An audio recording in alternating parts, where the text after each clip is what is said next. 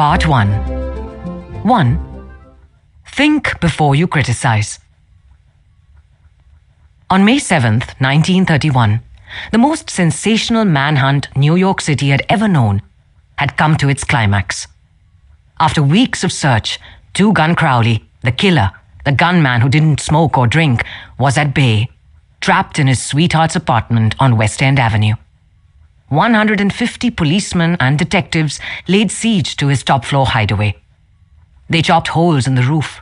They tried to smoke out Crowley, the cop killer, with tear gas. Then they mounted their machine guns on surrounding buildings, and for more than an hour, one of New York's fine residential areas reverberated with the crack of pistol fire and the rat-a-tat of machine guns.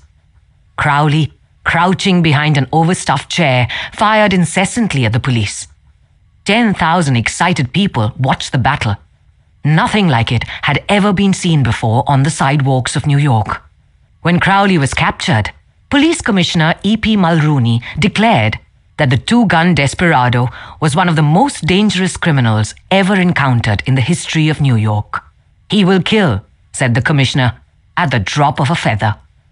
But how did Two-Gun Crowley regard himself? We know, because while the police were firing into his apartment, he wrote a letter addressed to whom it may concern. And as he wrote, the blood flowing from his wounds left a crimson trail on the paper. In this letter, Crowley said, "Under my coat is a weary heart, but a kind one that would do nobody any harm." A short time before this, Crowley had been having a necking party with his girlfriend on a country road out on Long Island. Suddenly, a policeman walked up to the car and said, "Let me see your license." Without saying a word, Crowley drew his gun and cut the policeman down with a shower of lead. As the dying officer fell, Crowley leapt out of the car, grabbed the officer's revolver, and fired another bullet into the prostrate body. And that was the killer who said, "Under my coat is a weary heart, but a kind one that would do nobody any harm." Crowley was sentenced to the electric chair. When he arrived at the death house in Sing Sing, did he say, "This is what I get for killing people"? No. He said, "This is what I get for defending myself." The point of the story is this. Two-Gun Crowley didn't blame himself for anything. Is that an unusual attitude among criminals? If you think so, listen to this. "I have spent the best years of my life giving people the lighter pleasures, helping them have a good time, and all I get is abuse, the existence of a hunted man." That's Al Capone speaking. Yes, America's most notorious public enemy, the most sinister gang leader who ever shot up Chicago. Capone didn't condemn himself. He actually regarded himself as a public benefactor, an unappreciated and misunderstood public benefactor. And so did Dutch Schultz, before he crumpled up under gangster bullets in Newark. Dutch Schultz, one of New York's most notorious rats, said in a newspaper interview that he was a public benefactor, and he believed it. I've had some interesting correspondence with Louis Laws, who was warden of New York's infamous Sing Sing prison for many years on this subject, and he declared that few of the criminals in Sing Sing regard themselves as bad men. They are just as human as you and I. So they rationalize, they explain. They can tell you why they had to crack a safe or be quick on the trigger finger. Most of them attempt by a form of reasoning, fallacious or logical, to justify their antisocial acts, even to themselves. Consequently, stoutly maintaining that they should never have been imprisoned at all. If Al Capone, Two-Gun Crowley, Dutch Schultz, and the desperate men and women behind prison walls don't blame themselves for anything, what about the people with whom you and I come in contact?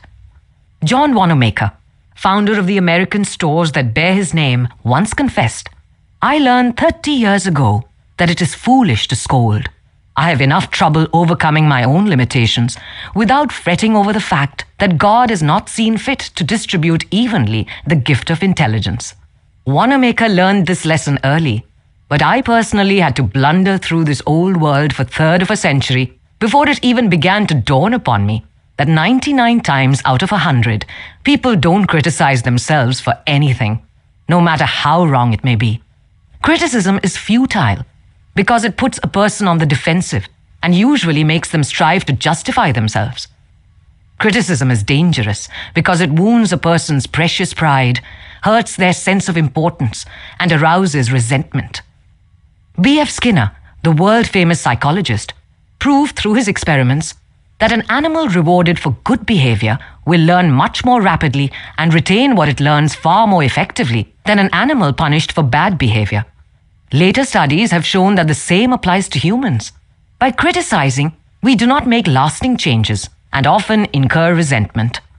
Hans Selye, another great psychologist, said, "As much as we thirst for approval, we dread condemnation." The resentment that criticism engenders can demoralize employees, family members, and friends, and still not correct the situation that has been condemned. George B. Johnston of Enid, Oklahoma, is the safety coordinator for an engineering company.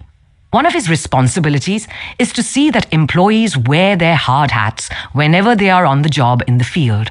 He reported that whenever he came across workers who were not wearing hard hats, he would tell them with a lot of authority of the regulation and that they must comply. As a result, he would get sullen acceptance, and often after he left, the workers would remove the hats. He decided to try a different approach. The next time he found some of the workers not wearing their hard hat, he asked if the hats were uncomfortable or did not fit properly. Then he reminded the men, in a pleasant tone of voice, that the hat was designed to protect them from injury, and suggested that it always be worn on the job. The result was increased compliance with the regulation, with no resentment or emotional upset. You will find examples of the futility of criticism bristling on 1,000 pages of history. Take, for example, the famous quarrel between Theodore Roosevelt and President Taft. A quarrel that split the Republican Party, put Woodrow Wilson in the White House, and wrote bold, luminous lines across the First World War and altered the flow of history. Let's review the facts quickly. When Theodore Roosevelt stepped out of the White House in 1908, he supported Taft, who was elected president. Then Theodore Roosevelt went off to Africa to shoot lions. When he returned, he exploded. He denounced Taft for his conservatism, tried to secure the nomination for a third term himself, formed the Bull Moose Party, and all but demolished the GOP. In the election that followed, William Howard Taft and the Republican Party carried only 2 states, Vermont and Utah, the most disastrous defeat the party had ever known. Theodore Roosevelt blamed Taft. But did President Taft blame himself? Of course not. With tears in his eyes, Taft said, "I don't see how I could have done any differently from what I have." Who was to blame? Roosevelt or Taft? Frankly, I don't know, and I don't care. The point I'm trying to make is that all of Theodore Roosevelt's criticism didn't persuade Taft that he was wrong. It merely made Taft strive to justify himself and to reiterate with tears in his eyes, "I don't see how I could have done any differently from what I have." Or take the teapot dome oil scandal. It kept the newspapers ringing with indignation in the early 1920s. It rocked the nation. Within the memory of living men, nothing like it had ever happened before in American public life. Here are the bare facts of the scandal. Albert B. Fall, Secretary of the Interior in Harding's cabinet, was entrusted with the leasing of government oil reserves at Elk Hill and Teapot Dome, oil reserves that had been set aside for the future use of the Navy. Did Secretary Fall permit competitive bidding? No, sir. He handed the fat, juicy contract outright to his friend Edward L. Doheny. And what did Doheny do? He gave Secretary Fall what he was pleased to call a loan of $100,000. Then, in a high-handed manner, Secretary Fall ordered United States Marines into the district to drive off competitors whose adjacent wells were sapping oil out of the Elk Hill reserves. These competitors, driven off their ground at the ends of guns and bayonets, rushed into court and blew the lid off the Teapot Dome scandal. A stench arose so vile that it ruined the Harding administration, nauseated an entire nation, threatened to wreck the Republican Party, and put Albert B. Fall behind prison bars. Fall was condemned viciously, condemned as few men in public life have ever been. Did he repent? Never. Years later, Herbert Hoover intimated in a public speech that President Harding's death had been due to mental anxiety and worry because a friend had betrayed him. When Mrs. Fall heard that, she sprung from her chair. She wept. She shook her fists at fate and screamed, "What? Harding betrayed by Fall? No, my husband never betrayed anyone. This whole house full of gold would not tempt my husband to do wrong. He is the one who has been betrayed and led to the slaughter and crucified." There you are, human nature in action. Wrongdoers blaming everybody but themselves. We're all like that. So when you and I are tempted to criticize someone tomorrow, let's remember Al Capone, 2 Gun Crowley, and Albert Fall. Let's realize that criticisms are like homing pigeons. They always return home. Let's realize that the person we are going to correct and condemn will probably justify himself or herself and condemn us in return. Or, like the gentle Taft, will say, "I don't see how I could have done any differently from what I have." On the morning of April 15, 1865, Abraham Lincoln lay dying in a whole bedroom of a cheap lodging house directly across the street from Ford's Theatre, where John Wilkes Booth had shot him. Lincoln's long body lay stretched diagonally across a sagging bed that was too short for him. A cheap reproduction of Rosa Bonheur's famous painting, The Horse Fair, hung above the bed, and a dismal gas jet flickered yellow light. As Lincoln lay dying, Secretary of War Stanton said, "There lies the most perfect ruler of men that the world has ever seen." What was the secret of Lincoln's success in dealing with people? I studied the life of Abraham Lincoln for 10 years and devoted all of 3 years to writing and rewriting a book entitled Lincoln the Unknown. I believe I have made as detailed and exhaustive a study of Lincoln's personality and home life as it is possible for any being to make. I made a special study of Lincoln's method of dealing with people. Did he indulge in criticism? Oh, yes. As a young man in the Pigeon Creek Valley of Indiana, he not only criticized, but he wrote letters and poems ridiculing people and dropped these letters on the country roads where they were sure to be found. One of these letters aroused resentments that burned for a lifetime. Even after Lincoln had become a practicing lawyer in Springfield, Illinois, he attacked his opponents openly in letters published in the newspapers. But he did this just once too often. In the autumn of 1842, he ridiculed a vain, pugnacious politician by the name of James Shields. Lincoln lampooned him through an anonymous letter published in Springfield Journal. The town roared with laughter. Shields, sensitive and proud, boiled with indignation. He found out who wrote the letter, leaped on his horse, started after Lincoln, and challenged him to fight a duel. Lincoln didn't want to fight. He was opposed to dueling. But he couldn't get out of it and save his honor. He was given the choice of weapons. Since he had very long arms, he chose cavalry broadswords and took lessons in sword fighting from a West Point graduate. And on the appointed day, he and Shields met on a sandbar in the Mississippi River, prepared to fight to the death. But at the last minute, their seconds interrupted and stopped the duel. That was the most lurid personal incident in Lincoln's life. It taught him an invaluable lesson in the art of dealing with people. Never again did he write an insulting letter. Never again did he ridicule anyone. And from that time on, he almost never criticized anybody for anything. Time after time during the Civil War, Lincoln put a new general at the head of the Army of the Potomac, and each one in turn, McClellan, Pope, Burnside, Hooker, Meade, blundered tragically and drove Lincoln to pacing the floor in despair. Half the nation savagely condemned these incompetent generals, but Lincoln, with malice toward none, with charity for all, held his peace. One of his favorite quotations was, "Judge not, that ye be not judged." And when Mrs. Lincoln and others spoke harshly of the Southern people, Lincoln replied, "Don't criticize them. They are just what we would be under similar circumstances." Yet, if any man ever had occasion to criticize, surely it was Lincoln. Let's take just one illustration. The Battle of Gettysburg was fought during the first 3 days of July 1863. During the night of July 4th, Lee began to retreat southward, while storm clouds deluged the country with rain. When Lee reached the Potomac with his defeated army, he found a swollen, impassable river in front of him and a victorious Union army behind him. Lee was in a trap. He couldn't escape. Lincoln saw that. Here was a golden, heaven-sent opportunity, the opportunity to capture Lee's army and end the war immediately. So, with a surge of high hope, Lincoln ordered Meade not to call a council of war, but to attack Lee immediately. Lincoln telegraphed his orders and then sent a special messenger to Meade demanding immediate action. And what did General Meade do?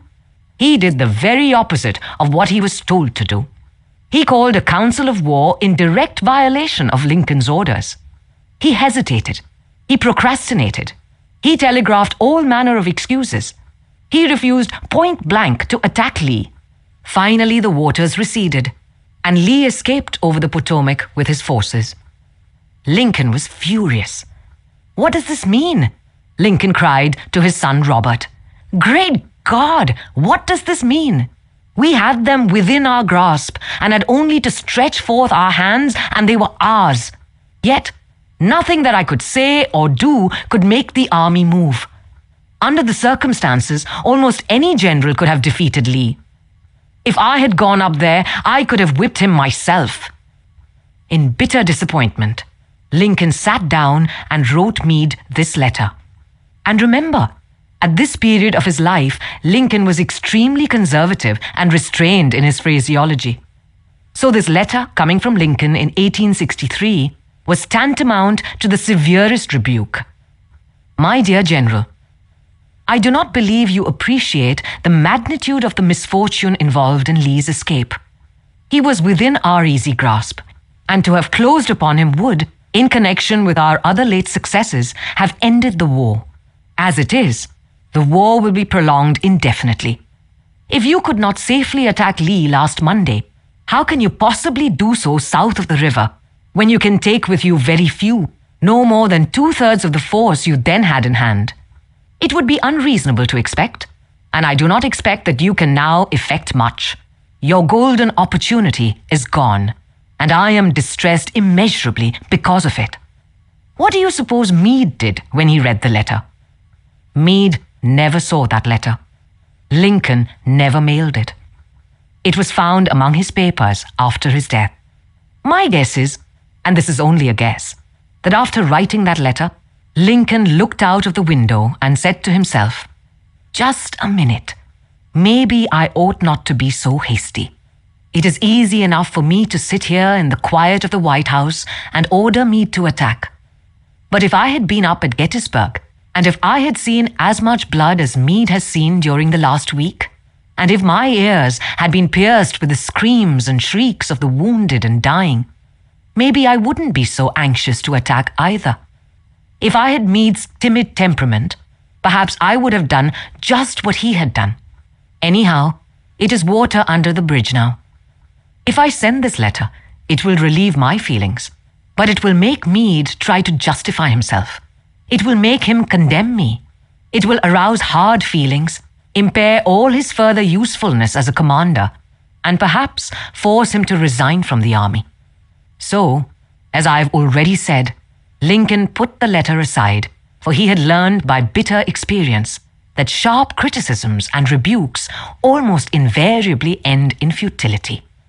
Theodore Roosevelt said that when he, as president, was confronted with a perplexing problem, he used to lean back and look up at a large painting of Lincoln which hung above his desk in the White House and ask himself, what would Lincoln do if he were in my shoes? How would he solve this problem? Mark Twain lost his temper occasionally and wrote letters that turned the paper brown. For example, he once wrote to a man who had aroused his ire, "The thing for you is a burial permit. You have only to speak, and I will see that you get it." On another occasion, he wrote to an editor about a proofreader's attempts to improve my spelling and punctuation. He ordered, "Set the matter according to my copy hereafter.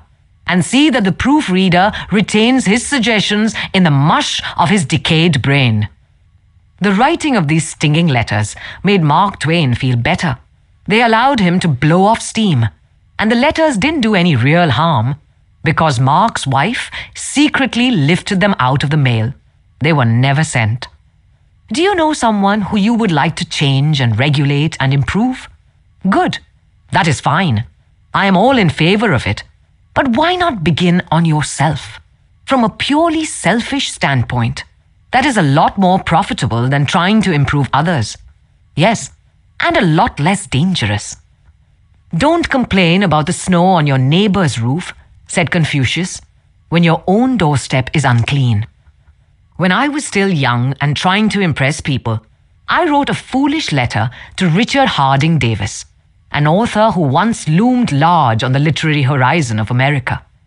I was preparing a magazine article about authors, and I asked Davis to tell me about his method of work.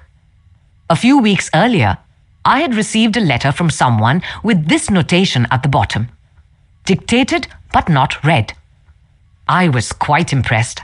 I felt that the writer must be very big and busy and important. I wasn't the slightest bit busy, but I was eager to make an impression on Richard Harding Davis. So I ended my short note with the words, dictated but not read. He never troubled to answer the letter. He simply returned it to me with this scribbled across the bottom: your bad manners are exceeded only by your bad manners. True, I had blundered, and perhaps I deserved this rebuke. But being human, I resented it. I resented it so sharply that when I read of the death of Richard Harding Davis 10 years later, the one thought that still persisted in my mind, I'm ashamed to admit, was the hurt he had given me. If you and I want to stir up a resentment tomorrow that may rankle across the decades and endure until death, just let us indulge in a little stinging criticism, no matter how certain we are that it is justified. When dealing with people, let us remember we are not dealing with creatures of logic. We are dealing with creatures of emotion, creatures bristling with prejudices and motivated by pride and vanity. Bitter criticism caused the sensitive Thomas Hardy, one of the finest novelists ever to enrich English literature, to give up forever the writing of fiction. Criticism drove Thomas Chatterton, the English poet, to suicide. Benjamin Franklin, tactless in his youth, became so diplomatic, so adroit at handling people, that he was made American ambassador to France. The secret of his success? I will speak ill of no man, he said, and speak all the good I know of everybody. Any fool can criticize, condemn, and complain. And most fools do. But it takes character and self-control to be understanding and forgiving. A great man shows his greatness, said Carlyle, by the way he treats little men. Bob Hoover, a famous test pilot and frequent performer at air shows, was returning to his home in Los Angeles from an air show in San Diego. As described in the magazine Flight Operations, at 300 feet in the air, both engines suddenly stopped. By deft maneuvering, he managed to land the plane, but it was badly damaged, although nobody was hurt. Hoover's first act after the emergency landing was to inspect the airplane's fuel. Just as he suspected, the World War II propeller plane he had been flying had been fueled with jet fuel rather than gasoline. Upon returning to the airport, he asked to see the mechanic who had serviced his airplane. The young man was sick with the agony of his mistake. Tears streamed down his face as Hoover approached. He had just caused the loss of a very expensive plane and could have caused the loss of 3 lives as well. You can imagine Hoover's anger. One could anticipate the tongue lashing that this proud and precise pilot would unleash for that carelessness. But Hoover didn't scold the mechanic. He didn't even criticize him. Instead, he put his big arm round the man's shoulder and said, "To show you I'm sure that you'll never do this again, I want you to service my F-51 tomorrow." Often parents are tempted to criticize their children. You would expect me to say, "Don't." But I will not. I'm merely going to say, before you criticize them, read one of the classics of American journalism, Father Forgets. It originally appeared as an editorial in the People's Home Journal. We are reprinting it here with the author's permission, as condensed in the Reader's Digest. Father Forgets is one of those little pieces which, dashed off in a moment of sincere feeling, strikes an echoing chord in so many readers as to become a perennial reprint favorite. Since its first appearance, Father Forgets has been reproduced, writes the author, W. Livingston Larned, in hundreds of magazines and house organs, and in newspapers the country over. It has been reprinted almost as extensively in many foreign languages. I have given personal permission to thousands who wish to read it from school, church, and lecture platforms. It has been on the air on countless occasions and programs.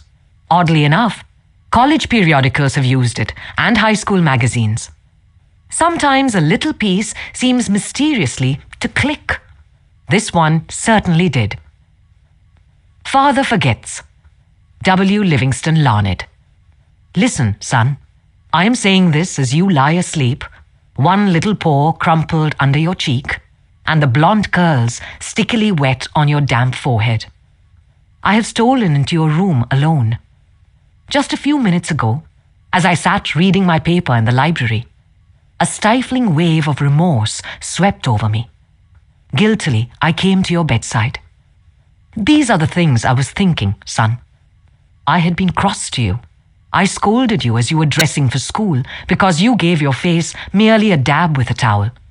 I took you to task for not cleaning your shoes. I called out angrily when you threw some of your things on the floor. At breakfast, I found fault too. You spilled things. You gulped down your food. You put your elbows on the table. You spread butter too thick on your bread. And as you started off to play and I made for my train, you turned and waved a hand and called, "Goodbye, Daddy." And I frowned and said in reply, "Hold your shoulders back." Then it began all over again in the late afternoon. As I came up the road, I spied you, down on your knees, playing marbles. There were holes in your stockings. I humiliated you before your boyfriends by marching you ahead of me to the house. Stockings were expensive, and if you had to buy them, you would be more careful. Imagine that, son, from a father. Do you remember, later, when I was reading in the library, how you came in timidly with a sort of hurt look in your eyes? When I glanced up over my paper, impatient at the interruption, you hesitated at the door. "What is it you want?" I snapped. You said nothing, but ran across in one tempestuous plunge and threw your arms around my neck and kissed me, and your small arms tightened with an affection that God had set blooming in your heart, and which even neglect could not wither. And then you were gone, pattering up the stairs. Well, son, it was shortly afterwards that my paper slipped from my hands, and a terrible sickening fear came over me. What has habit been doing to me? The habit of finding fault, of reprimanding. This was my reward to you for being a boy. It was not that I did not love you. It was that I was expecting too much of youth. I was measuring you by the yardstick of my own years. And there was so much that was good and fine and true in your character. The little heart of you was as big as the dawn itself over the wide hills. This was shown by your spontaneous impulse to rush in and kiss me goodnight. Nothing else matters tonight, son. I have come to your bedside in the darkness, and I have knelt there, ashamed. It is a feeble atonement. I know you would not understand these things if I told them to you during your waking hours. But tomorrow, I will be a real daddy. I will chum with you and suffer when you suffer and laugh when you laugh. I will bite my tongue when impatient words come. I will keep saying as if it were a ritual. He is nothing but a boy, a little boy. I am afraid I have visualized you as a man. Yet, as I see you now, son, crumpled and weary in your cot, I see that you are still a baby. Yesterday you were in your mother's arms, your head on her shoulder. I have asked too much too much. Instead of condemning people, let's try to understand them. Let's try to figure out why they do what they do. That's a lot more profitable and intriguing than criticism, and it breeds sympathy, tolerance, and kindness. To know all is to forgive all. As Dr. Johnson said, God himself, sir, does not propose to judge man until the end of his days. Why should you and I? Rule 1. Don't condemn, complain, or criticize. You never have to change anything you got up in the middle of the night to write. Saul Bellow. 2. The big secret of dealing with people. There is only one way under high heaven to get anybody to do anything. Did you ever stop to think of that?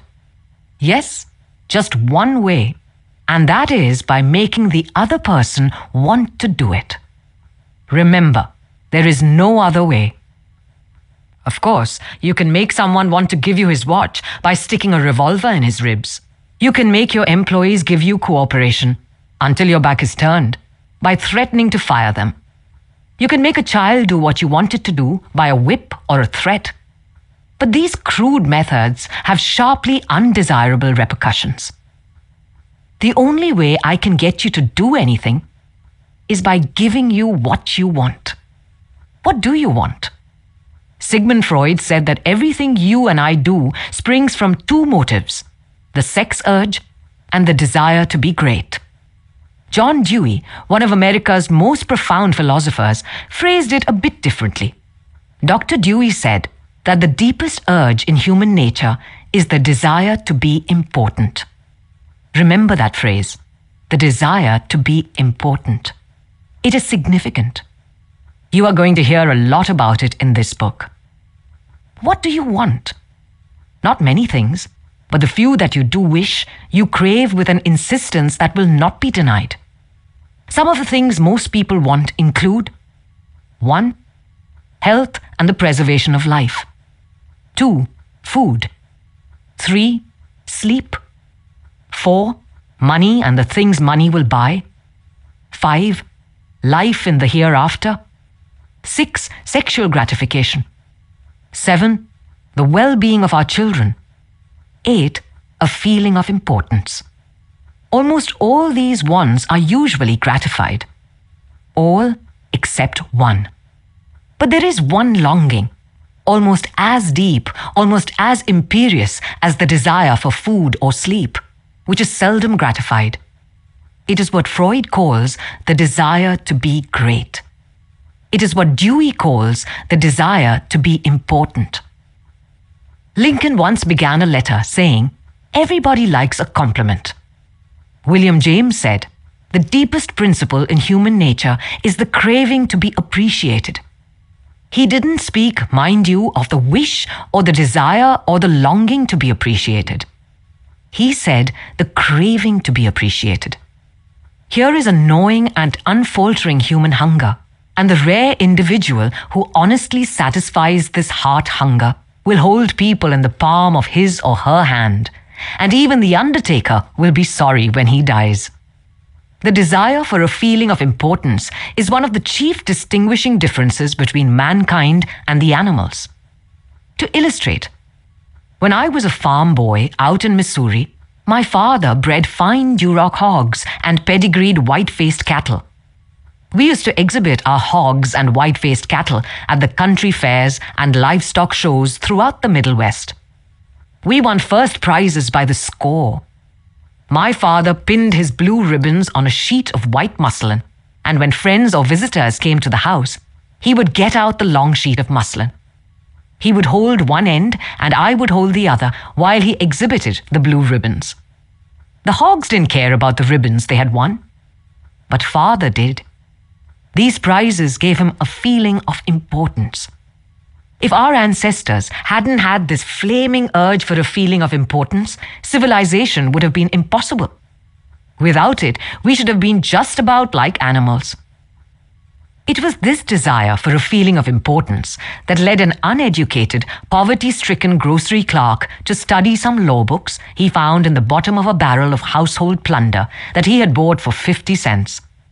You have probably heard of this grocery clerk. His name was Lincoln. It was this desire for a feeling of importance that inspired Dickens to write his immortal novels. This desire inspired Sir Christopher Wren to design his symphonies in stone. This desire made Rockefeller amass millions that he never spent. And this same desire made the richest family in your town build a house far too large for its requirements. This desire makes you want to wear the latest styles, drive the latest cars, and talk about your brilliant children.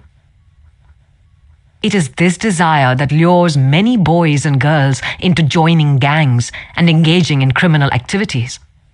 The average young criminal, according to E.P. Mulrooney, one-time police commissioner of New York, is filled with ego, and his first request after arrest is for those lurid newspapers that make him out a hero. The disagreeable prospect of serving time seems remote, so long as he can gloat over his likeness, sharing space with pictures of sports figures, movie and TV stars, and politicians. If you tell me how you get your feeling of importance, I'll tell you what you are. That determines your character. That is the most significant thing about you. For example, John D. Rockefeller got his feeling of importance by giving money to erect a modern hospital in Peking, China, to care for millions of poor people whom he had never seen and would never see. Dillinger, on the other hand, got his feeling of importance by being a bandit, a bank robber, and a killer. When the FBI agents were hunting him, he dashed into a farmhouse up in Minnesota and said, "I'm Dillinger." He was proud of the fact that he was public enemy number one. "I'm not going to hurt you, but I'm Dillinger," he said. Yes, the one significant difference between Dillinger and Rockefeller is how they got their feeling of importance. History sparkles with amusing examples of famous people struggling for a feeling of importance. Even George Washington wanted to be called His Mightiness, the President of the United States. And Columbus pleaded for the title Admiral of the Ocean and Viceroy of India. Catherine the Great refused to open letters that were not addressed to Her Imperial Majesty. And Mrs. Lincoln in the White House turned upon Mrs. Grant like a tigress and shouted, "How dare you be seated in my presence until I invite you?" Our millionaires helped finance Admiral Byrd's expedition to the Antarctic in 1928. With the understanding that ranges of icy mountains would be named after them. And Victor Hugo aspired to have nothing less than the city of Paris renamed in his honor. Even Shakespeare, mightiest of the mighty, tried to add luster to his name by procuring a coat of arms for his family. People sometimes become invalids in order to win sympathy and attention and get a feeling of importance. For example, take Mrs. McKinley. She got a feeling of importance by forcing her husband, the President of the United States, to neglect important affairs of state while he reclined on the bed beside her for hours at a time, his arm about her, soothing her to sleep. She fed her gnawing desire for attention by insisting that he remain with her while she was having her teeth fixed, and once created a stormy scene when he had to leave her alone with the dentist while he kept an appointment with John Hay, his Secretary of State. The writer, Mary Roberts Rinehart, once told me of a bright, vigorous young woman who became an invalid in order to get a feeling of importance. One day, said Mrs. Rinehart, this woman had been obliged to face something, her age perhaps. The lonely years were stretching ahead, and there was little left for her to anticipate. She took to her bed, and for 10 years, her old mother traveled to the 3rd floor and back, carrying trays, nursing her. Then one day, the old mother, weary with service, lay down and died. For some weeks, the invalid languished.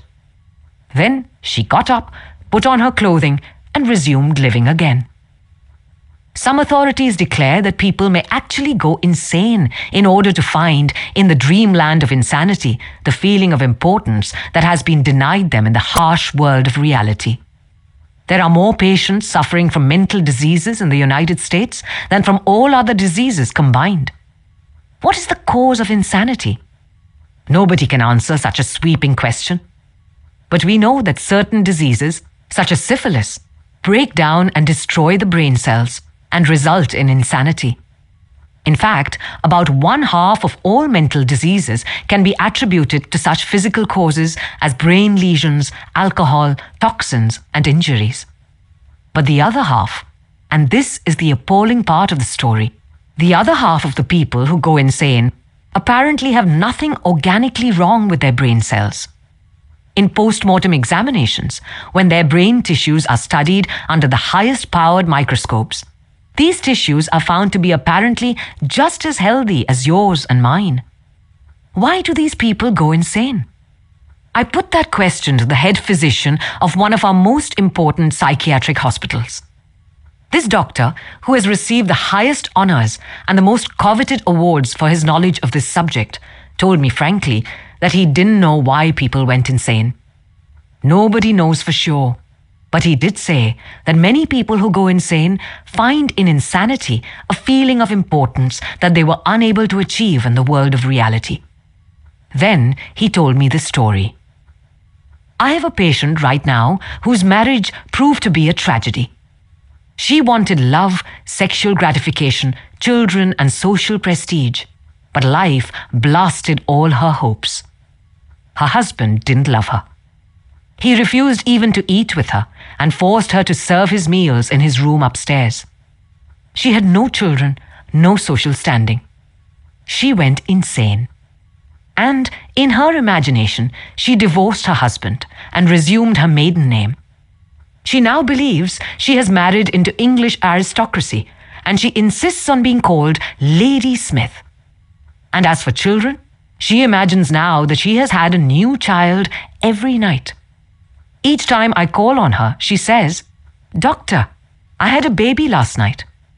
Life once wrecked all her dream ships on the sharp rocks of reality.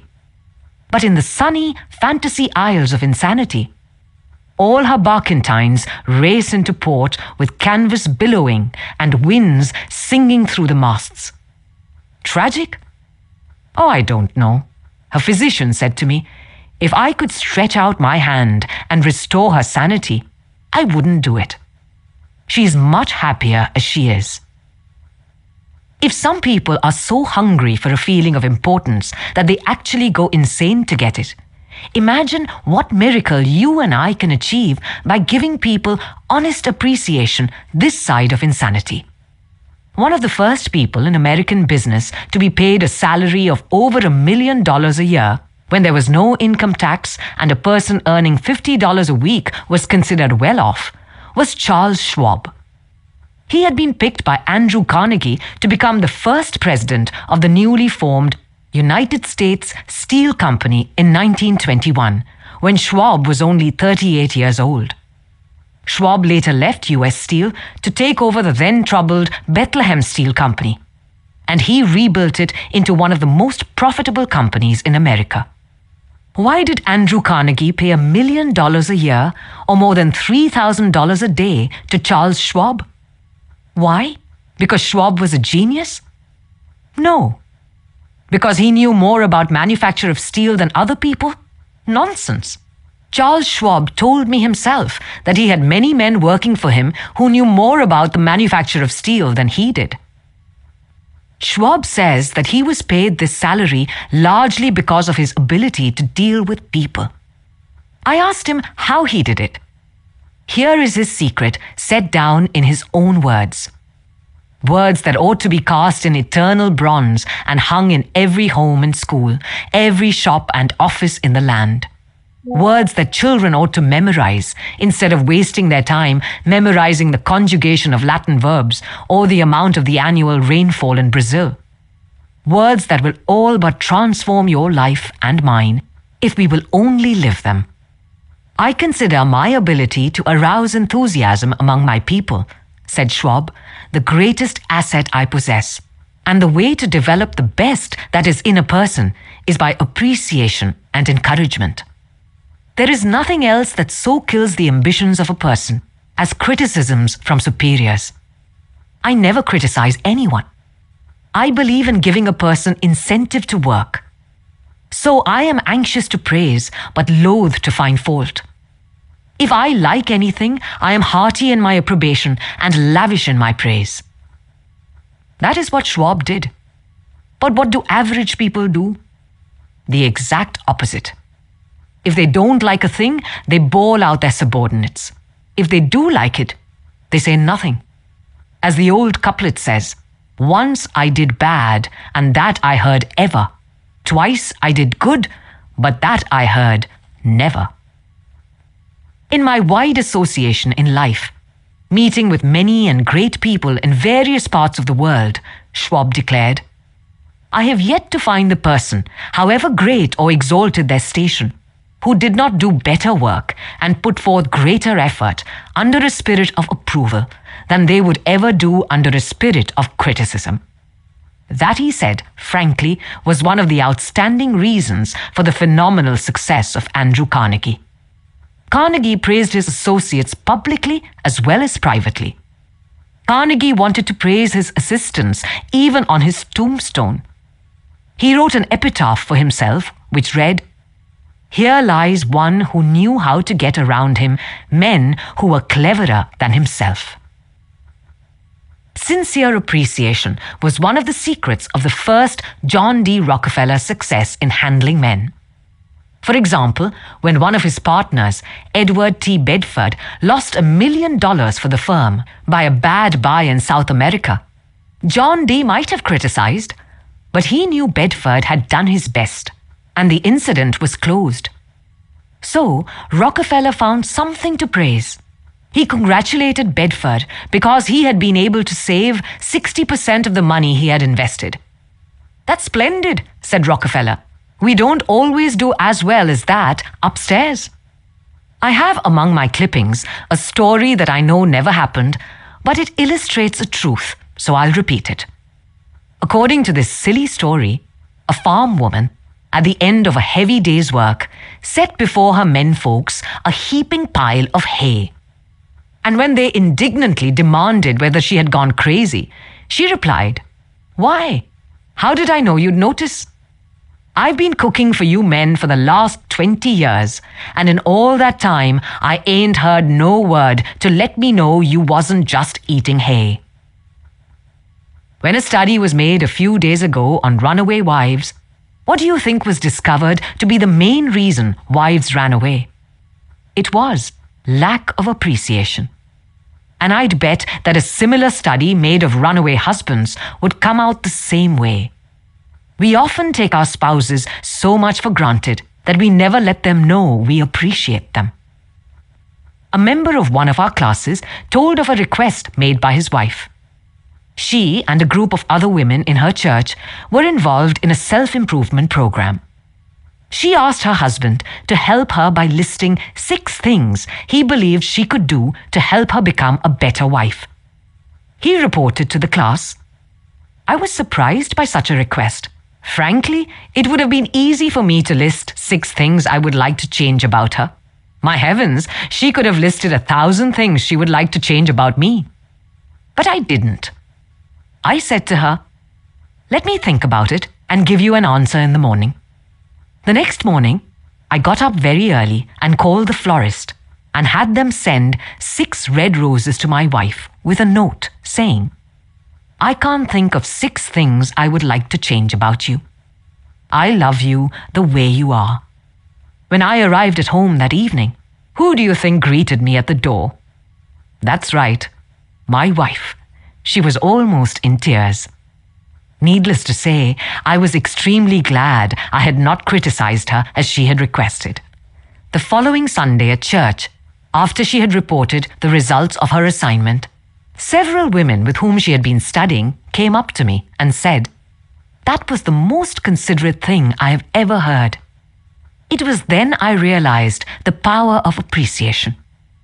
Florence Ziegfeld, the most spectacular producer who ever dazzled Broadway, gained his reputation by his subtle ability to glorify the American girl.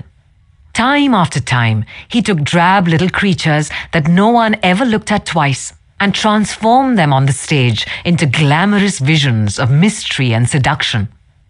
Knowing the value of appreciation and confidence, he made women feel beautiful by the sheer power of his gallantry and consideration. He was practical. He raised the salary of chorus girls from $30 a week to as high as $175. And he was also chivalrous. On opening night at the Follies, he sent telegrams to the stars in the cast, and he deluged every chorus girl in the show with American Beauty roses.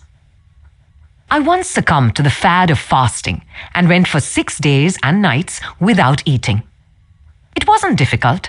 I was less hungry at the end of the 6th day than I was at the end of the 2nd. Yet I know, as you know, people who would think they had committed a crime if they let their families or employees go for 6 days without food. But they will let them go for 6 days and 6 weeks and sometimes 60 years without giving them the hearty appreciation that they crave almost as much as they crave food.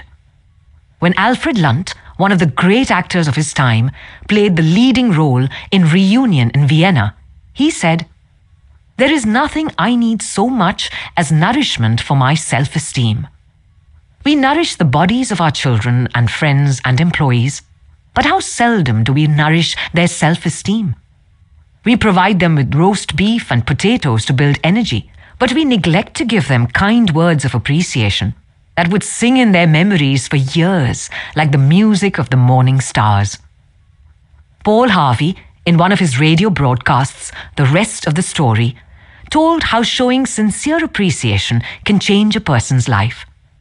He reported that years ago, a teacher in Detroit asked Stevie Morris to help her find a mouse that was lost in the classroom. You see, she appreciated the fact that nature had given Stevie something no one else in the classroom had. Nature had given Stevie a remarkable pair of ears to compensate for his blind eyes.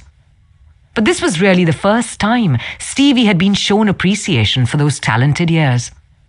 Now, years later, he says that this act of appreciation was the beginning of a new life. You see, from that time on, he developed his gift of hearing and went on to become, under the stage name of Stevie Wonder, one of the great pop singers and songwriters of the 70s. Some readers are saying right now as they read these lines, "Oh, phooey, flattery, bear oil. I've tried that stuff. It doesn't work, not with intelligent people." Of course, flattery seldom works with discerning people. It is shallow, selfish, and insincere. It ought to fail, and it usually does. True, some people are so hungry, so thirsty for appreciation that they will swallow anything, just as a starving man will eat grass and fishworms. Even Queen Victoria was susceptible to flattery. Prime Minister Benjamin Disraeli confessed that he put it on thick in dealing with the Queen. To use his exact words, he said he spread it on with a trowel. But Disraeli was one of the most polished, deft, and adroit men who ever ruled the far-flung British Empire. He was a genius in his line. What would work for him wouldn't necessarily work for you and me. In the long run, flattery will do you more harm than good. Flattery is counterfeit, and like counterfeit money, it will eventually get you into trouble if you pass it to someone else. The difference between appreciation and flattery, that is simple. One is sincere and the other insincere. One comes from the heart out, the other from the teeth out. One is unselfish, the other selfish. One is universally admired, the other universally condemned. I recently saw a bust of Mexican hero General Alvaro Obregón in the Chapultepec Palace in Mexico City. Below the bust are carved these wise words from General Obregón's philosophy. Don't be afraid of enemies who attack you. Be afraid of the friends who flatter you. No, I am not suggesting flattery. Far from it. I'm talking about a new way of life. Let me repeat. I am talking about a new way of life. King George V had a set of 6 maxims displayed on the walls of his study at Buckingham Palace. One of these maxims said, "Teach me neither to prefer nor receive cheap praise." That's all flattery is. Cheap praise. I once read a definition of flattery that may be worth repeating. Flattery is telling the other person precisely what they think about themselves. Use what language you will, said Ralph Waldo Emerson. You can never say anything but what you are. If all we had to do was flatter, everybody would catch on, and we should all be experts in human relations. When we are not engaged in thinking about some definite problem, we usually spend about 95% of our time thinking about ourselves. Now, if we stop thinking about ourselves for a while and begin to think of the other person's good points, we won't have to resort to flattery so cheap and false that it can be spotted almost before it's out of the mouth. One of the most neglected virtues of our daily existence is appreciation. Somehow, we neglect to praise our son or daughter when he or she brings home a good report card. And we fail to encourage our children when they first succeed in baking a cake or building a birdhouse. Nothing pleases children more than this kind of parental interest and approval. The next time you enjoy filet mignon at the club, send word to the chef that it was excellently prepared. And when a tired salesperson shows you unusual courtesy, please mention it. Every minister, lecturer, and public speaker knows the discouragement of pouring himself or herself out to an audience and not receiving a single ripple of appreciative comment.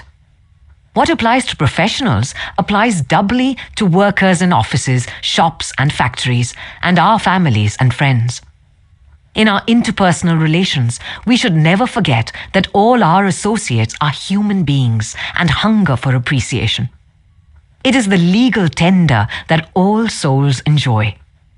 Try leaving a friendly trail of little sparks of gratitude on your daily trips. You will be surprised how they will set small flames of friendship that will be rose beacons on your next visit. Pamela Dunham of New Fairfield, Connecticut, had among her responsibilities on her job the supervision of a janitor who was doing a very poor job. The other employees would jeer at him and litter the hallways to show him what a bad job he was doing. It was so bad, productive time was being lost in the shop. Without success, Pam tried various ways to motivate this person. She noticed that occasionally he did a particularly good piece of work. She made a point to praise him for it in front of the other people. Each day, the job he did all around got better, and pretty soon he started doing all his work efficiently. Now he does an excellent job, and other people give him appreciation and recognition. Honest appreciation got results, where criticism and ridicule failed. Hurting people not only does not change them, it is never called for. There is an old saying that I have cut out and pasted on my mirror, where I cannot help but see it every day. I shall pass this way but once. Any good, therefore, that I can do, or any kindness that I can show to any human being, let me do it now. Let me not defer nor neglect it, for I shall not pass this way again. Emerson said, "Every man I meet is my superior in some way. In that, I learn of him." If that was true of Emerson, isn't it likely to be 1,000 times more true of you and me? Let's cease thinking of our accomplishments, our wants. Let's try to figure out the other person's good points. Then forget flattery. Give honest, sincere appreciation. Be hearty in your approbation and lavish in your praise. And people will cherish your words and treasure them, and repeat them over a lifetime. Repeat them years after you have forgotten them. Rule 2. Appreciation should be honest, not flattery. Everyone should be respected as an individual, but no one idolized. Albert Einstein. If you want to be enthusiastic, act enthusiastic. Dale Carnegie. 3. Understand the other person's point of view. I often went fishing up in Maine during the summer. Personally, I am very fond of strawberries and cream, but I have found that for some strange reason, fish prefer worms. So, when I went fishing, I didn't think about what I wanted. I didn't bait the hook with strawberries and cream. Rather, I dangled a worm or a grasshopper in front of the fish and said, "Wouldn't you like to have that?" Why not use the same common sense when fishing for people? That is what Lloyd George, Great Britain's Prime Minister during World War I, did. When someone asked him how he managed to stay in power after the other wartime leaders, Wilson, Orlando, and Clemenceau, had been forgotten, he replied that if his staying on top might be attributed to any one thing, it would be to his having learned that it was necessary to bait the hook to suit the fish. Why talk about what we want? That is childish, absurd. Of course, you are interested in what you want. You are eternally interested in it. But no one else is. The rest of us are just like you. We are interested in what we want. So the only way on earth to influence other people is to talk about what they want and show them how to get it. Remember that tomorrow when you are trying to get somebody to do something. If, for example, you don't want your children to smoke, don't preach at them and don't talk about what you want. But show them that cigarettes may keep them from making the basketball team or winning the 100-yard dash. This is a good thing to remember, regardless of whether you are dealing with children or calves or chimpanzees. For example, one day, Ralph Waldo Emerson and his son tried to get a calf into the barn. But they made the common mistake of thinking only of what they wanted. Emerson pushed and his son pulled. But the calf was doing just what they were doing. He was thinking only of what he wanted. So he stiffened his legs and stubbornly refused to leave the pasture. The Irish housemaid saw their predicament. She couldn't write essays and books, but on this occasion at least, she had more horse sense or calf sense than Emerson had. She thought of what the calf wanted. So she put her maternal finger in the calf's mouth and let the calf suck her finger as she gently led him into the barn. Every act you have ever performed since the day you were born was performed because you wanted something. How about the time you gave a large contribution to the Red Cross? Yes, that is no exception to the rule. You gave the Red Cross the donation because you wanted to lend a helping hand.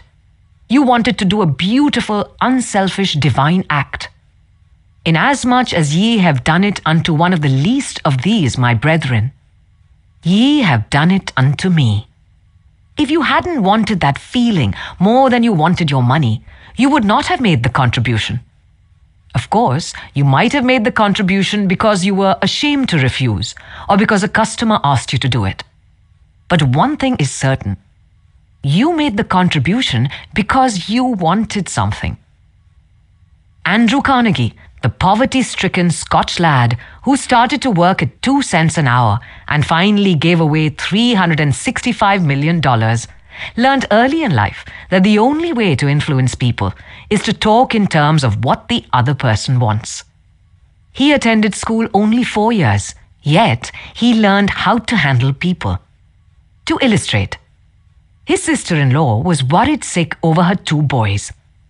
They were at Yale and they were so busy with their own affairs that they neglected to write home and paid no attention whatever to their mother's frantic letters. Then Carnegie offered to wager $100 that he could get an answer by return mail without even asking for it. Someone called his bet. So he wrote his nephews a chatty letter, mentioning casually in a postscript that he was sending each one a $5 bill. He neglected, however, to enclose the money. Back came replies by return mail thanking dear Uncle Andrew for his kind note. And you can finish the sentence yourself. Another example of persuading comes from Stan Novak of Cleveland, Ohio, a participant in our course. Stan came home from work one evening to find his youngest son, Tim, kicking and screaming on the living room floor. He was to start kindergarten the next day and was protesting that he would not go. Stan's normal reaction would have been to banish the child to his room and tell him he'd better make up his mind to go. He had no choice. But tonight, recognizing that this would not really help Tim start kindergarten in the best frame of mind, Stan sat down and thought, if I were Tim, why would I be excited about going to kindergarten? He and his wife made a list of all the fun things Tim would do, such as finger painting, singing songs, making new friends. Then they put them into action. We all started finger painting on the kitchen table. My wife, Lil, my other son, Bob, and myself, all having fun. Soon, Tim was peeping around the corner. Next, he was begging to participate. Oh no, you have to go to kindergarten first to learn how to finger paint. With all the enthusiasm I could muster, I went through the list, talking in terms he could understand, telling him all the fun he would have in kindergarten. The next morning, I thought I was the first one up. I went downstairs and found Tim sitting sound asleep in the living room chair. What are you doing here? I asked. I'm waiting to go to kindergarten. I don't want to be late. The enthusiasm of our entire family had aroused in Tim an eager want that no amount of discussion or threat could have possibly accomplished. Tomorrow, you may want to persuade somebody to do something. Before you speak, pause and ask yourself, how can I make this person want to do it? That question will stop us from rushing into a situation heedlessly, with futile chatter about our desires. At one time, I rented the grand ballroom of a certain New York hotel for 20 nights in each season in order to hold a series of lectures.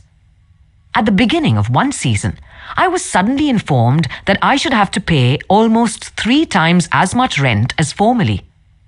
This news reached me after the tickets had been printed and distributed and all announcements had been made. Naturally, I didn't want to pay the increase. But what was the use of talking to the hotel about what I wanted? They were interested only in what they wanted. So, a couple of days later, I went to see the manager. I was a bit shocked when I got your letter, I said. But I don't blame you at all. If I had been in your position, I should probably have written a similar letter myself. Your duty as the manager of the hotel is to make all the profit possible. If you don't do that, you will be fired, and you ought to be fired. Now, let's take a piece of paper and write down the advantages and the disadvantages that will accrue to you if you insist on this increase in rent. Then I took a letterhead and ran a line through the center and headed one column advantages and the other column disadvantages. I wrote down under the head advantages these words: ballroom free. Then I went on to say, you will have the advantage of having the ballroom free to rent for dances and conventions. That is a big advantage, for affairs like that will pay you much more than you can get for a series of lectures. If I tie your ballroom up for 20 nights during the course of the season, it is sure to mean a loss of some very profitable business to you. Now, let's consider the disadvantages. First, instead of increasing your income from me, you are going to decrease it. In fact, you are going to wipe it out because I cannot pay the rent you are asking. I shall be forced to hold these lectures at some other place. There's another disadvantage to you also. These lectures attract crowds of educated and cultured people to your hotel. That is good advertising for you, isn't it? In fact, if you spent $5,000 advertising in the newspapers, you couldn't bring as many people to look at your hotel as I can bring by these lectures. That is worth a lot to a hotel, isn't it? As I talked, I wrote these 2 disadvantages under the proper heading and handed the sheet of paper to the manager, saying, "I wish you would carefully consider both the advantages and disadvantages that are going to accrue to you, and then give me your final decision."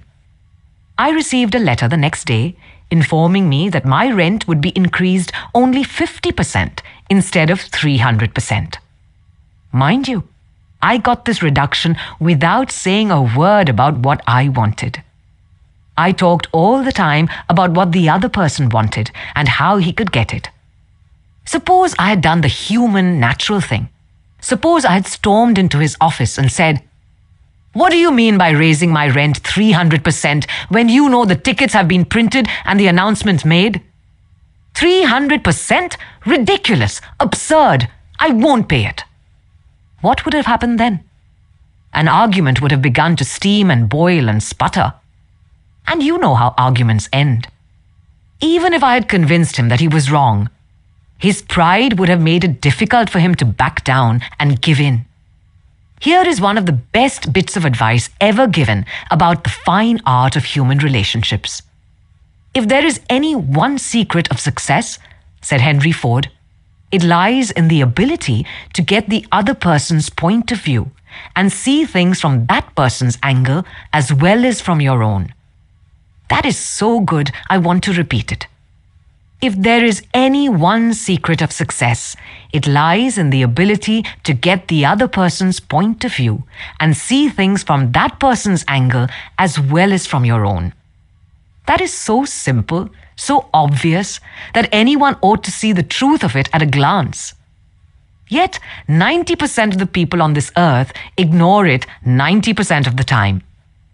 An example? Look at the letters that come across your desk tomorrow morning, and you will find that most of them violate this important canon of common sense. Take this one.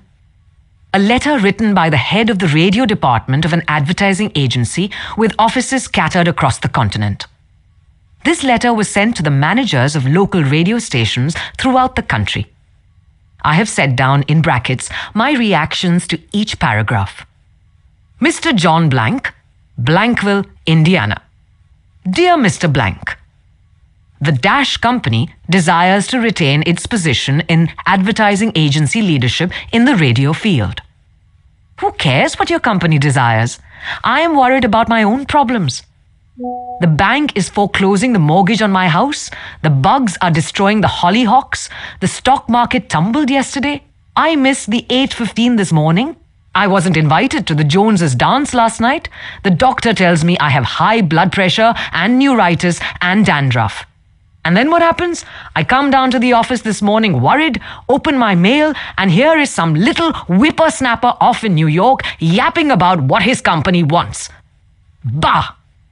If he only realized what sort of impression his letter makes, he would get out of the advertising business and start manufacturing sheep dip. This agency's national advertising accounts were the bulwark of the network. Our subsequent clearances of station time have kept us at the top of agencies year after year. You are big and rich and right at the top, are you? So what? I don't give two whoops and Hades if you are as big as General Motors and General Electric and the general staff of the US Army all combined. If you had as much sense as a half-witted hummingbird, you would realize that I am interested in how big I am, not how big you are. All this talk about your enormous success makes me feel small and unimportant. We desire to service our accounts with the last word on radio station information. You desire, you unmitigated ass. I'm not interested in what you desire or what the President of the United States desires. Let me tell you once and for all that I am interested in what I desire.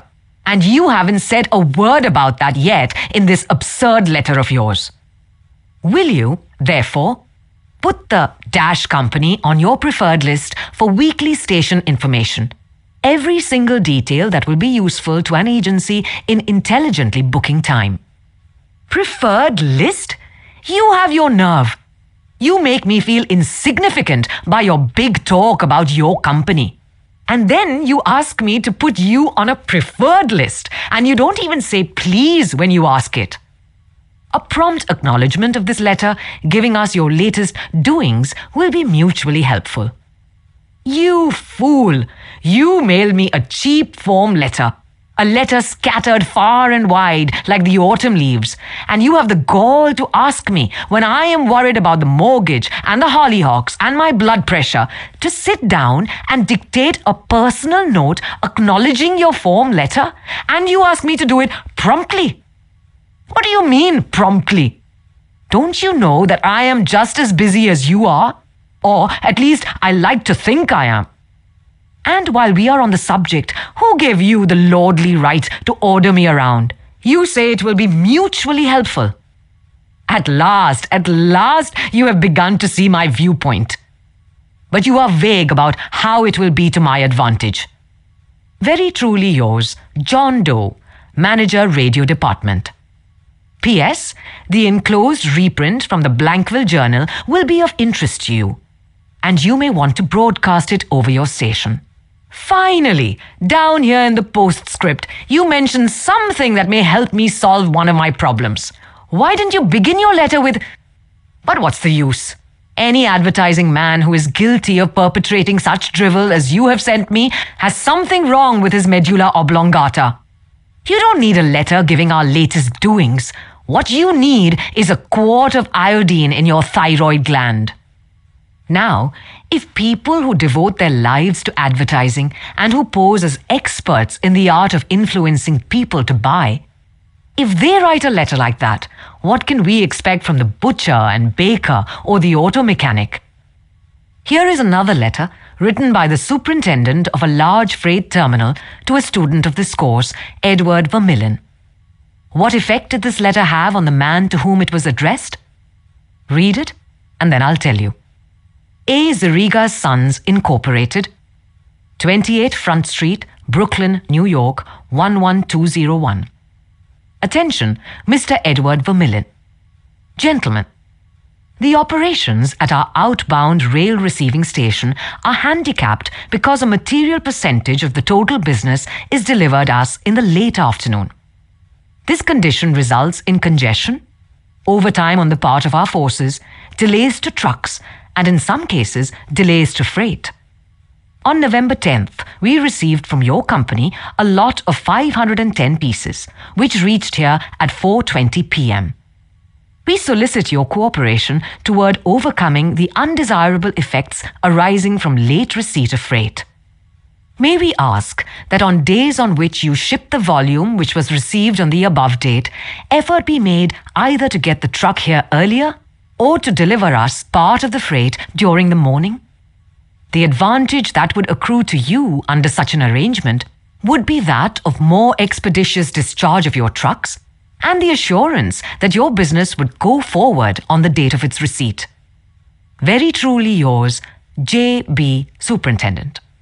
After reading this letter, Mr. Vermillion, sales manager for A. Zeriga's Sons, Incorporated, sent it to me with the following comment. This letter had the reverse effect from that which was intended. The letter begins by describing the terminal's difficulties, in which we are not interested, generally speaking. Our cooperation is then requested, without any thought as to whether it would inconvenience us. And then, finally, in the last paragraph, the fact is mentioned that if we do cooperate, it will mean more expeditious discharge of our trucks, with the assurance that our freight will go forward on the date of its receipt. In other words, that in which we are most interested is mentioned last, and the whole effect is one of raising a spirit of antagonism rather than of cooperation. Let's see if we can't rewrite and improve this letter. Let's not waste any time talking about our problems. As Henry Ford admonishes, let's get the other person's point of view and see things from his or her angle, as well as from our own. Here is one way of revising the letter.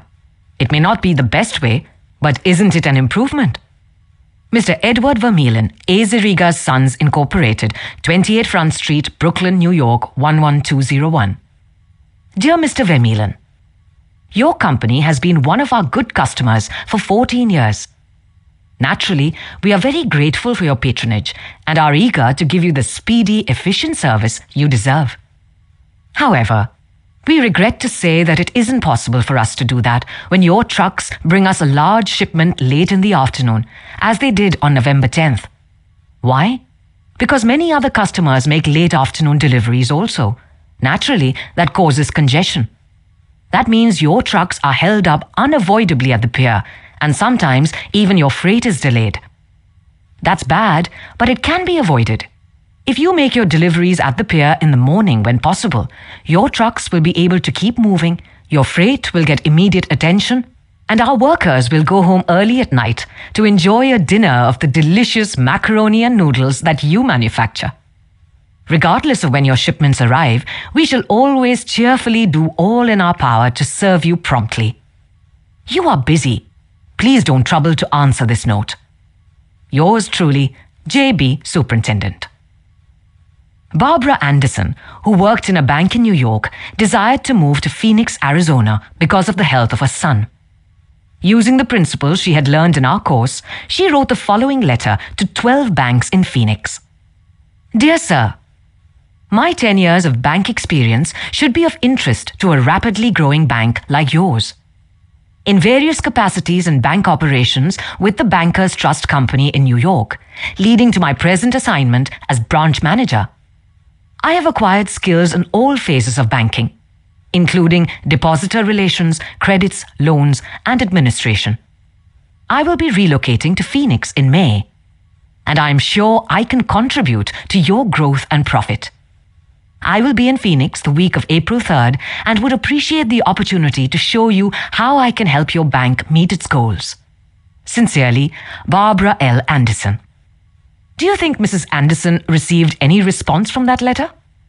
11 of the 12 banks invited her to be interviewed, and she had a choice of which bank's offer to accept. Why? Mrs. Anderson did not state what she wanted, but wrote in the letter how she could help them, and focused on their wants, not her own. Thousands of salespeople are pounding the pavements today, tired, discouraged, and underpaid. Why? Because they're always thinking only of what they want. They don't realize that neither you nor I want to buy anything. If we did, we would go out and buy it. But both of us are eternally interested in solving our problems. And if salespeople can show us how their services or merchandise will help us solve our problems, they won't need to sell us. We'll buy. And customers like to feel that they are buying, not being sold. Yet many salespeople spend a lifetime in selling without seeing things from the customer's angle. For example, for many years I lived in Forest Hills, a little community of private homes in the center of Greater New York. One day, as I was rushing to the station, I chanced to meet a real estate operator who had bought and sold property in that area for many years. He knew Forest Hills well. So I hurriedly asked him whether or not my stucco house was built with metal lath or hollow tile. He said he didn't know and told me what I already knew, that I could find out by calling the Forest Hills Garden Association. The following morning, I received a letter from him. Did he give me the information I wanted? He could have gotten it in 60 seconds by a telephone call, but he didn't. He told me again that I could get it by telephoning, and then asked me to let him handle my insurance. He was not interested in helping me. He was interested only in helping himself. J. Howard Lucas of Birmingham, Alabama, tells how two salespeople from the same company handled the same type of situation. He reported, "Several years ago, I was on the management team of a small company. Headquartered near us was the district office of a large insurance company.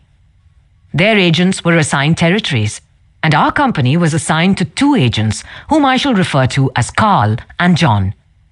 One morning, Carl dropped by our office and casually mentioned that his company had just introduced a new life insurance policy for executives and thought we might be interested later on, and he would get back to us when he had more information on it. The same day, John saw us on the sidewalk while returning from a coffee break, and he shouted, 'Hey, Luke, hold up. I have some great news for you fellows.' He hurried over and very excitedly told us about an executive life insurance policy his company had introduced that very day. It was the same policy that Carl had casually mentioned. He wanted us to have one of the first issued. He gave us a few important facts about the coverage and ended saying, "The policy is so new, I'm going to have someone from the Home Office come out tomorrow and explain it.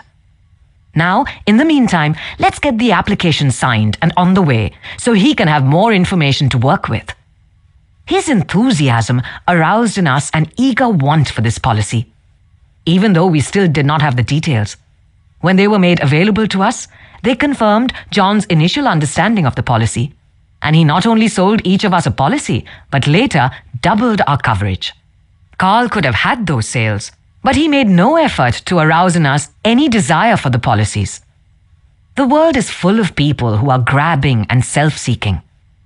So the rare individual who unselfishly tries to serve others has an enormous advantage. He has little competition.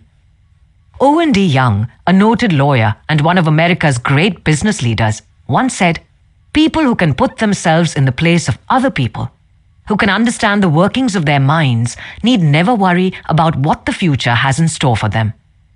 If out of reading this book you get just one thing, an increased tendency to think always in terms of other people's point of view and see things from their angle, if you get that one thing out of this book, it may easily prove to be one of the building blocks of your career. Looking at the other person's point of view and arousing in him an eager want for something is not to be construed as manipulating that person so that they will do something that is only for your benefit and their detriment. Each party should gain from the negotiation. In the letters to Mr. Vermeulen, both the sender and the receiver of the correspondence gained by implementing what was suggested. Both the bank and Mrs. Anderson won by her letter in that the bank obtained a valuable employee and Mrs. Anderson a suitable job. And in the example of John's sale of insurance to Mr. Lucas, both gained through this transaction. Another example in which everybody gains through this principle of arousing an eager want comes from Michael E. Whidden of Warwick, Rhode Island, who is a territory salesman for the Shell Oil Company. Mike wanted to become the #1 salesperson in his district, but one service station was holding him back. It was run by an older man who could not be motivated to clean up his station. It was in such poor shape that sales were declining significantly. This manager would not listen to any of Mike's pleas to upgrade the station. After many exhortations and heart-to-heart talks, all of which had no impact, Mike decided to invite the manager to visit the newest Shell station in his territory. The manager was so impressed by the facilities at the new station that when Mike visited him the next time, his station was cleaned up and had recorded a sales increase. This enabled Mike to reach the #1 spot in his district. All his talking and discussion hadn't helped, but by arousing an eager want in the manager, by showing him the modern station, he had accomplished his goal, and both the manager and Mike benefited.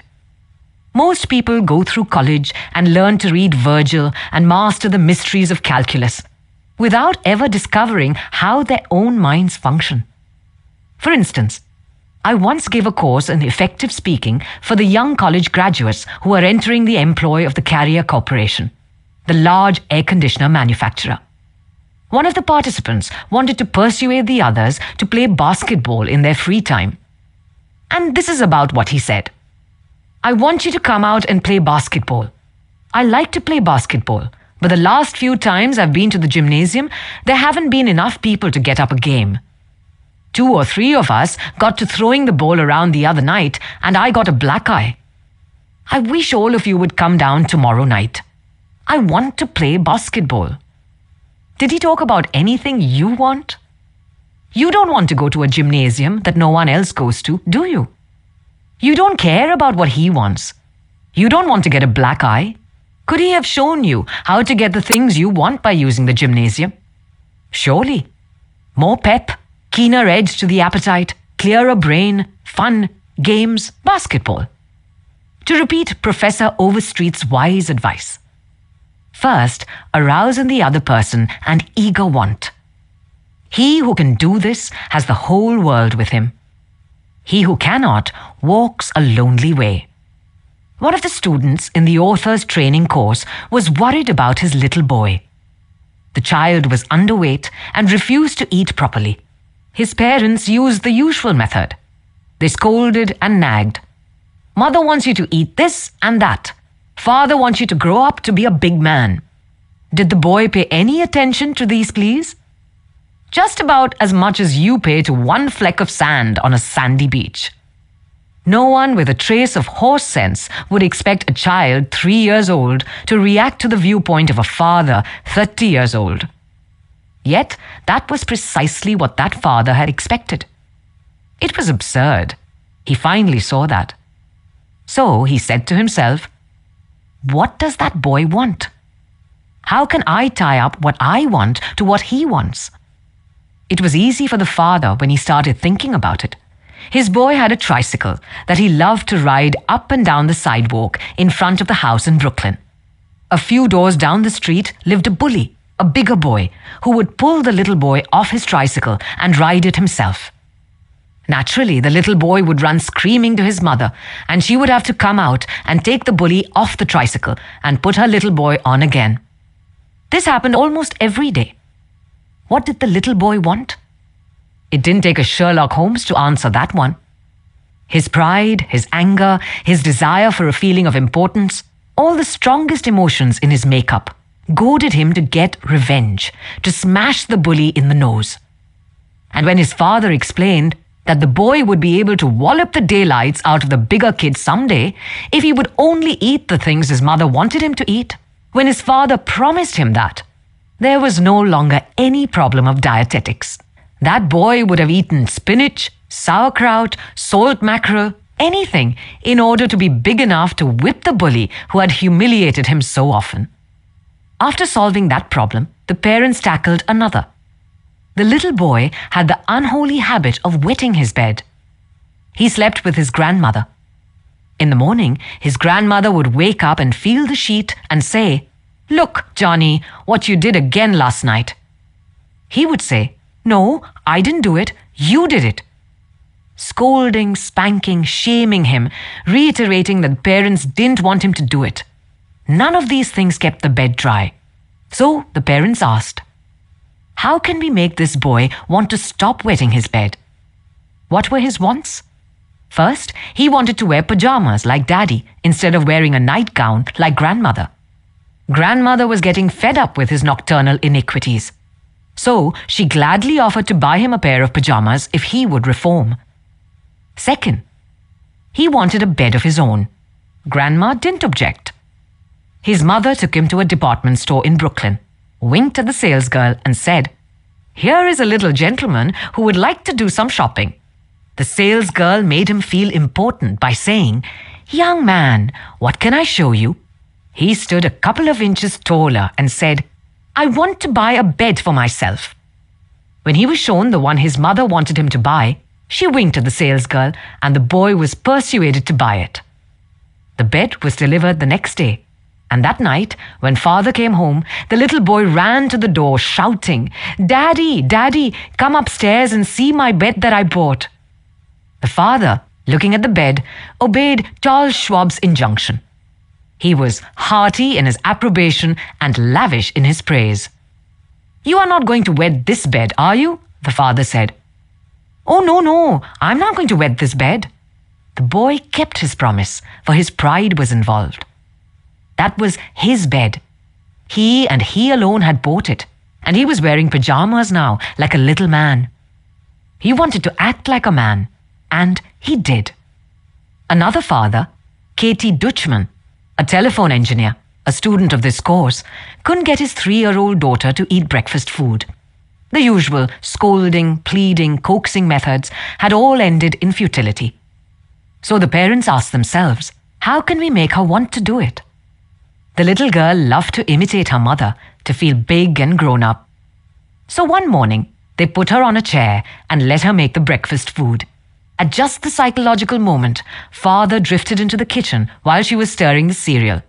And she said, "Oh, look, Daddy, I'm making the cereal this morning."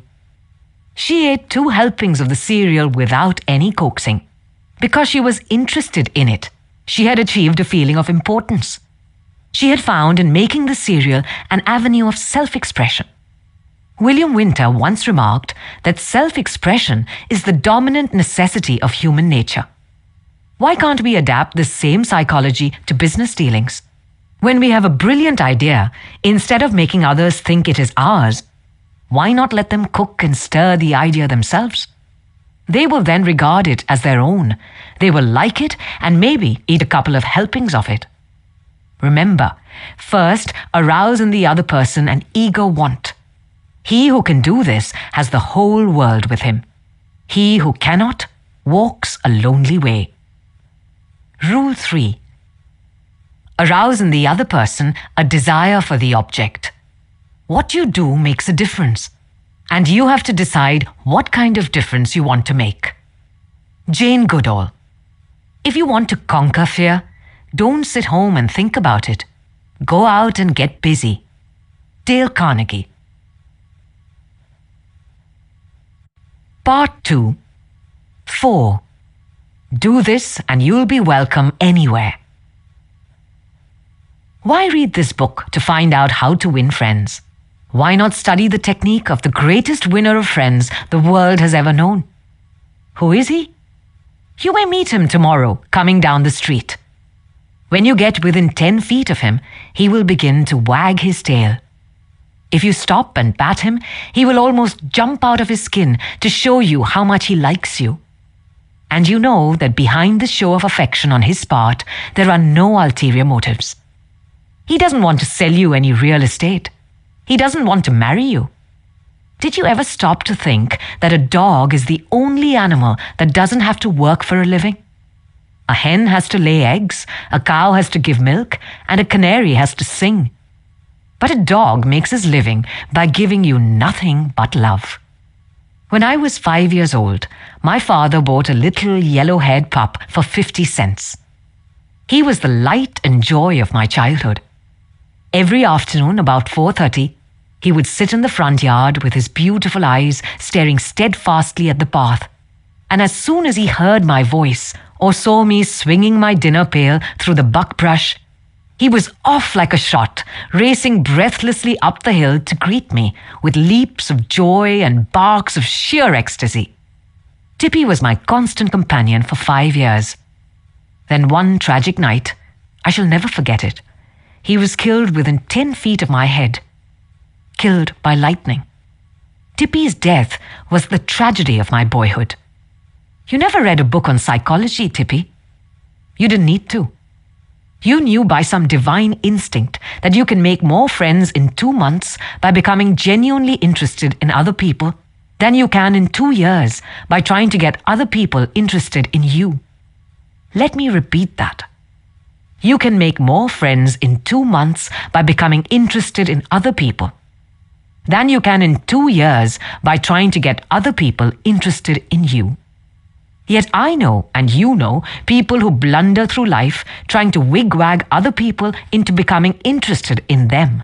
Of course it doesn't work. People are not interested in you. They're not interested in me. They are interested in themselves, morning, noon, and after dinner. The New York Telephone Company made a detailed study of telephone conversations to find out which word is the most frequently used. You have guessed it. It is the personal pronoun I. I. I. It was used 3,900 times in 500 telephone conversations. I. When you see a group photograph that you are in, whose picture do you look for first? If we merely try to impress people and get people interested in us, we will never have many true, sincere friends. Friends, real friends, are not made that way. Napoleon tried it, and in his last meeting with Josephine, he said, "Josephine, I have been as fortunate as any man ever was on this earth. And yet, at this hour, you are the only person in the world on whom I can rely." And historians doubt whether he could rely even on her. Alfred Adler, the famous Viennese psychologist, wrote a book entitled What Life Should Mean to You. In that book he says, "It is the individual who is not interested in his fellow men, who has the greatest difficulties in life and provides the greatest injury to others. It is from among such individuals that all human failures spring. You may read scores of erudite tomes on psychology without coming across a statement more significant for you and for me. Adler's statement is so rich with meaning that I am going to repeat it in italics. It is the individual who is not interested in his fellow men who has the greatest difficulties in life and provides the greatest injury to others. It is from among such individuals that all human failures spring. I once took a course in short story writing at New York University. And during that course, the editor of a leading magazine talked to our class. He said he could pick up any one of the dozens of stories that drifted across his desk every day. And after reading a few paragraphs, he could feel whether or not the author liked people. If the author doesn't like people, he said, people won't like his or her stories. This hard-boiled editor stopped twice in the course of his talk on fiction writing and apologized for preaching a sermon. I am telling you, he said, the same things your preacher would tell you. But remember, you have to be interested in people if you want to be a successful writer of stories. If that is true of writing fiction, you can be sure it is true of dealing with people face to face. I spent an evening in the dressing room of Howard Thurston the last time he appeared on Broadway. Thurston was the acknowledged dean of magicians. For 40 years, he had traveled all over the world, time and again, creating illusions, mystifying audiences, and making people gasp with astonishment. More than 60 million people had paid admission to his show, and he had made almost $2 million in profit. I asked Mr. Thurston to tell me the secret of his success. His schooling certainly had nothing to do with it, for he ran away from home as a small boy, became a hobo, rode in boxcars, slept in haystacks, begged his food from door to door, and learned to read by looking out of boxcars at signs along the railway. Did he have a superior knowledge of magic? No. He told me hundreds of books had been written about legerdemain, and scores of people knew as much about it as he did. But he had two things that the others didn't have. First, he had the ability to put his personality across the footlights. He was a master showman. He knew human nature. Everything he did, every gesture, every intonation of his voice, every lifting of an eyebrow had been carefully rehearsed in advance. And his actions were timed to split seconds. But, in addition to that, Thurston had a genuine interest in people. He told me that many magicians would look at the audience and say to themselves, well, there is a bunch of suckers out there. A bunch of hicks. I'll fool them all right. But Thurston's method was totally different. He told me that every time he went on stage, he said to himself, I am grateful because these people come to see me. They make it possible for me to make my living in a very agreeable way.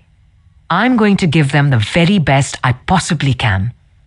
He declared he never stepped in front of the footlights without first saying to himself over and over, I love my audience. I love my audience. Ridiculous? Absurd? You are privileged to think anything you like. I am merely passing it on to you, without comment, as a recipe used by one of the most famous magicians of all time. George Dyke of North Warren, Pennsylvania, was forced to retire from his service station business after 30 years, when a new highway was constructed over the site of his station. It wasn't long before the idle days of retirement began to bore him. So he started filling in his time trying to play music on his old fiddle. Soon he was traveling the area to listen to music and talk with many of the accomplished fiddlers. In his humble and friendly way, he became generally interested in learning the background and interests of every musician he met. Although he was not a great fiddler himself, he made many friends in this pursuit. He attended competitions and soon became known to the country music fans in the eastern part of the United States as Uncle George, the fiddle scraper from Kinzua County. When we heard Uncle George, he was 72 and enjoying every minute of his life. By having a sustained interest in other people, he created a new life for himself at a time when most people consider their productive years over. That, too, was one of the secrets of Theodore Roosevelt's astonishing popularity. Even his servants loved him. His valet, James E. Amos, wrote a book about him entitled Theodore Roosevelt, Hero to His Valet. In that book, Amos relates this illuminating incident. My wife one time asked the president about a bob white. She had never seen one, and he described it to her fully. Sometime later, the telephone at our cottage rang. Amos and his wife lived in a little cottage on the Roosevelt estate at Oyster Bay. My wife answered it, and it was Mr. Roosevelt himself. He had called her, he said, to tell her that there was a bob white outside her window, and that if she would look out, she might see it. Little things like that were so characteristic of him. Whenever he went by our cottage, even though we were out of sight, we would hear him call out, "Ooh, ooh, Annie," or "Ooh, ooh, James." It was just a friendly greeting as he went by. How could employees keep from liking a man like that? How could anyone keep from liking him? Roosevelt called at the White House one day when the President and Mrs. Taft were away. His honest liking for humble people was shown by the fact that he greeted all the old White House servants by name, even the scullery maids. But when he saw Alice, the kitchen maid, writes Archie Butt, he asked her if she still made cornbread. Alice told him that she sometimes made it for the servants, but no one ate it upstairs. "They show bad taste," Roosevelt boomed, "and I'll tell the president so when I see him." Alice brought a piece to him on a plate, and he went over to the office, eating it as he went, and greeting gardeners and laborers as he passed. He addressed each person just as he had addressed them in the past. Ike Hoover, who had been head usher at the White House for 40 years, said with tears in his eyes, "It is the only happy day we had in nearly 2 years.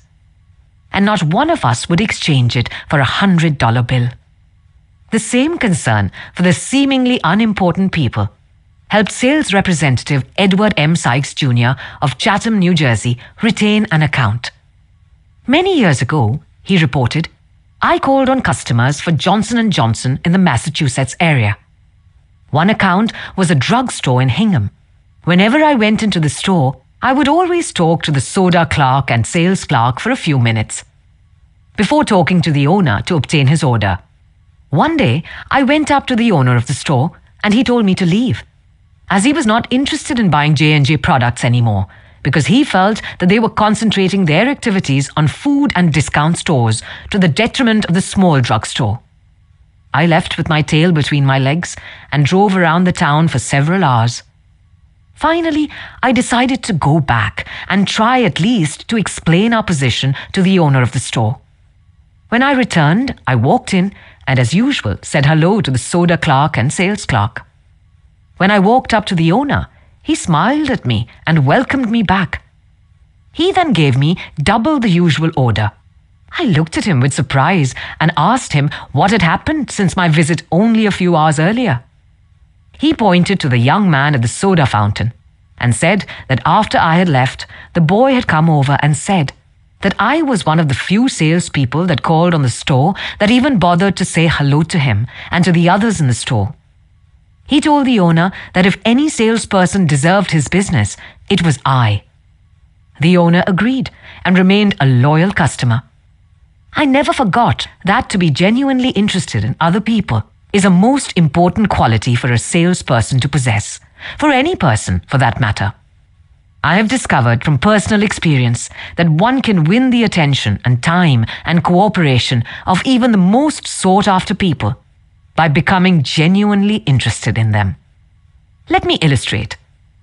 Years ago, I conducted a course in fiction writing at the Brooklyn Institute of Arts and Sciences, and we wanted such distinguished and busy authors as Kathleen Norris, Fannie Hurst, Ida Tarbell, Albert Payson Terhune, and Rupert Hughes to come to Brooklyn and give us the benefit of their experiences. So we wrote them, saying we admired their work and were deeply interested in getting their advice and learning the secrets of their success. Each of these letters was signed by about 150 students. We said we realized that these authors were busy, too busy to prepare a lecture. So we enclosed a list of questions for them to answer about themselves and their methods of work. They liked that. Who wouldn't like that? So they left their homes and traveled to Brooklyn to give us a helping hand. By using the same method, I persuaded Leslie M. Shaw, Secretary of the Treasury in Theodore Roosevelt's cabinet, George W. Wickersham, Attorney General in Taft's cabinet, William Jennings Bryan, Franklin D. Roosevelt, and many other prominent men to come to talk to the students of my courses in public speaking. All of us, be we workers in a factory, clerks in an office, or even a king upon his throne, all of us like people who admire us. Take the German Kaiser, for example. At the close of World War I, he was probably the most savagely and universally despised man on this earth. Even his own nation turned against him when he fled over into Holland to save his neck. The hatred against him was so intense that millions of people would have loved to tear him limb from limb or burn him at the stake. In the midst of all this forest fire of fury, one little boy wrote the Kaiser a simple, sincere letter, glowing with kindliness and admiration. This little boy said that no matter what the others thought, he would always love Wilhelm as his emperor. The Kaiser was deeply touched by his letter and invited the little boy to come to see him. The boy came, so did his mother, and the Kaiser married her. That little boy didn't need to read a book on how to win friends and influence people. He knew how, instinctively. If we want to make friends, let's put ourselves out to do things for other people. Things that require time, energy, unselfishness, and thoughtfulness. When the Duke of Windsor was Prince of Wales, he was scheduled to tour South America. And before he started out on that tour, he spent months studying Spanish so that he could make public talks in the language of the country. And the South Americans loved him for it. For years, I made it a point to find out the birthdays of my friends. How? Although I haven't the foggiest bit of faith in astrology, I began by asking the other party whether he believed the date of one's birth has anything to do with character and disposition. I then asked him or her to tell me the month and day of birth. If he or she said November 24th, for example, I kept repeating to myself, November 24th, November 24th. The minute my friend's back was turned, I wrote down the name and birthday, and later would transfer it to a birthday book. At the beginning of each year, I had these birthday dates scheduled in my calendar pad so that they came to my attention automatically. When the natal day arrived, there was my letter or telegram. What a hit it made! I was frequently the only person on earth who remembered. If we want to make friends, let's greet people with animation and enthusiasm. When somebody calls you on the telephone, use the same psychology. Say, hello, in tones that bespeak how pleased you are to have the person call. Many companies train their telephone operators to greet all callers in a tone of voice that radiates interest and enthusiasm. The caller feels the company is concerned about them. Let's remember that when we answer the telephone tomorrow. Showing a genuine interest in others not only wins friends for you, but may develop in its customers a loyalty to your company. Charles R. Walters, of one of the large banks in New York City, was assigned to prepare a confidential report on a certain corporation. He knew of only one person who possessed the facts he needed so urgently.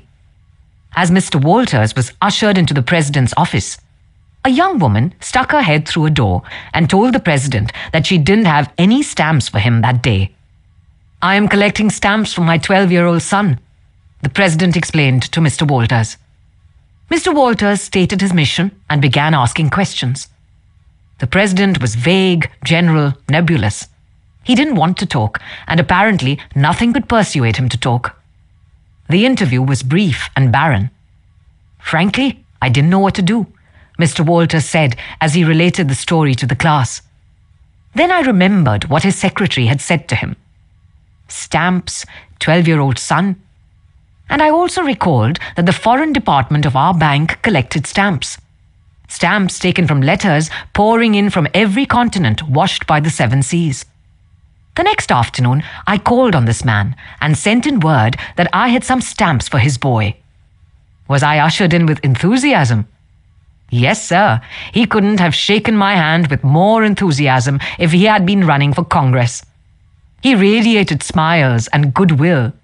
"My George will love this one," he kept saying as he fondled the stamps. "And look at this. This is a treasure." We spent half an hour talking stamps and looking at a picture of his boy.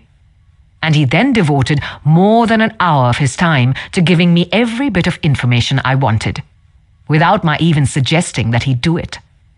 He told me all he knew and then called in his subordinates and questioned them. He telephoned some of his associates. He loaded me down with facts, figures, reports, and correspondence. In the parlance of newspaper reporters, I had a scoop. Here is another illustration. C.M. Knafler, Jr., of Philadelphia, had tried for years to sell fuel to a large chain store organization. But the chain store company continued to purchase its fuel from an out-of-town dealer and haul it right past the door of Mr. Knafler's office. Mr. Knafler made a speech one night before one of my classes, pouring out his hot wrath upon chain stores, branding them as a curse to the nation. And still he wondered why he couldn't sell them. I suggested that he try different tactics. To put it briefly, this is what happened. We staged a debate between members of the course on whether the spread of the chain store is doing the country more harm than good. Knafler, at my suggestion, took the negative side. He agreed to defend the chain store and then went straight to an executive of the chain store organization that he despised and said, "I am not here to try to sell fuel. I have come to ask you to do me a favor." He then told about his debate and said, "I have come to you for help because I can't think of anyone else who would be more capable of giving me the facts I want. I am anxious to win this debate, and I'll deeply appreciate whatever help you can give me." Here is the rest of the story in Mr. Knafler's own words.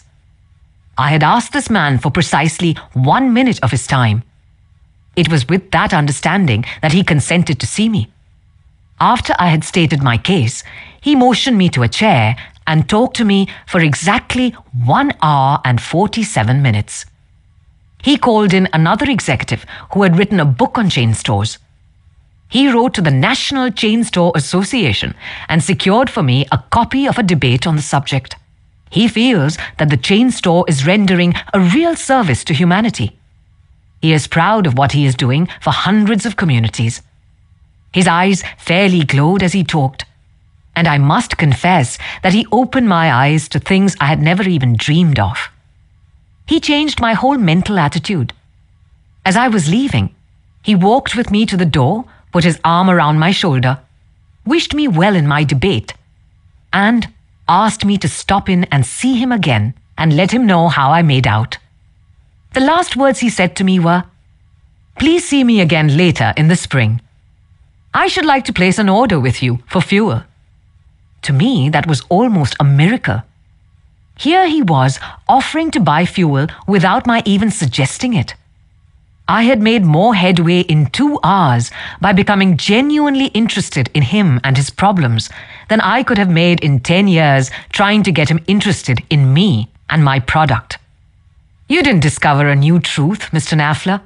For a long time ago, 100 years before Christ was born, a famous old Roman poet, Publius Cyrus, remarked, "We are interested in others when they are interested in us."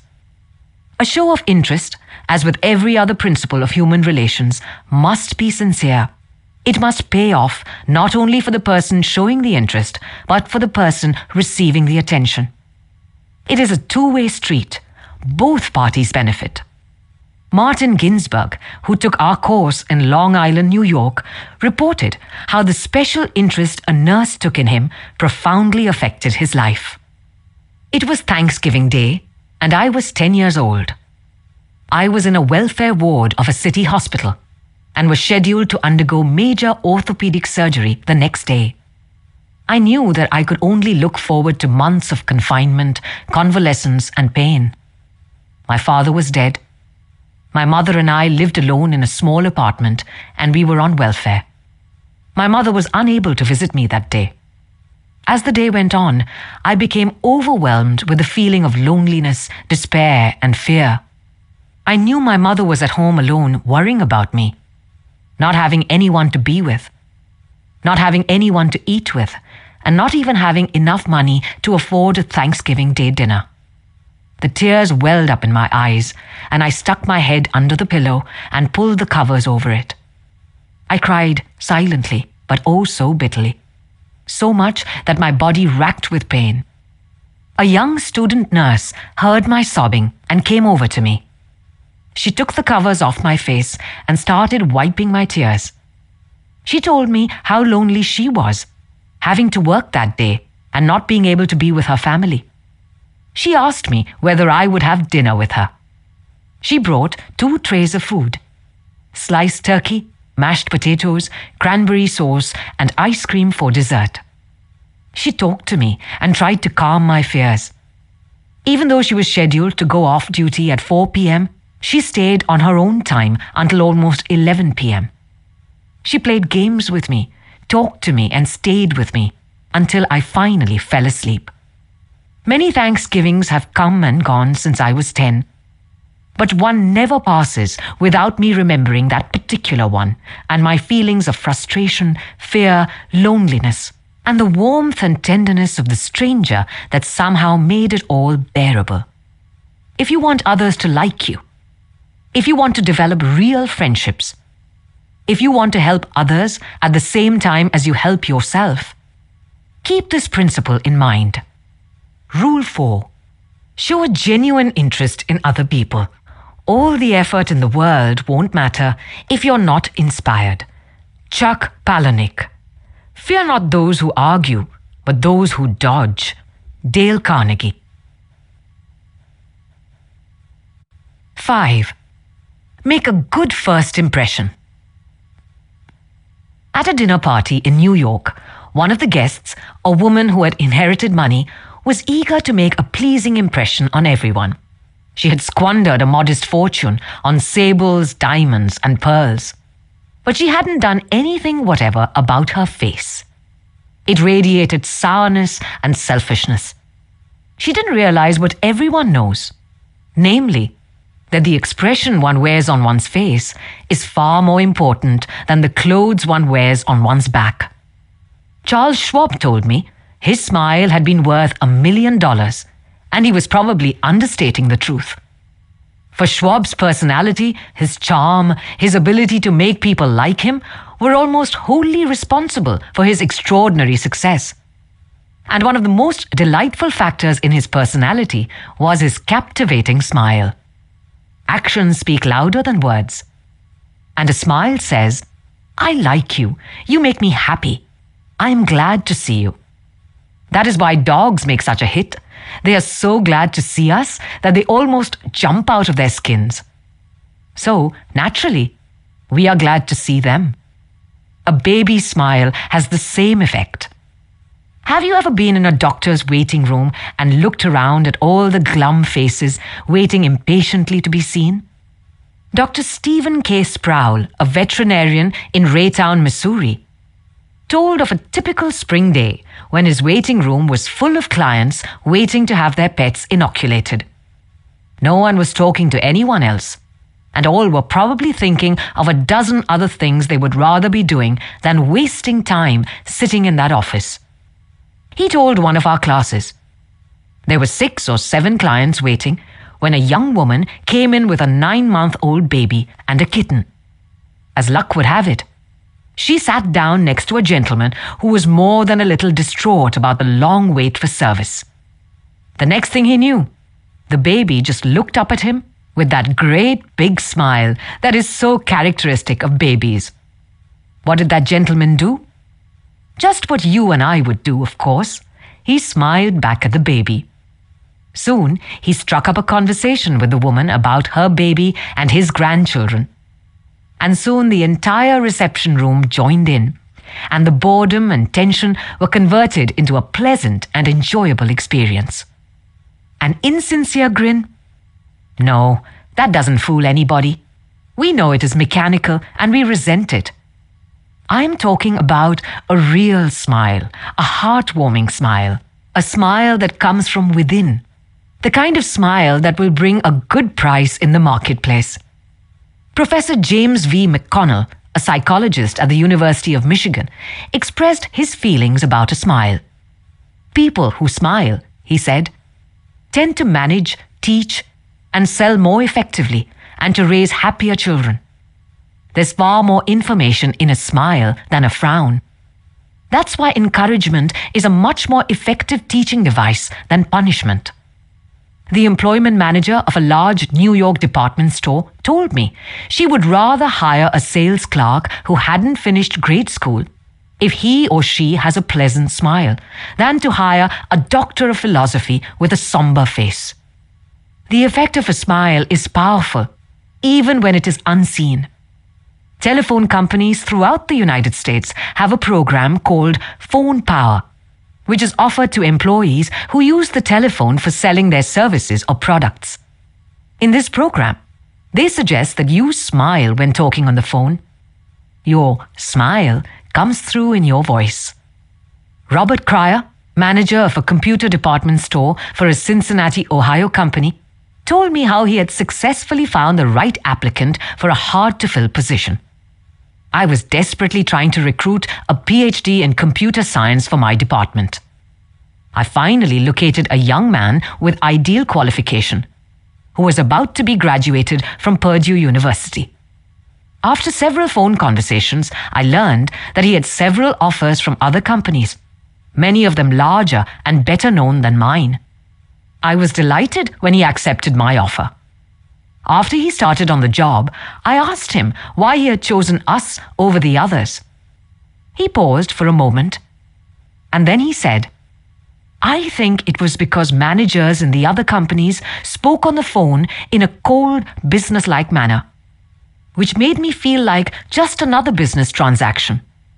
Your voice sounded as if you were glad to hear from me, that you really wanted me to be part of your organization. You can be assured I am still answering my phone with a smile. The chairman of the board of directors of one of the largest rubber companies in the United States told me that according to his observations, people rarely succeed at anything unless they have fun doing it. This industrial leader doesn't put much faith in the old adage that hard work alone is the magic key that will unlock the door to our desires. I have known people, he said, who succeeded because they had a rip-roaring good time conducting their business. Later, I saw those people change as the fun became work. The business had grown dull. They lost all joy in it, and they failed. You must have a good time meeting people if you expect them to have a good time meeting you. I have asked thousands of business people to smile at someone every hour of the day for a week, and then come to class and talk about the results. How did it work? Let's see. Here is a letter from William B. Steinhardt, a New York stockbroker. His case isn't isolated. In fact, it is typical of hundreds of cases. I have been married for over 18 years, wrote Mr. Steinhardt, and in all that time, I seldom smiled at my wife or spoke 24 words to her from the time I got up until I was ready to leave for business. I was one of the worst grouches who ever walked down Broadway. When you asked me to make a talk about my experience with smiles, I thought I would try it for a week. So the next morning, while combing my hair, I looked at my glum mug in the mirror and said to myself, Bill, you are going to wipe that scowl off that sourpuss of yours today. You are going to smile. And you are going to begin right now. As I sat down to breakfast, I greeted my wife with a "Good morning, my dear," and smiled as I said it. You warned me that she might be surprised. Well, you underestimated her reaction. She was bewildered. She was shocked. I told her that in the future she could expect this as a regular occurrence, and I kept it up every morning. This changed attitude of mine brought more happiness into our home in the 2 months since I started than there was during the last year. As I leave for my office, I greet the elevator operator in the apartment house with a good morning and a smile. I greet the doorman with a smile. I smile at the cashier in the subway booth when I ask for change. As I stand on the floor of the stock exchange, I smile at people who until recently never saw me smile. I soon found that everybody was smiling back at me. I treat those who come to me with complaints or grievances in a cheerful manner. I smile as I listen to them, and I find that adjustments are accomplished much easier. I find that smiles are bringing me dollars, many dollars, every day. I share my office with another broker. One of his clerks is a likable young chap, and I was so elated about the results I was getting that I told him recently about my new philosophy of human relations. He then confessed that when I first came to share my office with his firm, he thought me a terrible grouch and only recently changed his mind. He said I was really human when I smiled. I have also eliminated criticism from my system. I give appreciation and praise now instead of condemnation. I have stopped talking about what I want. I am now trying to see the other person's viewpoint. And these things have literally revolutionized my life. I am a totally different man, a happier man, a richer in friendships and happiness, the only things that matter much after all. You don't feel like smiling? Then what? 2 things. First, force yourself to smile. If you are alone, force yourself to whistle or hum a tune or sing. Act as if you were already happy, and that will tend to make you happy. Here is the way the psychologist and philosopher William James put it. Action seems to follow feeling, but really action and feeling go together. And by regulating the action, which is under the more direct control of the will, we can indirectly regulate the feeling, which is not. Thus, the sovereign, voluntary path to cheerfulness, if our cheerfulness be lost, is to sit up cheerfully and to act and speak as if cheerfulness were already there. Everybody in the world is seeking happiness, and there is one sure way to find it. That is by controlling your thoughts. Happiness doesn't depend on outward conditions. It depends on inner conditions. It isn't what you have or who you are or where you are or what you are doing that makes you happy or unhappy. It is what you think about it. For example, 2 people may be in the same place doing the same thing. Both may have about an equal amount of money and prestige, yet one may be miserable and the other happy. Why? Because of a different mental attitude. I have seen just as many happy faces among the poor peasants toiling with their primitive tools in the devastating heat of the tropics as I have seen in air-conditioned offices in New York, Chicago, or Los Angeles. There is nothing either good or bad, said Shakespeare, but thinking makes it so. Abe Lincoln once remarked that most folks are about as happy as they make up their minds to be. He was right. I saw a vivid illustration of that truth as I was walking up the stairs of the Long Island Railroad station in New York. Directly in front of me, 30 or 40 crippled boys on canes and crutches were struggling up the stairs. One boy had to be carried up. I was astonished at their laughter and gaiety. I spoke about it to one of the men in charge of the boys. "Oh yes," he said. When a boy realizes that he is going to be a cripple for life, he is shocked at first, but after he gets over the shock, he usually resigns himself to his fate and then becomes as happy as normal boys. I felt like taking my hat off to those boys. They taught me a lesson I hope I shall never forget. Working all by oneself in a closed-off room in an office not only is lonely, but it denies one the opportunity of making friends with other employees in the company. Senora Maria Gonzalez of Guadalajara, Mexico, had such a job. She envied the shared comradeship of other people in the company as she heard their chatter and laughter. As she passed them in the hall during the first weeks of her employment, She shyly looked the other way. After a few weeks, she said to herself, "Maria, you can't expect those women to come to you. You have to go out and meet them." The next time she walked to the water cooler, she put on her brightest smile and said, "Hi, how are you today?" to each of the people she met. The effect was immediate. Smiles and hellos were returned. The hallway seemed brighter, the job friendlier. Acquaintanceships developed and some ripened into friendships. Her job and her life became more pleasant and interesting. Peruse this bit of sage advice from the essayist and publisher Elbert Hubbard. But remember, perusing it won't do you any good unless you apply it. Whenever you go out of doors, draw the chin in, carry the crown of the head high, and fill the lungs to the utmost. Drink in the sunshine, greet your friends with a smile, and put soul into every hand clasp.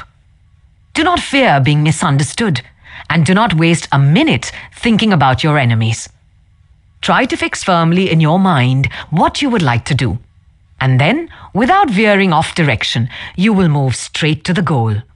Keep your mind on the great and splendid things you would like to do, and then, as the days go gliding away, you will find yourself unconsciously seizing upon the opportunities that are required for the fulfillment of your desire. Just as the coral insect takes from the running tide the element it needs. Picture in your mind the able, earnest, useful person you desire to be. And the thought you hold is hourly transforming you into that particular individual. Thought is supreme. Preserve a right mental attitude. The attitude of courage, frankness, and good cheer. To think rightly is to create. All things come through desire, and every sincere prayer is answered. We become like that on which our hearts are fixed.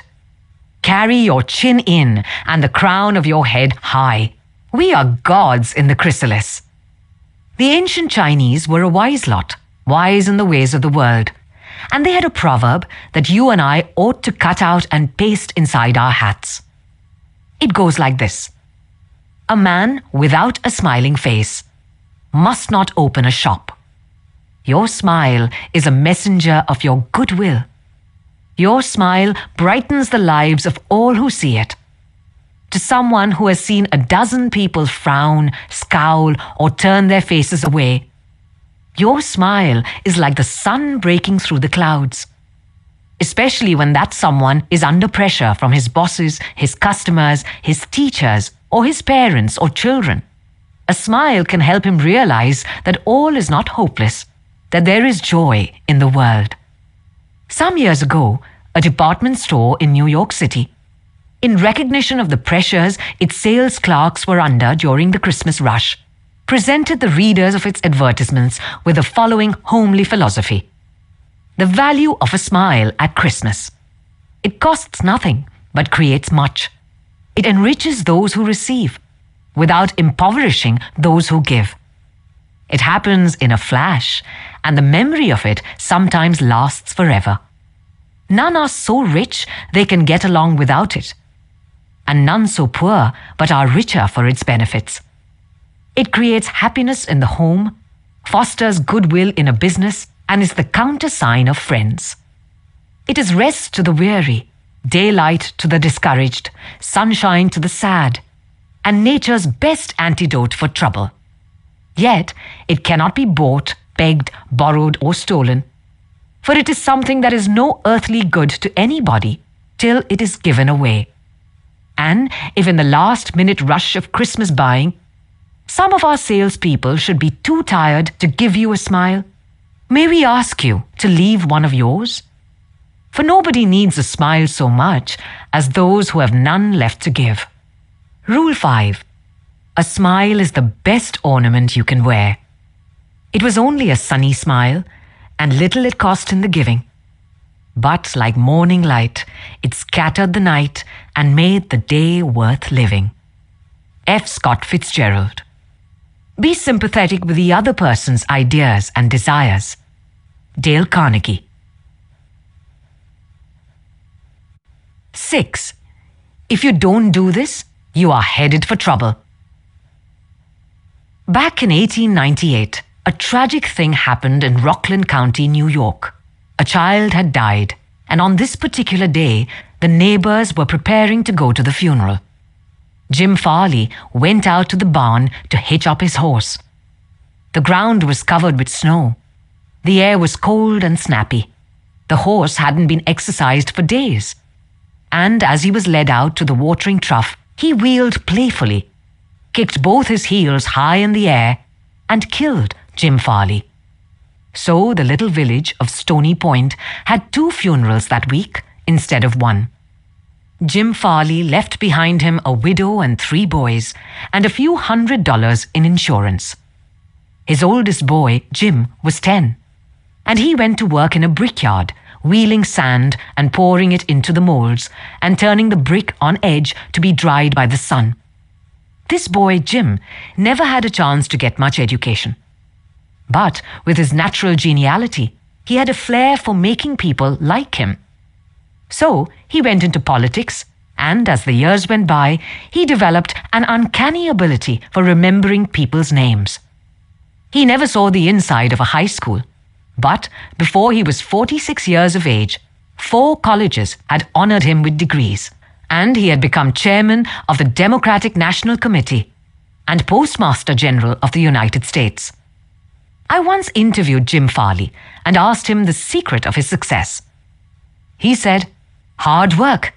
And I said, "Don't be funny." He then asked me what I thought was the reason for his success. I replied, "I understand you can call 10,000 people by their first names." "No, you are wrong," he said. "I can call 50,000 people by their first names." Make no mistake about it. That ability helped Mr. Farley put Franklin D. Roosevelt in the White House when he managed Roosevelt's campaign in 1932. During the years that Jim Farley traveled as a salesman for a gypsum concern, and during the years that he held office as town clerk in Stony Point, he built up a system for remembering names. In the beginning, it was a very simple one. Whenever he met a new acquaintance, he found out his or her complete name and some facts about his or her family, business, and political opinions. He fixed all these facts well in mind as part of the picture.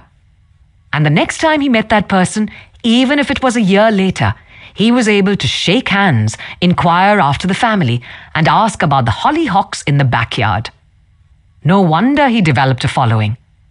For months before Roosevelt's campaign for president began, Jim Farley wrote hundreds of letters a day to people all over the western and northwestern states.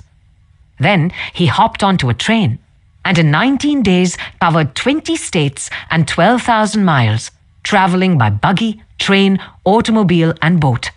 He would drop into town to meet his people at lunch or breakfast and give them a heart-to-heart talk.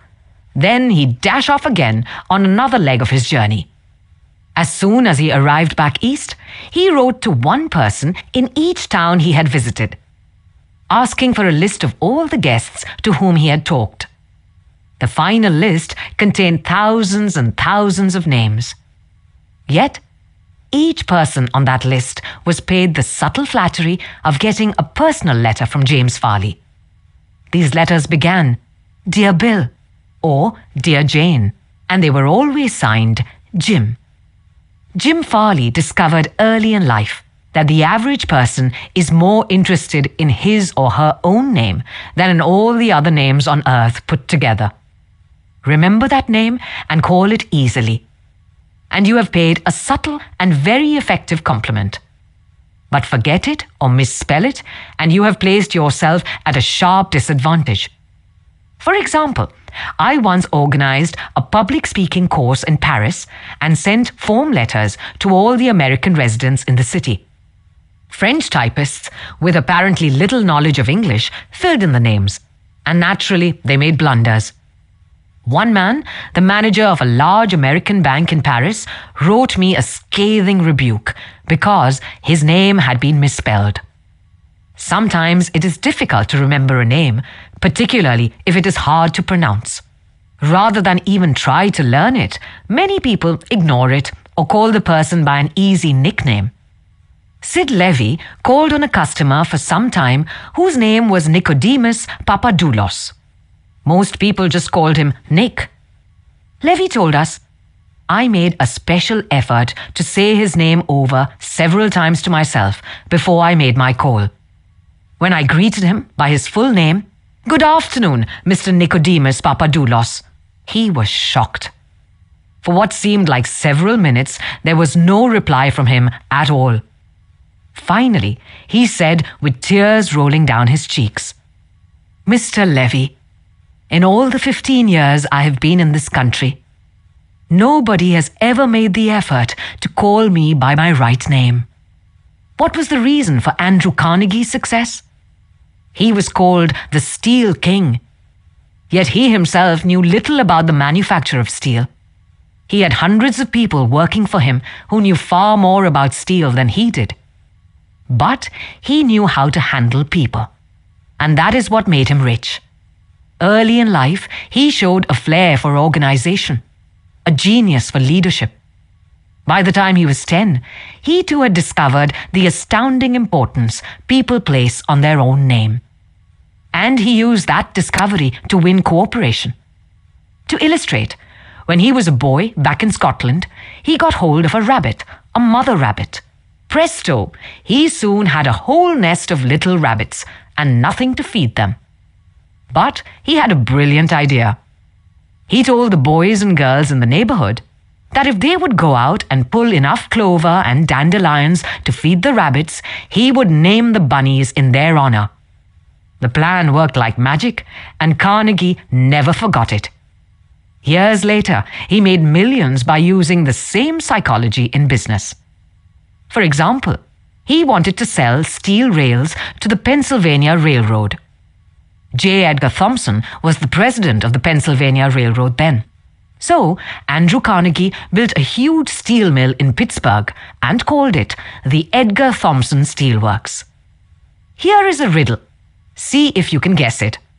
When the Pennsylvania Railroad needed steel rails, where do you suppose J. Edgar Thomson bought them? From Sears, Roebuck? No, you're wrong. Guess again. When Carnegie and George Pullman were battling each other for supremacy in the railroad sleeping car business, the Steel King again remembered the lesson of the rabbits. The Central Transportation Company, which Andrew Carnegie controlled, was fighting with the company that Pullman owned. Both were struggling to get the sleeping car business of the Union Pacific Railroad, bucking each other, slashing prices, and destroying all chance of profit. Both Carnegie and Pullman had gone to New York to see the board of directors of the Union Pacific. Meeting one evening in the St. Nicholas Hotel, Carnegie said, "Good evening, Mr. Pullman. Aren't we making a couple of fools of ourselves?" "What do you mean?" Pullman demanded. Then Carnegie expressed what he had on his mind: a merger of their two interests. He pictured in glowing terms the mutual advantages of working with instead of against each other. Pullman listened attentively, but he was not wholly convinced. Finally he asked, "What would you call the new company?" And Carnegie replied promptly, "Why, the Pullman Palace Car Company, of course." Pullman's face brightened. "Come into my room," he said. "Let's talk it over." That talk made industrial history. This policy of remembering and honoring the names of his friends and business associates was one of the secrets of Andrew Carnegie's leadership. He was proud of the fact that he could call many of his factory workers by their first names. And he boasted that while he was personally in charge, no strike ever disturbed his flaming steel mills. Benton Love, chairman of Texas Commerce Bank Shares, believes that the bigger a corporation gets, the colder it becomes. One way to warm it up, he said, is to remember people's names. The executive who tells me he can't remember names is at the same time telling me that he can't remember a significant part of his business and is operating on quicksand. Karen Kurzik of Rancho Palos Verdes, California, a flight attendant for TWA, made it a practice to learn the names of as many passengers in her cabin as possible and use the name when serving them.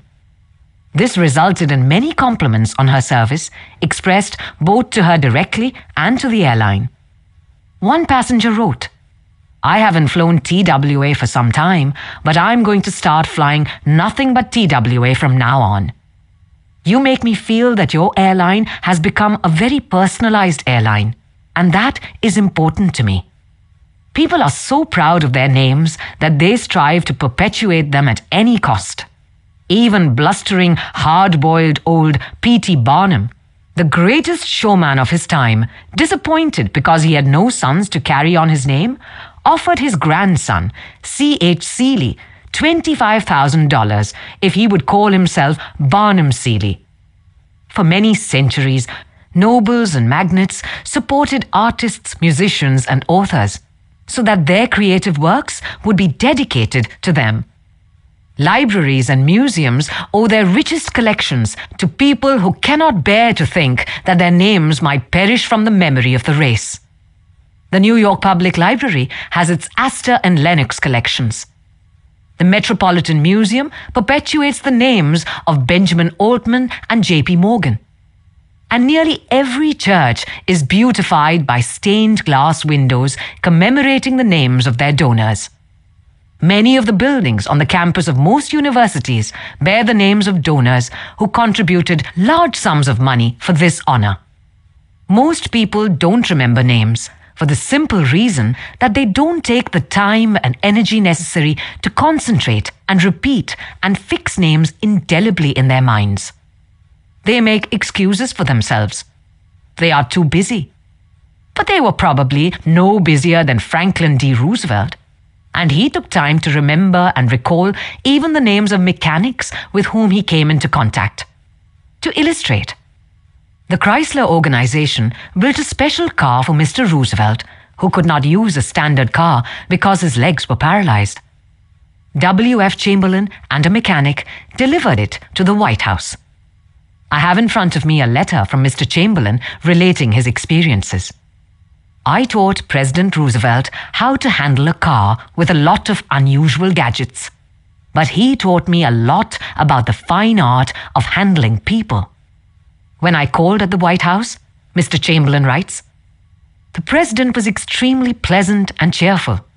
He called me by my name, made me feel very comfortable, and particularly impressed me with the fact that he was vitally interested in things I had to show him and tell him. The car was so designed that it could be operated entirely by hand.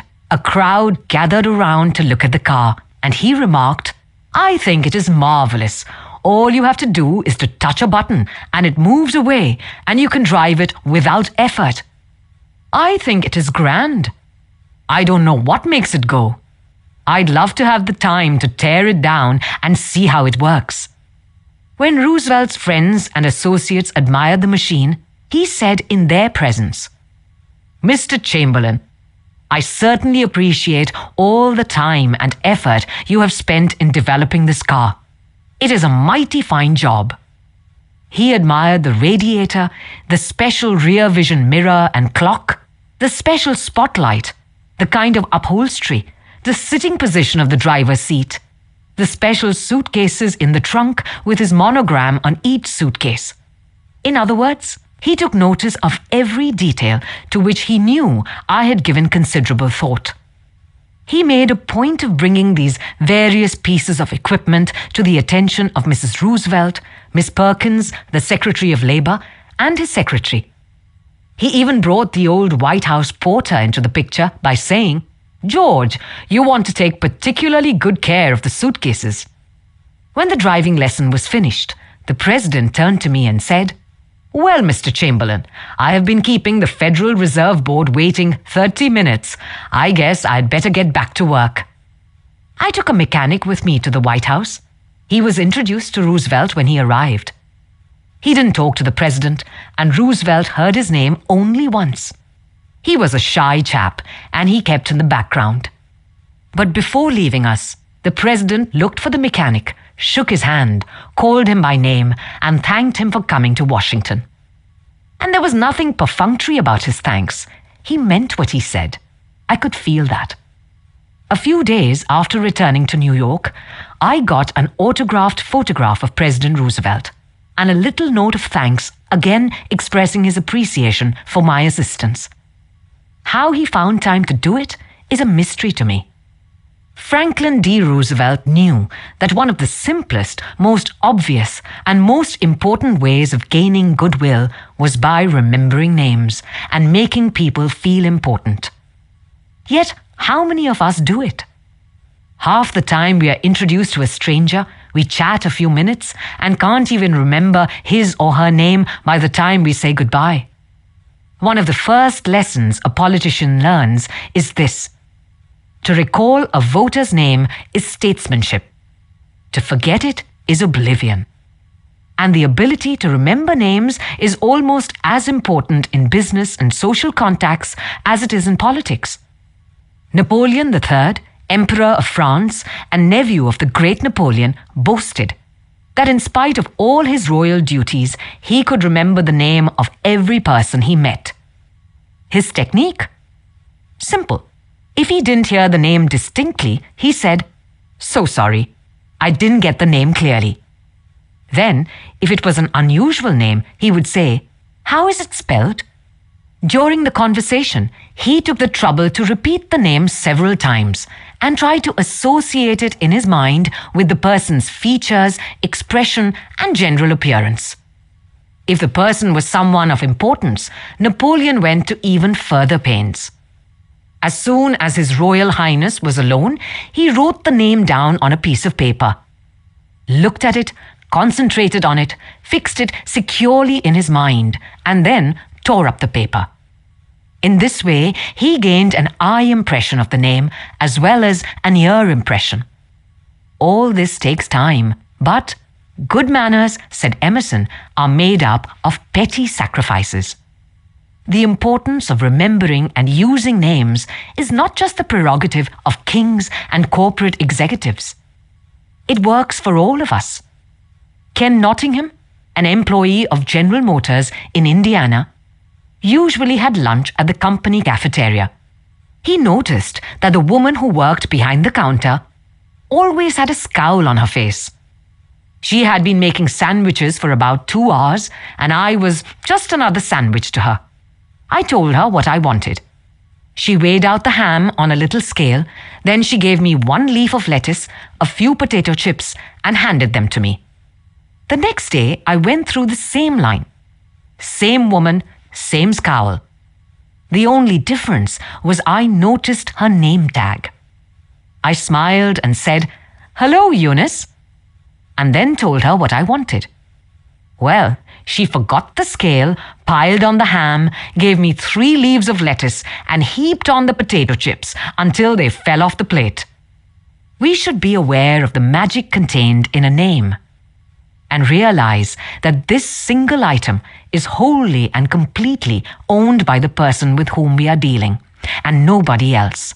The name sets the individual apart. It makes him or her unique among all others.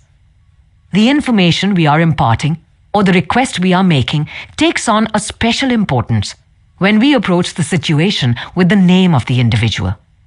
From the waitress to the senior executive, the name will work magic as we deal with others. Rule 6. A person's name is the sweetest and most important sound in any language to him or her. A single day is enough to make us a little larger, or, another time, a little smaller. Paul Klee. Everybody in the world is seeking happiness. And there is one sure way to find it. That is, by controlling your thoughts. Happiness doesn't depend on outward conditions. It depends on inward conditions. Dale Carnegie. 7. Become a good conversationalist. Some time ago, I attended a bridge party. I don't play bridge, and there was a woman there who didn't play bridge either. She had discovered that I had once been Lowell Thomas's manager before he went on the radio, and that I had traveled in Europe a great deal while helping him prepare the illustrated travel talks he was then delivering. So she said, "Oh, Mr. Carnegie, I do want you to tell me about all the wonderful places you have visited and the sights you have seen." As we sat down on the sofa, she remarked that she and her husband had recently returned from a trip to Africa. "Africa?" I exclaimed. "How interesting. I've always wanted to see Africa, but I never got there except for a 24-hour stay once in Algiers." "Tell me, did you visit the big game country?" "Yes? How fortunate. I envy you." "Do tell me about Africa." That kept her talking for 45 minutes. She never again asked me where I had been or what I had seen. She didn't want to hear me talk about my travels. All she wanted was an interested listener, so she could expand her ego and tell about where she had been. Was she unusual? No. Many people are like that. For example, I met a distinguished botanist at a dinner party given by a New York book publisher. I had never talked with a botanist before, and I found him fascinating. I literally sat on the edge of my chair and listened while he spoke of exotic plants and experiments in developing new forms of plant life and indoor gardens, and even told me astonishing facts about the humble potato. I had a small indoor garden of my own, and he was good enough to tell me how to solve some of my problems. As I said, we were at a dinner party. There must have been a dozen other guests, but I violated all the canons of courtesy, ignored everyone else, and talked for hours to the botanist. Midnight came. I said goodbye to everyone and departed. The botanist then turned to our host and paid me several flattering compliments. I was most stimulating. I was this and I was that, and he ended by saying I was a most interesting conversationalist. An interesting conversationalist? Why, I had said hardly anything at all.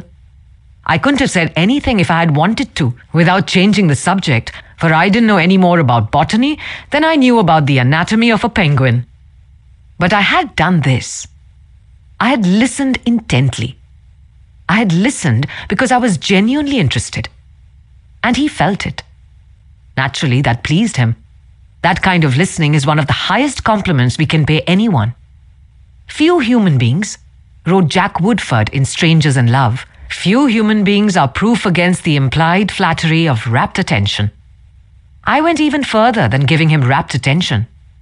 I was hearty in my approbation and lavish in my praise. I told him that I'd been immensely entertained and instructed, and I had. I told him I wished I had his knowledge, and I did. I told him that I should love to wander the fields with him, and I have. I told him I must see him again, and I did. And so I had him thinking of me as a good conversationalist, when, in reality, I had been merely a good listener and had encouraged him to talk. What is the secret, the mystery of a successful business interview? Well, according to former Harvard President Charles W. Eliot, there is no mystery about successful business intercourse. Exclusive attention to the person who is speaking to you is very important. Nothing else is so flattering as that. Eliot himself was a past master of the art of listening. Henry James, one of America's first great novelists, recalled, Dr. Eliot's listening was not mere silence, but a form of activity. Sitting very erect on the end of his spine, with hands joined in his lap, making no movement except that he revolved his thumbs around each other, faster or slower, he faced his interlocutor and seemed to be hearing with his eyes as well as his ears. He listened with his mind and attentively considered what you had to say while you said it. At the end of an interview, the person who had talked to him felt that he had had his say. Self-evident, isn't it? You don't have to study for 4 years in Harvard to discover that. Yet, I know, and you know, department store owners who will rent expensive space, buy their goods economically, dress their windows appealingly, spend thousands of dollars in advertising, and then hire clerks who haven't the sense to be good listeners. Clerks who interrupt customers, contradict them, irritate them, and all but drive them from the store. a department store in Chicago almost lost a regular customer who spent several $1,000s each year in that store because a sales clerk wouldn't listen. Mrs. Henrietta Douglas, who took our course in Chicago, had purchased a coat at a special sale. After she had brought it home, she noticed that there was a tear in the lining. She came back the next day and asked the sales clerk to exchange it. The clerk refused even to listen to her complaint. "You bought this at a special sale," she said. She pointed to a sign on the wall. "Read that," she exclaimed. "All sales are final. Once you bought it, you have to keep it. Sew up the lining yourself." "But this was damaged merchandise," Mrs. Douglas explained. "Makes no difference," the clerk interrupted. "Final's final." Mrs. Douglas was about to walk out indignantly, swearing never to return to that store ever, when she was greeted by the department manager, who knew her from her many years of patronage. Mrs. Douglas told her what had happened. The manager listened attentively to the whole story, examined the coat, and then said, "Special sales are final, so we can dispose of merchandise at the end of the season. But this no-return policy does not apply to damaged goods. We will certainly repair or replace the lining, or if you prefer, give you your money back." What a difference in treatment. If that manager had not come along and listened to the customer, a long-term patron of that store could have been lost forever. Listening is just as important in one's home life as in the world of business. Millie Esposito of Croton-on-Hudson, New York, made it her business to listen carefully when one of her children wanted to speak with her. One evening, she was sitting in the kitchen with her son, Robert, and after a brief discussion of something that was on his mind, Robert said, "Mom, I know that you love me very much." Mrs. Esposito was touched and said, "Of course I love you very much. Did you doubt it?" Robert responded, "No, but I really know you love me because whenever I want to talk to you about something, you stop whatever you are doing and listen to me." The chronic kicker, even the most violent critic, will frequently soften and be subdued in the presence of a patient, sympathetic listener. A listener who will be silent while the irate fault finder dilates like a king cobra and spews the poison out of his system. To illustrate, the New York Telephone Company discovered a few years ago that it had to deal with one of the most vicious customers who ever cursed a customer service representative. And he did curse. He raved. He threatened to tear the phone out by its roots. He refused to pay certain charges that he declared were false. He wrote letters to the newspapers. He filed innumerable complaints with the Public Service Commission, and he started several suits against the telephone company. At last, one of the company's most skillful troubleshooters was sent to interview this stormy petrel. This troubleshooter listened and let the cantankerous customer enjoy himself pouring out his tirade. The telephone representative listened and said yes and sympathized with his grievance. He raved on, and I listened for nearly 3 hours, the troubleshooter said as he related his experiences before one of the author's classes. Then I went back and listened some more. I interviewed him 4 times, and before the 4th visit was over, I had become a charter member of an organization he was starting. He called it the Telephone Subscribers Protective Association. I'm still a member of this organization, and, so far as I know, I'm the only member in the world today besides Mr. Dash. I listened and sympathized with him on every point that he made during these interviews. He had never had a telephone representative talk with him that way before. And he became almost friendly. The point on which I went to see him was not even mentioned on the first visit, nor was it mentioned on the 2nd or 3rd. But upon the 4th interview, I closed the case completely. He paid all his bills in full, and for the first time in the history of his difficulties with the telephone company, he voluntarily withdrew his complaints from the Public Service Commission. Doubtless, Mr. Dash had considered himself a holy crusader, defending the public rights against callous exploitation. But in reality, what he had really wanted was a feeling of importance. He got this feeling of importance at first by kicking and complaining. But as soon as he got his feeling of importance from a representative of the company, his imagined grievances vanished into thin air. One morning years ago, an angry customer stormed into the office of Julian F. Detmer, founder of the Detmer Woolen Company, which later became the world's largest distributor of woolens to the tailoring trade. This man owed us a small amount of money, Mr. Detmer explained to me. The customer denied it, but we knew he was wrong.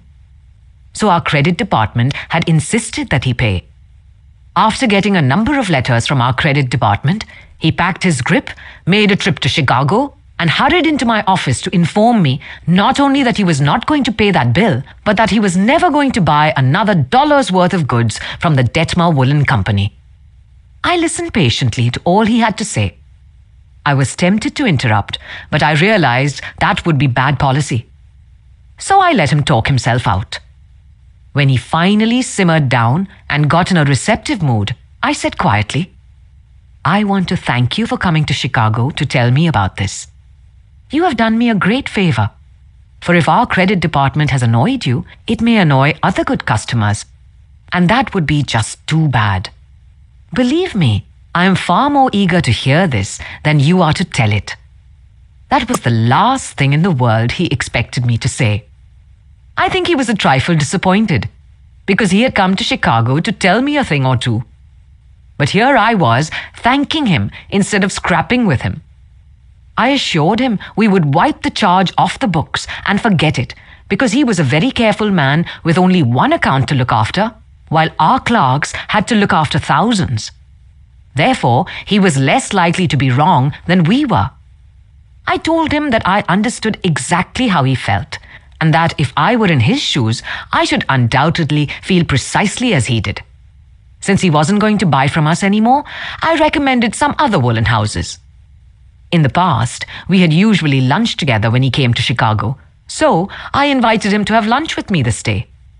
He accepted reluctantly, but when we came back to the office, he placed a larger order than ever before. He returned home in a softened mood and, wanting to be just as fair with us as we had been with him, looked over his bills, found one that had been mislaid, and sent us a check with his apologies. Later, when his wife presented him with a baby boy, he gave his son the middle name of Detmer. And he remained a friend and customer of the house until his death 22 years afterwards. Years ago, a poor Dutch immigrant boy washed the windows of a bakery shop after school to help support his family. His people were so poor that in addition, he used to go out in the street with a basket every day and collect stray bits of coal that had fallen in the gutter where the coal wagons had delivered fuel. That boy, Edward Bock, never got more than 6 years of schooling in his life. Yet, eventually, he made himself one of the most successful magazine editors in the history of American journalism. How did he do it? That is a long story. But how he got his start can be told briefly. He got his start by using the principles advocated in this chapter. He left school when he was 13 and became an office boy for Western Union. But he didn't for one moment give up the idea of an education. Instead, he started to educate himself. He saved his car fares and went without lunch until he had enough money to buy an encyclopedia of American biography. And then he did an unheard of thing. He read the lives of famous people and wrote them asking for additional information about their childhoods. He was a good listener. He asked famous people to tell him more about themselves. He wrote General James A. Garfield, who was then running for president, and asked if it was true that he was once a tow boy on a canal. And Garfield replied. He wrote General Grant, asking about a certain battle. And Grant drew a map for him and invited this 14-year-old boy to dinner and spent the evening talking to him. Soon, our Western Union messenger boy was corresponding with many of the most famous people in the nation. Ralph Waldo Emerson, Oliver Wendell Holmes, Longfellow, Mrs. Abraham Lincoln, Louisa May Alcott, General Sherman, and Jefferson Davis. Not only did he correspond with these distinguished people, But as soon as he got a vacation, he visited many of them as a welcome guest in their homes. This experience imbued him with a confidence that was invaluable. These men and women fired him with a vision and ambition that shaped his life. And all this, let me repeat, was made possible solely by the application of the principles we are discussing here. Isaac F. Marcuson, a journalist who interviewed hundreds of celebrities, declared that many people fail to make a favorable impression because they don't listen attentively. They have been so much concerned with what they are going to say next that they do not keep their ears open. Very important people have told me that they prefer good listeners to good talkers. But the ability to listen seems rarer than almost any other good trait. And not only important personages crave a good listener, but ordinary folk do too. As the Reader's Digest once said, many persons call a doctor when all they want is an audience. During the darkest hours of the Civil War, Lincoln wrote to an old friend in Springfield, Illinois, asking him to come to Washington. Lincoln said he had some problems he wanted to discuss with him. The old neighbor called at the White House, and Lincoln talked to him for hours about the advisability of issuing a proclamation freeing the slaves. Lincoln went over all the arguments for and against such a move, and then read letters and newspaper articles, some denouncing him for not freeing the slaves, and others denouncing him for fear he was going to free them. After talking for hours, Lincoln shook hands with his old neighbor, said goodnight, and sent him back to Illinois without even asking for his opinion. Lincoln had done all the talking himself. That seemed to clarify his mind. He seemed to feel easier after that talk, the old friend said. Lincoln hadn't wanted advice. He had wanted merely a friendly, sympathetic listener, to whom he could unburden himself. That's what we all want when we are in trouble. That is frequently all the irritated customer wants, and the dissatisfied employee, or the hurt friend. One of the great listeners of modern times was Sigmund Freud. A man who met Freud described his manner of listening. It struck me so forcibly that I shall never forget him. He had qualities which I had never seen in any other man. Never had I seen such concentrated attention. There was none of that piercing, soul-penetrating gaze business. His eyes were mild and genial. His voice was low and kind. His gestures were few, but the attention he gave me, his appreciation of what I said, even when I said it badly, was extraordinary. You've no idea what it meant to be listened to like that. If you want to know how to make people shun you and laugh at you behind your back and even despise you, here is the recipe. Never listen to anyone for long. Talk incessantly about yourself. If you have an idea while the other person is talking, don't wait for him or her to finish. Bust right in and interrupt in the middle of a sentence. Do you know people like that? I do, unfortunately. And the astonishing part of it is that some of them are prominent. Bores. That is all they are. Bores intoxicated with their own egos, drunk with a sense of their own importance. People who talk only of themselves, think only of themselves. And those people who think only of themselves, Dr. Nicholas Murray Butler, longtime president of Columbia University, said, are hopelessly uneducated. They are not educated, said Dr. Butler, no matter how instructed they may be. So, if you aspire to be a good conversationalist, be an attentive listener. To be interesting, be interested. Ask questions that other persons will enjoy answering. Encourage them to talk about themselves and their accomplishments. Remember that the people you are talking to are 100 times more interested in themselves and their wants and problems than they are in you and your problems. A person's toothache means more to that person than a famine in China which kills 1 million people. A boil on one's neck interests one more than 40 earthquakes in Africa. Think of that the next time you start a conversation. Rule 7. Be a good listener. You must not ever stop being whimsical, and you must not ever give anyone else the responsibility for your life. Mary Oliver. Feeling sorry for yourself and your present condition is not only a waste of energy, but the worst habit you could possibly have. Dale Carnegie. 8. How to interest people. Everyone who was ever a guest of Theodore Roosevelt was astonished at the range and diversity of his knowledge. Whether his visitor was a cowboy or a rough rider, a New York politician or a diplomat, Roosevelt knew what to say. And how was it done?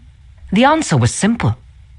Whenever Roosevelt expected a visitor, he sat up late the night before, reading up on the subject in which he knew his guest was particularly interested. For Roosevelt knew, as all leaders know, that the royal road to a person's heart is to talk about the things he or she treasures most.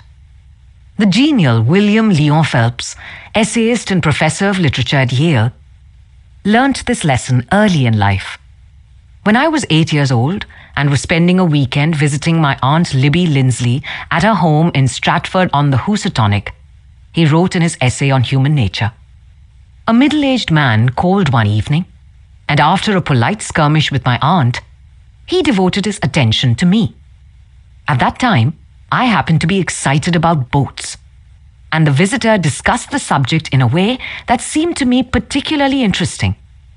After he left, I spoke of him with enthusiasm. What a man! My aunt informed me he was a New York lawyer, that he cared nothing whatever about boats, that he took not the slightest interest in the subject. But why then did he talk all the time about boats? Because he is a gentleman. He saw you were interested in boats, and he talked about the things he knew would interest and please you. He made himself agreeable. And William Lyon Phelps added, I never forgot my aunt's remark. As I write this chapter, I have before me a letter from Edward L. Chalif, who was active in Boy Scout work. One day I found I needed a favor, wrote Mr. Chalif. A big Scout jamboree was coming off in Europe, and I wanted the president of one of the largest corporations in America to pay the expenses of one of my boys for the trip. Fortunately, just before I went to see this man, I heard that he had drawn a check for $1 million and that after it was cancelled, he had had it framed. So the first thing I did when I entered his office was to ask to see the check. A check for $1 million? I told him I never knew that anybody had ever written such a check, and that I wanted to tell my boys that I had actually seen a check for $1 million. He gladly showed it to me, and I admired it and asked him to tell me all about how it happened to be drawn. You notice, don't you, that Mr. Chalif didn't begin by talking about the Boy Scouts or the Jamboree in Europe or what it was he wanted? He talked in terms of what interested the other man. Here's the result. Presently, the man I was interviewing said, "Oh, by the way, what was it you wanted to see me about?"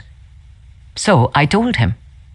To my vast surprise, Mr. Chalif continues, he not only granted immediately to what I asked for, but much more. I had asked him to send only one boy to Europe, but he sent 5 boys and myself, gave me a letter of credit for $1,000, and told us to stay in Europe for 7 weeks. He also gave me letters of introduction to his branch presidents, putting them at our service. And he himself met us in Paris and showed us the town. Since then, he has given jobs to some of the boys whose parents were in want, and he is still active in our group. Yet I know, if I hadn't found out what he was interested in and got him warmed up first, I wouldn't have found him 1/10 as easy to approach. Is this a valuable technique to use in business? Is it? Let's see. Take Henry J. Duvernoy of Duvernoy & Sons, a wholesale baking firm in New York. Mr. Duvernoy had been trying to sell bread to a certain New York hotel. He had called on the manager every week for 4 years. He went to the same social affairs the manager attended. He even took rooms in the hotel and lived there in order to get the business. But he failed. Then, said Mr. Duvernoy, After studying human relations, I resolved to change my tactics. I decided to find out what interested this man, what caught his enthusiasm. I discovered he belonged to a society of hotel executives called the Hotel Greeters of America.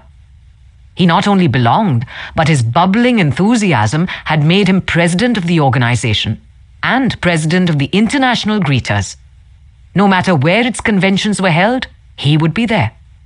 So, when I saw him the next day, I began talking about the greeters. What a response I got! What a response! He talked to me for half an hour about the greeters, his tones vibrant with enthusiasm. I could plainly see that this society was not only his hobby, it was the passion of his life. Before I left his office, he had sold me a membership in his organization. In the meantime, I had said nothing about bread. But a few days later, the steward of his hotel phoned me to come over with samples and prices. "I don't know what you did to the old boy," the steward greeted me, "but he sure is sold on you." Think of it. I had been drumming at that man for 4 years, trying to get his business, and I'd still be drumming at him if I hadn't finally taken the trouble to find out what he was interested in and what he enjoyed talking about. Edward E. Harriman of Hagerstown, Maryland, chose to live in the beautiful Cumberland Valley of Maryland after he completed his military service. Unfortunately, at that time, there were few jobs available in the area. A little research uncovered the fact that a number of companies in the area were either owned or controlled by an unusual business maverick, R.J. Funkhauser, whose rise from poverty to riches intrigued Mr. Harriman. However, he was known for being inaccessible to job seekers. Mr. Harriman wrote, "I interviewed a number of people and found that his major interest was anchored in his drive for power and money. Since he protected himself from people like me by use of a dedicated and stern secretary, I studied her interests and goals, and only then I paid an unannounced visit at her office. She had been Mr. Funkhauser's orbiting satellite for about 15 years. When I told her I had a proposition for him, which might translate itself into financial and political success for him, she became enthused. I also conversed with her about her constructive participation in his success. After this conversation, she arranged for me to meet Mr. Funkhauser. I entered his huge and impressive office, determined not to ask directly for a job. He was seated behind a large carved desk and thundered at me. "How about it, young man?" I said, "Mr. Funkhauser, I believe I can make money for you." He immediately rose and invited me to sit in one of the large upholstered chairs. I enumerated my ideas and the qualifications I had to realize these ideas, as well as how they would contribute to his personal success and that of his business. RJ, as he became known to me, hired me at once, and for over 20 years, I have grown in his enterprises, and we both have prospered. Talking in terms of the other person's interests pays off for both parties. Howard Z. Herzig, a leader in the field of employee communications, has always followed this principle. When asked what reward he got from it, Mr. Herzig responded that he not only received a different reward from each person, but that, in general, the reward had been an enlargement of his life each time he spoke to someone. Rule 8. Talk in relation to the other person's interests. When we give cheerfully and accept gratefully, everyone is blessed. Maya Angelou. 9. How to make people like you instantly. I was waiting in line to register a letter in the post office at 33rd Street and 8th Avenue in New York. I noticed that the clerk appeared to be bored with the job. Weighing envelopes, handing out stamps, making change, issuing receipts. The same monotonous grind year after year. So I said to myself, I am going to try to make that clerk like me. Obviously, to make him like me, I must say something nice, not about myself, but about him. So I asked myself, What is there about him that I can honestly admire? That is sometimes a hard question to answer, especially with strangers. But in this case, it happened to be easy. I instantly saw something I admired no end. So while he was weighing my envelope, I remarked with enthusiasm, "I certainly wish I had your head of hair." He looked up, half startled, his face beaming with smiles. "Well, it isn't as good as it used to be," he said modestly. I assured him that although it might have lost some of its pristine glory, nevertheless it was still magnificent. He was immensely pleased. We carried on a pleasant little conversation, and the last thing he said to me was, "Many people have admired my hair. I'll bet that person went out to lunch that day walking on air. I'll bet he went home that night and told his wife about it. I bet he looked in the mirror and said, 'It is a beautiful head of hair.'" I told this story once in public, and a man asked me afterwards, "What did you want to get out of him?" What was I trying to get out of him? What was I trying to get out of him? If we are so contemptibly selfish that we can't radiate a little happiness and pass on a bit of honest appreciation without trying to get something out of the other person in return, if our souls are no bigger than sour crab apples, we shall meet with the failure we so richly deserve. Oh yes, I did want something out of that chap. I wanted something priceless, and I got it. I got the feeling that I had done something for him, without his being able to do anything whatever in return for me. That is a feeling that flows and sings in your memory lung after the incident is past. There is one all-important law of human conduct. If we obey that law, we shall almost never get into trouble. In fact, that law, if obeyed, will bring us countless friends and constant happiness. But the very instant we break the law, we shall get into endless trouble. The law is this: always make the other person feel important. John Dewey, as we have already noted, said that the desire to be important is the deepest urge in human nature. And William James said, "The deepest principle in human nature is the craving to be appreciated." As I've already pointed out, it is this urge that differentiates us from the animals. It is this urge that has been responsible for civilization itself. Philosophers have been speculating on the rules of human relationships for thousands of years. And out of all that speculation, there has evolved only one important precept. It is not new. It is as old as history. Zoroaster taught it to his followers in Persia 2,500 years ago. Confucius preached it in China 24 centuries ago. Lao Tzu, the founder of Taoism, taught it to his disciples in the valley of the Han. Buddha preached it on the banks of the holy Ganges 500 years before Christ. The sacred books of Hinduism taught it 1,000 years before that. Jesus taught it among the stony hills of Judea 19 centuries ago. Jesus summed it up in one thought. Probably the most important rule in the world. Do unto others as you would have others do unto you. You want the approval of those with whom you come in contact. You want recognition of your true worth. You want a feeling that you are important in your little world. You don't want to listen to cheap, insincere flattery, but you do crave sincere appreciation. You want your friends and associates to be, as Charles Schwab put it, hearty in their approbation and lavish in their praise. All of us want that. So let's obey the golden rule and give unto others what we would have others give unto us. How? When? Where? The answer is all the time, everywhere. David G. Smith of Eau Claire, Wisconsin, told one of our classes how he handled a delicate situation when he was asked to take charge of the refreshment booth at a charity concert. The night of the concert, I arrived at the park and found two elderly ladies in a very bad humor standing next to the refreshment stand. Apparently, each thought that she was in charge of this project. As I stood there pondering what to do, One of the members of the sponsoring committee appeared and handed me a cash box and thanked me for taking over the project. She introduced Rose and Jane as my helpers and then ran off. A great silence ensued.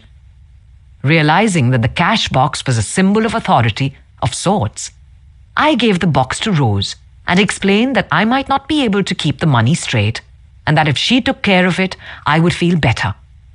I then suggested to Jane that she showed 2 teenagers who had been assigned to refreshments how to operate the soda machine, and I asked her to be responsible for that part of the project.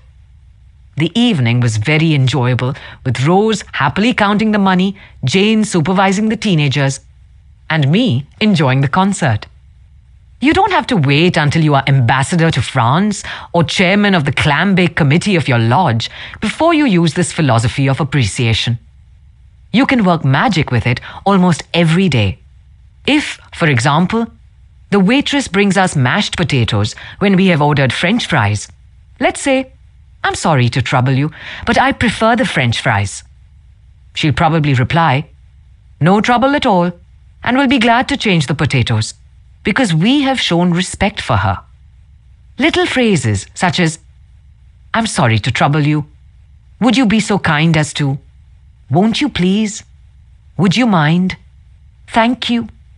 Little courtesies like these oil the cogs of the monotonous grind of everyday life. And, incidentally, they are the hallmark of good breeding. Let's take another illustration. Hal Caine's novels, The Christian, The Deemster, The Manxman among them, were all bestsellers in the early part of this century. Millions of people read his novels, countless millions. He was the son of a blacksmith. He never had more than 8 years of schooling in his life. Yet, when he died, he was the richest literary man of his time. The story goes like this. Hal Caine loved sonnets and ballads, so he devoured all of Dante Gabriel Rossetti's poetry. He even wrote a lecture chanting the praises of Rossetti's artistic achievement, and sent a copy to Rossetti himself. Rossetti was delighted. "Any young man who has such an exalted opinion of my ability," Rossetti probably said to himself, "must be brilliant." So Rossetti invited this blacksmith's son to come to London and act as his secretary. That was the turning point in Hal Caine's life, for in his new position, he met the literary artists of the day. Profiting by their advice and inspired by their encouragement, he launched upon a career that emblazoned his name across the sky. His home, Greeba Castle on the Isle of Man, became a mecca for tourists from the far corners of the world. And he left a multi-million-dollar estate. Yet, who knows? He might have died poor and unknown had he not written an essay expressing his admiration for a famous man. Such is the power, the stupendous power, of sincere, heartfelt appreciation. Rossetti considered himself important. That is not strange. Almost everyone considers himself important, very important. The life of many a person could probably be changed if only someone would make him feel important. Ronald J. Rowland, who is one of the instructors of our course in California, is also a teacher of arts and crafts. He wrote to us about a student named Chris in his beginning crafts class. Chris was a very quiet, shy boy, lacking in self-confidence, the kind of student that often does not receive the attention he deserves. I also teach an advanced class that had grown to be somewhat of a status symbol, and a privilege for a student to have earned the right to be in it. On Wednesday, Chris was diligently working at his desk. I really felt there was a hidden fire deep inside him. I asked Chris if he would like to be in the advanced class. How I wish I could express the look in Chris's face, the emotions in that shy 14-year-old boy trying to hold back his tears. Who, me, Mr. Rowland? Am I good enough? Yes, Chris, you are good enough. I had to leave at that point because tears were coming to my eyes. As Chris walked out of class that day, seemingly 2 inches taller, he looked at me with bright blue eyes and said in a positive voice, Thank you, Mr. Rowland.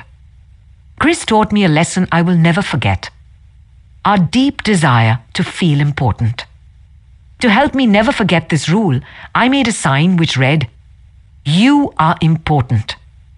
This sign hangs in the front of the classroom for all to see, and to remind me that each student I face is equally important. The unvarnished truth is that almost all the people you meet feel themselves superior to you in some way, and a sure way to their hearts is to let them realize, in some subtle way, that you recognize their importance and recognize it sincerely. Remember what Emerson said, "Every man I meet is my superior in some way. In that, I learn of him." And the pathetic part of it is that frequently those who have the least justification for a feeling of achievement bolster up their egos by a show of tumult and conceit, which is truly nauseating. As Shakespeare put it, "Man, proud man, dressed in a little brief authority, plays such fantastic tricks before high heaven as make the angels weep." I am going to tell you how business people in my courses have applied these principles with remarkable results. Let's take the case of a Connecticut attorney. Because of his relatives, he prefers not to have his name mentioned. Shortly after joining the course, Mr. R. drove to Long Island with his wife to visit some of her relatives. She left him to chat with an old aunt of hers, and then rushed off by herself to visit some of the younger relatives.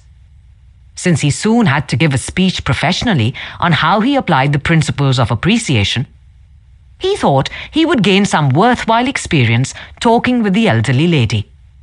So he looked around the house to see what he could honestly admire. "This house was built about 1890, wasn't it?" he inquired. "Yes," she replied, "that is precisely the year it was built." "It reminds me of the house I was born in," he said. "It's beautiful, well built, roomy. You know, they don't build houses like this anymore." "You're right," the old lady agreed. "The young folks nowadays don't care for beautiful homes. All they want is a small apartment, and then they go off gadding about in their automobiles." "This is a dream house," she said in a voice vibrating with tender memories. "This house was built with love. My husband and I dreamed about it for years before we built it. We didn't have an architect. We planned it all ourselves." She showed Mr. R. about the house, and he expressed his hearty admiration for the beautiful treasures she had picked up in her travels and cherished over a lifetime. Paisley shawls, an old English tea set, Wedgwood china, French beds and chairs, Italian paintings, and silk draperies that had once hung in a French chateau. After showing Mr. R. through the house, she took him out to the garage. There, jacked up on blocks, was a Packard car in mint condition. "My husband bought that car for me shortly before he passed on," she said softly. "I have never ridden in it since his death. You appreciate nice things, and I'm going to give this car to you." "Why, Auntie," he said, "you overwhelm me. I appreciate your generosity, of course, but I couldn't possibly accept it.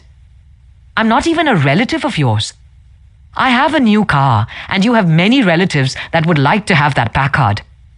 "Relatives?" she exclaimed. "Yes, I have relatives who are just waiting till I die so they can get that car, but they are not going to get it. If you don't want to give it to them, you can very easily sell it to a second-hand dealer," he told her. "Sell it?" she cried. "Do you think I would sell this car? Do you think I could stand to see strangers riding up and down the street in that car? That car that my husband bought for me? I wouldn't dream of selling it. I'm going to give it to you. You appreciate beautiful things." He tried to get out of accepting that car, but he couldn't, without hurting her feelings. This lady, left all alone in a big house with her Paisley shawls, her French antiques, and her memories, was starving for a little recognition. She had once been young and beautiful and sought after. She had once built a house warm with love. and had collected things from all over Europe to make it beautiful. Now, in the isolated loneliness of old age, she craved a little human warmth, a little genuine appreciation. And no one gave it to her. And when she found it, like a spring in the desert, her gratitude couldn't adequately express itself with anything less than the gift of her cherished Packard. Let's take another case. Donald M. McMahon, who was superintendent of Lewis and Valentine, nurserymen and landscape architects in Rye, New York, related this incident. Shortly after I attended the talk on how to win friends and influence people, I was landscaping the estate of a famous attorney. The owner came out to give me a few instructions about where he wished to plant a mass of rhododendrons and azaleas. I said, "Judge, you have a lovely hobby. I've been admiring your beautiful dogs. I understand you win a lot of blue ribbons every year at the show in Madison Square Garden." The effect of this little expression of appreciation was striking. "Yes," the judge replied. "I do have a lot of fun with my dogs. Would you like to see my kennel?" He spent almost an hour showing me his dogs and the prizes they had won. He even brought out their pedigrees and explained about the bloodlines responsible for such beauty and intelligence. Finally, turning to me, he asked, "Do you have any small children?" "Yes, I do," I replied. "I have a son." "Well, wouldn't he like a puppy?" the judge inquired. "Oh yes, he'd be tickled pink." "All right, I'm going to give him one," the judge announced. He started to tell me how to feed the puppy. Then he paused. "You'll forget it if I tell you. I'll write it out." So the judge went in the house, typed out the pedigree and feeding instructions, and gave me a puppy worth several $100s, and 1 hour and 15 minutes of his valuable time, largely because I had expressed my honest admiration for his hobby and achievements. George Eastman, of Kodak fame, invented the transparent film that made motion pictures possible, amassed a fortune of $100 million, and made himself one of the most famous businessmen on earth. Yet, in spite of all these tremendous accomplishments, he craved little recognitions, even as you and I. To illustrate, when Eastman was building the Eastman School of Music and also Kilburn Hall in Rochester, James Adamson, then president of the Superior Seating Company of New York, wanted to get the order to supply the theater chairs for these buildings. Phoning the architect, Mr. Adamson made an appointment to see Mr. Eastman in Rochester. When Adamson arrived, the architect said, "I know you want to get this order, but I can tell you right now that you won't stand a ghost of a show if you take more than 5 minutes of George Eastman's time. He is a strict disciplinarian. He is very busy, so tell your story quickly and get out." Adamson was prepared to do just that. When he was ushered into the room, he saw Mr. Eastman bending over a pile of papers at his desk. Presently, Mr. Eastman looked up, removed his glasses, and walked towards the architect and Mr. Adamson, saying, "Good morning, gentlemen. What can I do for you?" The architect introduced them, and then Mr. Adamson said, "While we've been waiting for you, Mr. Eastman, I've been admiring your office. I wouldn't mind working in a room like this myself. I'm in the interior woodworking business, and I never saw a more beautiful office in all my life." George Eastman replied, "You remind me of something I had almost forgotten. It is beautiful, isn't it? I enjoyed it a great deal when it was first built. But I come down here now with a lot of other things on my mind, and sometimes don't even see the room for weeks at a time." Adamson walked over and rubbed his hands across a panel. "This is English oak, isn't it? A little different texture from Italian oak." "Yes," Eastman replied, "imported English oak. It was selected for me by a friend who specializes in fine woods." Then Eastman showed him about the room, commenting on the proportions, the coloring, the hand carving, and other effects he had helped to plan and execute. While drifting about the room, admiring the woodwork, they paused before a window, and George Eastman, in his modest, soft-spoken way, pointed out some of the institutions through which he was trying to help humanity. The University of Rochester, the General Hospital, the Homeopathic Hospital, the Friendly Home, the Children's Home. Mr. Adamson congratulated him warmly on the idealistic way he was using his wealth to alleviate the sufferings of humanity. Presently, George Eastman unlocked a glass case and pulled out the first camera he had ever owned, an invention he had bought from an Englishman. Adamson questioned him at length about his early struggles to get started in business, and Mr. Eastman spoke with real feeling about the poverty of his childhood, telling how his widowed mother had kept a boarding house while he clerked in an insurance office. The terror of poverty haunted him day and night, and he resolved to make enough money so that his mother wouldn't have to work. Mr. Adamson drew him out with further questions and listened absorbed while he related the story of his experiments with dry photographic plates. He told how he had worked in an office all day and sometimes experimented all night, taking only brief naps while the chemicals were working, sometimes working and sleeping in his clothes for 72 hours at a stretch. James Adamson had been ushered into Eastman's office at 10:15 and had been warned that he must not take more than 5 minutes. But an hour had passed, then 2 hours passed, and they were still talking.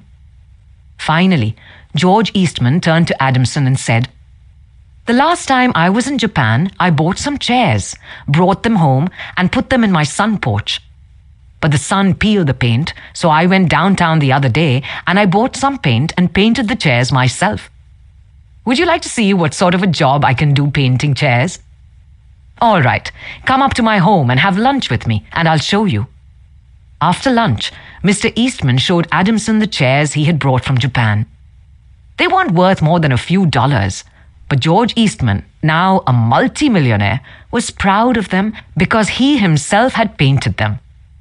The order for the seats amounted to $90,000.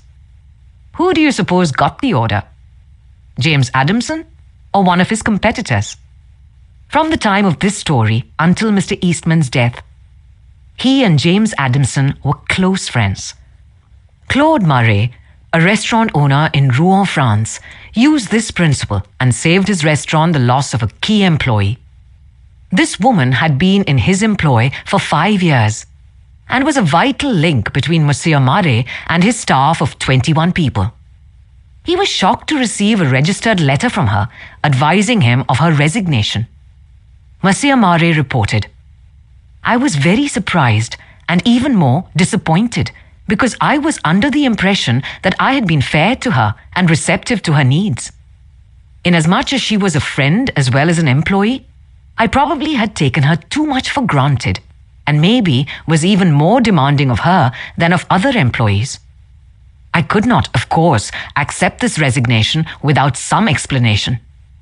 I took her aside and said, 'Paulette, you must understand that I cannot accept your resignation. You mean a great deal to me and to this company, and you are as important to the success of this restaurant as I am.' I repeated this in front of the entire staff, and I invited her to my home and reiterated my confidence in her with my family present. Paulette withdrew her resignation, and today I can rely on her as never before. I frequently reinforce this by expressing my appreciation for what she does and showing her how important she is to me and to the restaurant. Talk to people about themselves," said Disraeli, one of the shrewdest men who ever ruled the British Empire. Talk to people about themselves and they will listen for hours. Rule 9. Make the other person feel important. In the end, those who demean others only disrespect themselves. D.B. Harrop. First ask yourself, what is the worst that can happen? Then prepare to accept it. Then proceed to improve on the worst. Dale Carnegie. Part 3. 10. You can't win an argument. Shortly after the close of World War I learned an invaluable lesson one night in London. I was manager at the time for Sir Ross Smith. During the war, Sir Ross had been the Australian ace out in Palestine. And shortly after peace was declared, he astonished the world by flying halfway around it in 30 days. No such feat had ever been attempted before. It created a tremendous sensation. The Australian government awarded him $50,000. The King of England knighted him, and for a while, he was the most talked about man under the Union Jack. I was attending a banquet one night given in Sir Ross's honour, and during the dinner, the man sitting next to me told a humorous story which hinged on the quotation. There's a divinity that shapes our ends. Rough hew them how you will. The raconteur mentioned that the quotation was from the Bible. He was wrong. I knew that. I knew it positively. There couldn't be the slightest doubt about it. And so, to get a feeling of importance and display my superiority, I appointed myself as an unsolicited and unwelcome committee of one to correct him. He stuck to his guns. What? From Shakespeare? Impossible. Absurd. That quotation was from the Bible, and he knew it. The storyteller was sitting on my right, and Frank Gammond, an old friend of mine, was seated at my left. Mr. Gammond had devoted years to the study of Shakespeare, so the storyteller and I agreed to submit the question to Mr. Gammond. Mr. Gammond listened, kicked me under the table, and then said, "Dale, you are wrong. The gentleman is right. It is from the Bible." On our way home that night, I said to Mr. Gammond, "Frank, you knew that quotation was from Shakespeare." "Yes, of course," he replied. "Hamlet, Act 5, Scene 2. But we were guests at a festive occasion, my dear Dale. Why prove to a man he is wrong? Is that going to make him like you? Why not let him save his face? He didn't ask for your opinion. He didn't want it. Why argue with him? Always avoid the acute angle." The man who said that taught me a lesson I'll never forget. I not only had made the storyteller uncomfortable, but had put my friend in an embarrassing situation. How much better it would have been had I not become argumentative. It was a sorely needed lesson, because I had been an inveterate arguer. During my youth, I had argued with my brother about everything under the Milky Way. When I went to college, I studied logic and argumentation, and went in for debating contests. Talk about being from Missouri. I was born there. I had to be shown. Later, I taught debating and argumentation in New York. And once, I'm ashamed to admit, I planned to write a book on the subject. Since then, I have listened to, engaged in, and watched the effect of thousands of arguments. As a result of all this, I have come to the conclusion that there is only one way under high heaven to get the best of an argument, and that is to avoid it. Avoid it as you would avoid rattlesnakes and earthquakes. 9 times out of 10, an argument ends with each of the contestants more firmly convinced than ever that he is absolutely right. You can't win an argument. You can't, because if you lose it, you lose it. And if you win it, you lose it. Why? Well, suppose you triumph over the other man and shoot his argument full of holes and prove that he is non compos mentis. Then what? You will feel fine. But what about him? You have made him feel inferior. You have hurt his pride. He will resent your triumph. And a man convinced against his will is of the same opinion still. Years ago, Patrick J. O'Hare joined one of my classes. He had had little education, and how he loved a scrap. He had once been a chauffeur, and he came to me because he had been trying, without much success, to sell trucks. A little questioning brought out the fact that he was continually scrapping with and antagonizing the very people he was trying to do business with. If a prospect said anything derogatory about the trucks he was selling, Pat saw red and was right at the customer's throat. Pat won a lot of arguments in those days. As he said to me afterward, I often walked out of an office saying, "I told that bird something." Sure, I had told him something. but I hadn't sold him anything. My first problem was not to teach Patrick J. O'Hare to talk. My immediate task was to train him to refrain from talking and to avoid verbal fights. Mr. O'Hare became one of the star salesmen for the White Motor Company in New York. How did he do it? Here is his story in his own words. If I walk into a buyer's office now and he says, "What? A white truck? They're no good. I wouldn't take one if you gave it to me. I'm going to buy the Who's It truck." I say, the Who's It is a good truck. If you buy the Who's It, you'll never make a mistake. The Who's Its are made by a fine company and sold by good people. He is speechless then. There is no room for an argument. If he says the Who's It is best and I say, "Sure it is," he has to stop. He can't keep on all afternoon saying it's the best when I'm agreeing with him. We then get off the subject of Who's It and I begin to talk about the good points of the white truck. There was a time when a remark like his first one would have made me see scarlet and red and orange. I would start arguing against the Who's It. And the more I argued against it, the more my prospect argued in favor of it. And the more he argued, the more he sold himself on my competitor's product.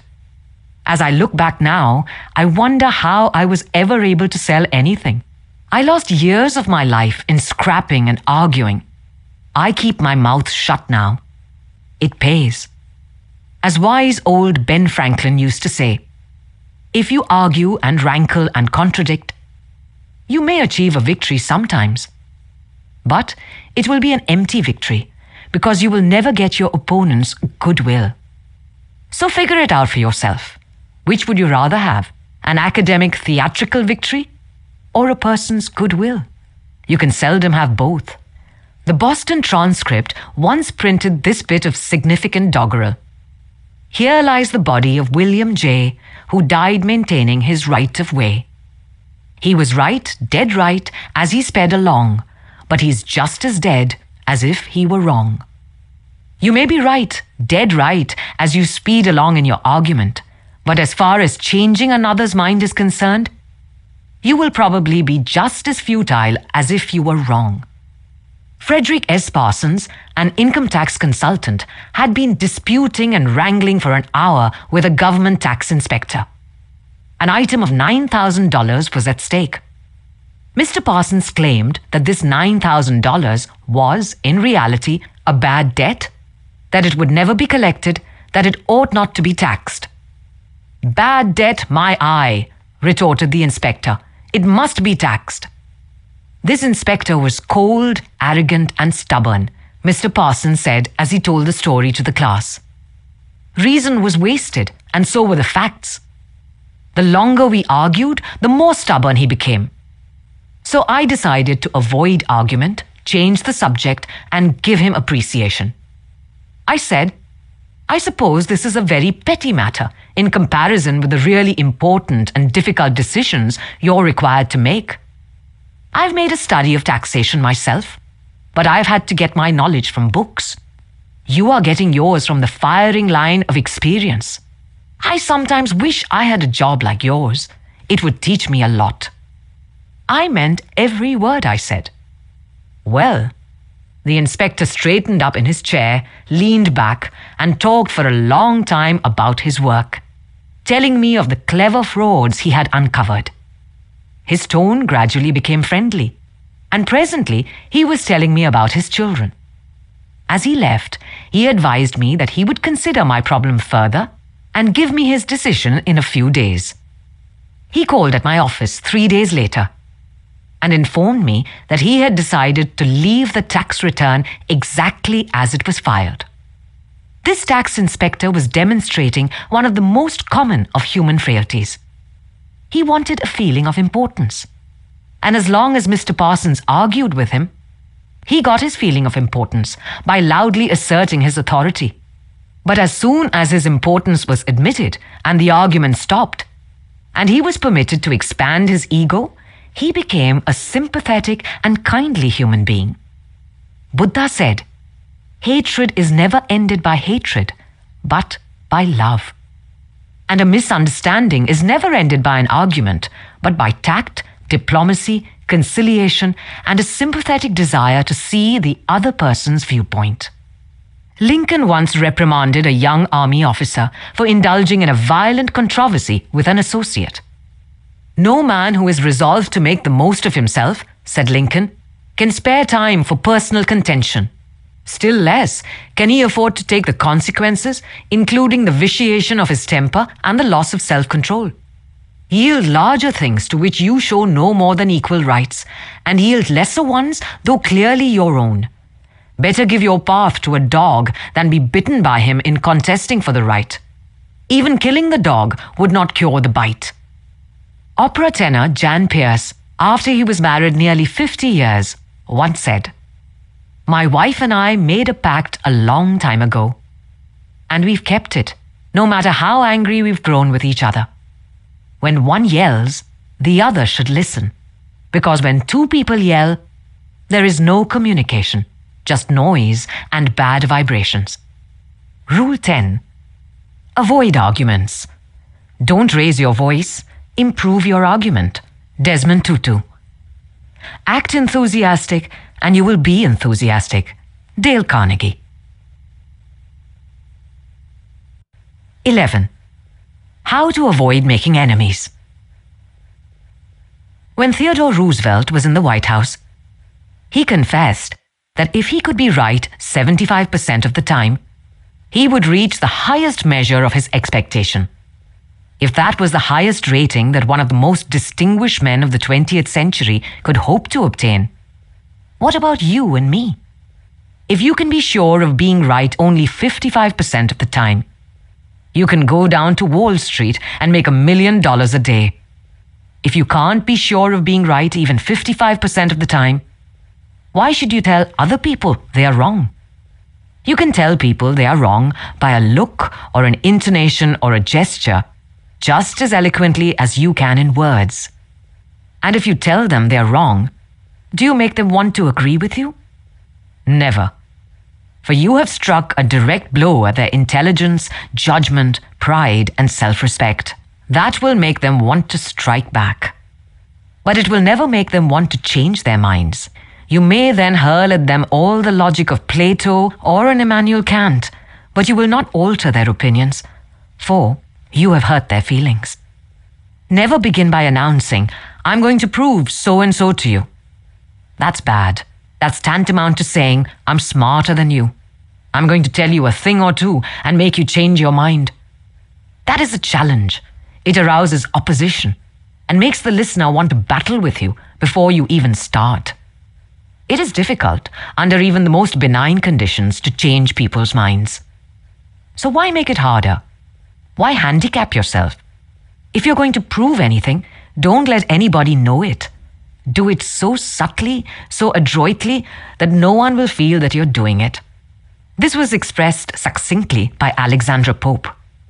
"Men must be taught as if you taught them not, and things unknown proposed as things forgot." Over 300 years ago, Galileo said, "You cannot teach a man anything. You can only help him to find it within himself." As Lord Chesterfield said to his son, "Be wiser than other people if you can, but do not tell them so." Socrates said repeatedly to his followers in Athens, "One thing only I know, and that is that I know nothing." Well, I can't hope to be any smarter than Socrates, so I've quit telling people they are wrong. And I find that it pays. If a person makes a statement that you think is wrong, yes, even that you know is wrong, isn't it better to begin by saying, "Well, now look, I thought otherwise, but I may be wrong.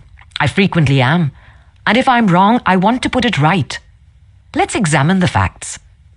There's magic, positive magic in such phrases as, "I may be wrong, I frequently am. Let's examine the facts." Nobody in the heavens above, or on the earth beneath, or in the waters under the earth will ever object to your saying, "I may be wrong. Let's examine the facts." One of our class members who used this approach in dealing with customers was Harold Reinke, a Dodge dealer in Billings, Montana. He reported that because of the pressures of the automobile business, he was often hard-boiled and callous when dealing with customers' complaints. This caused flared tempers, loss of business, and general unpleasantness.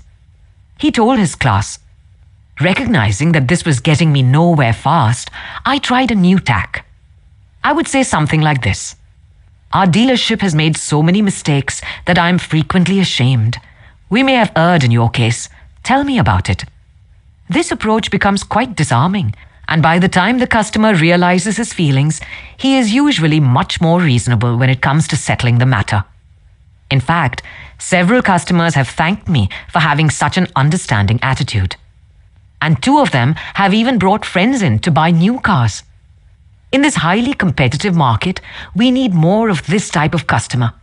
And I believe that showing respect for all customers' opinions and treating them diplomatically and courteously will help beat the competition. You will never get into trouble by admitting that you may be wrong.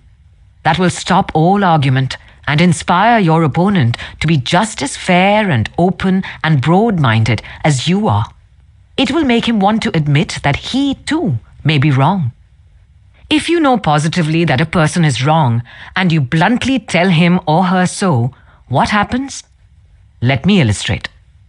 Mr. S. Dash, a young New York attorney, once argued a rather important case before the United States Supreme Court. Lustgarten versus Fleet Corporation, 280 U.S. 320.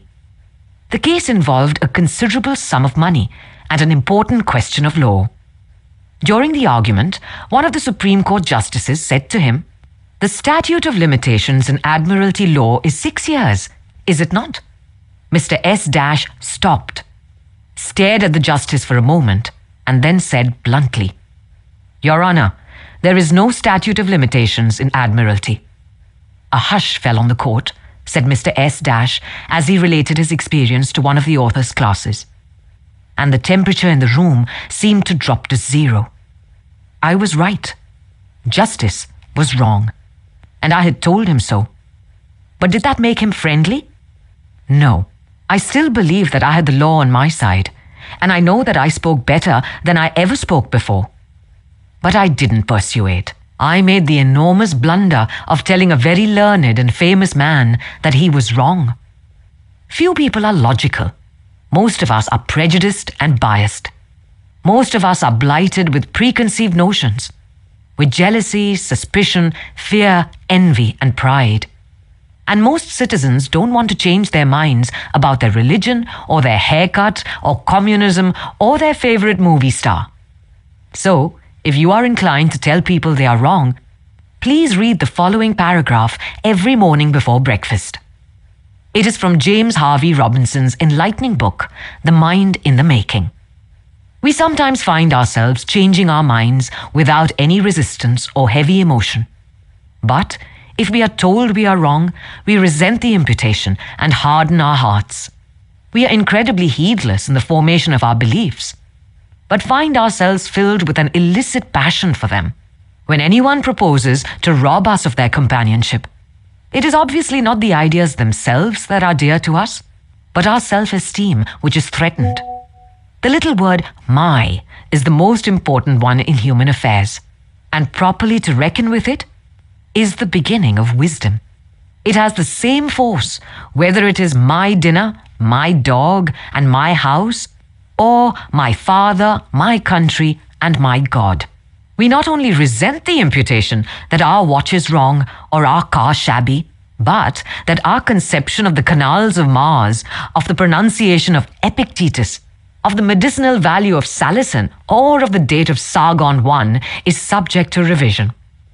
We like to continue to believe what we have been accustomed to accept as true, and the resentment aroused when doubt is cast upon any of our assumptions leads us to seek every manner of excuse for clinging to it.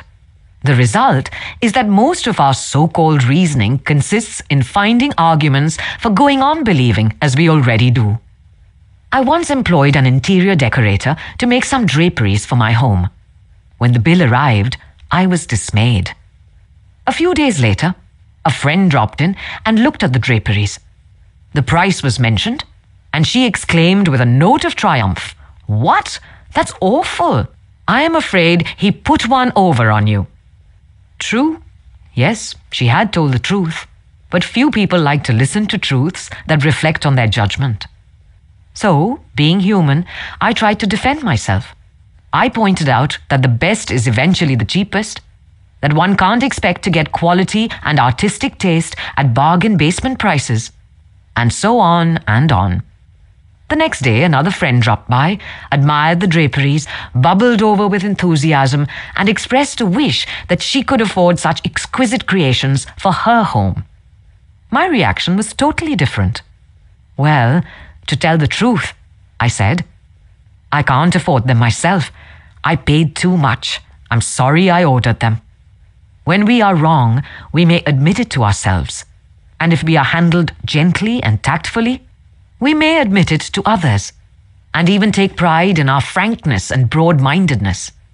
But not if someone else is trying to ram the unpalatable fact down our esophagus.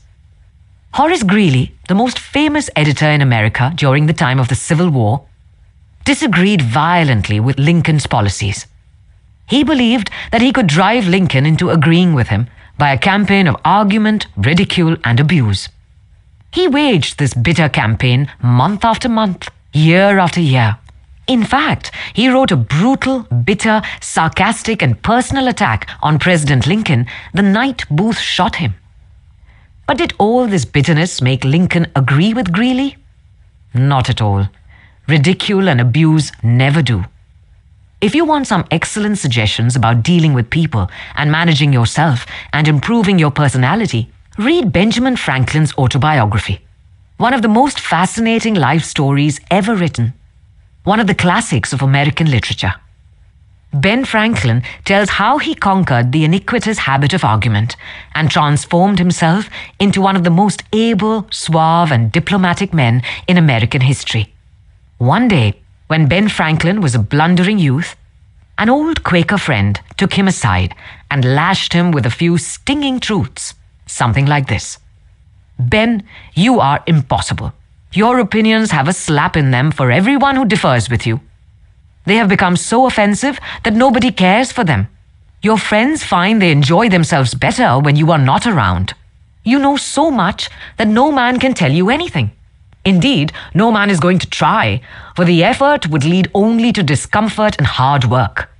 So you are not likely ever to know any more than you do now, which is very little.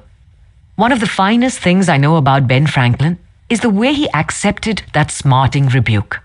He was big enough and wise enough to realize that it was true, to sense that he was headed for failure and social disaster. So he made a right-about face. He began immediately to change his insolent, opinionated ways. I made it a rule, said Franklin, to forbear all direct contradiction to the sentiment of others and all positive assertion of my own. I even forbade myself the use of every word or expression in the language that imported a fixed opinion, such as certainly, undoubtedly, etc. And I adopted, instead of them, I conceive, I apprehend, or I imagine a thing to be so, or it so appears to me at present. When another asserted something that I thought an error, I denied myself the pleasure of contradicting him abruptly and of showing immediately some absurdity in his proposition. And in answering, I began by observing that in certain cases or circumstances, his opinion would be right, but in the present case, there appeared or seemed to me some difference, etc. I soon found the advantage of this change in my manner. The conversations I engaged in went on more pleasantly. The modest way in which I proposed my opinions procured them a readier reception and less contradiction. I had less mortification when I was found to be in the wrong, and I more easily prevailed with others to give up their mistakes and join me when I happened to be in the right. And this mode, which I at first put on with some violence to natural inclinations, became at length so easy and so habitual to me that perhaps for these 50 years past, no one has ever heard a dogmatical expression escape me.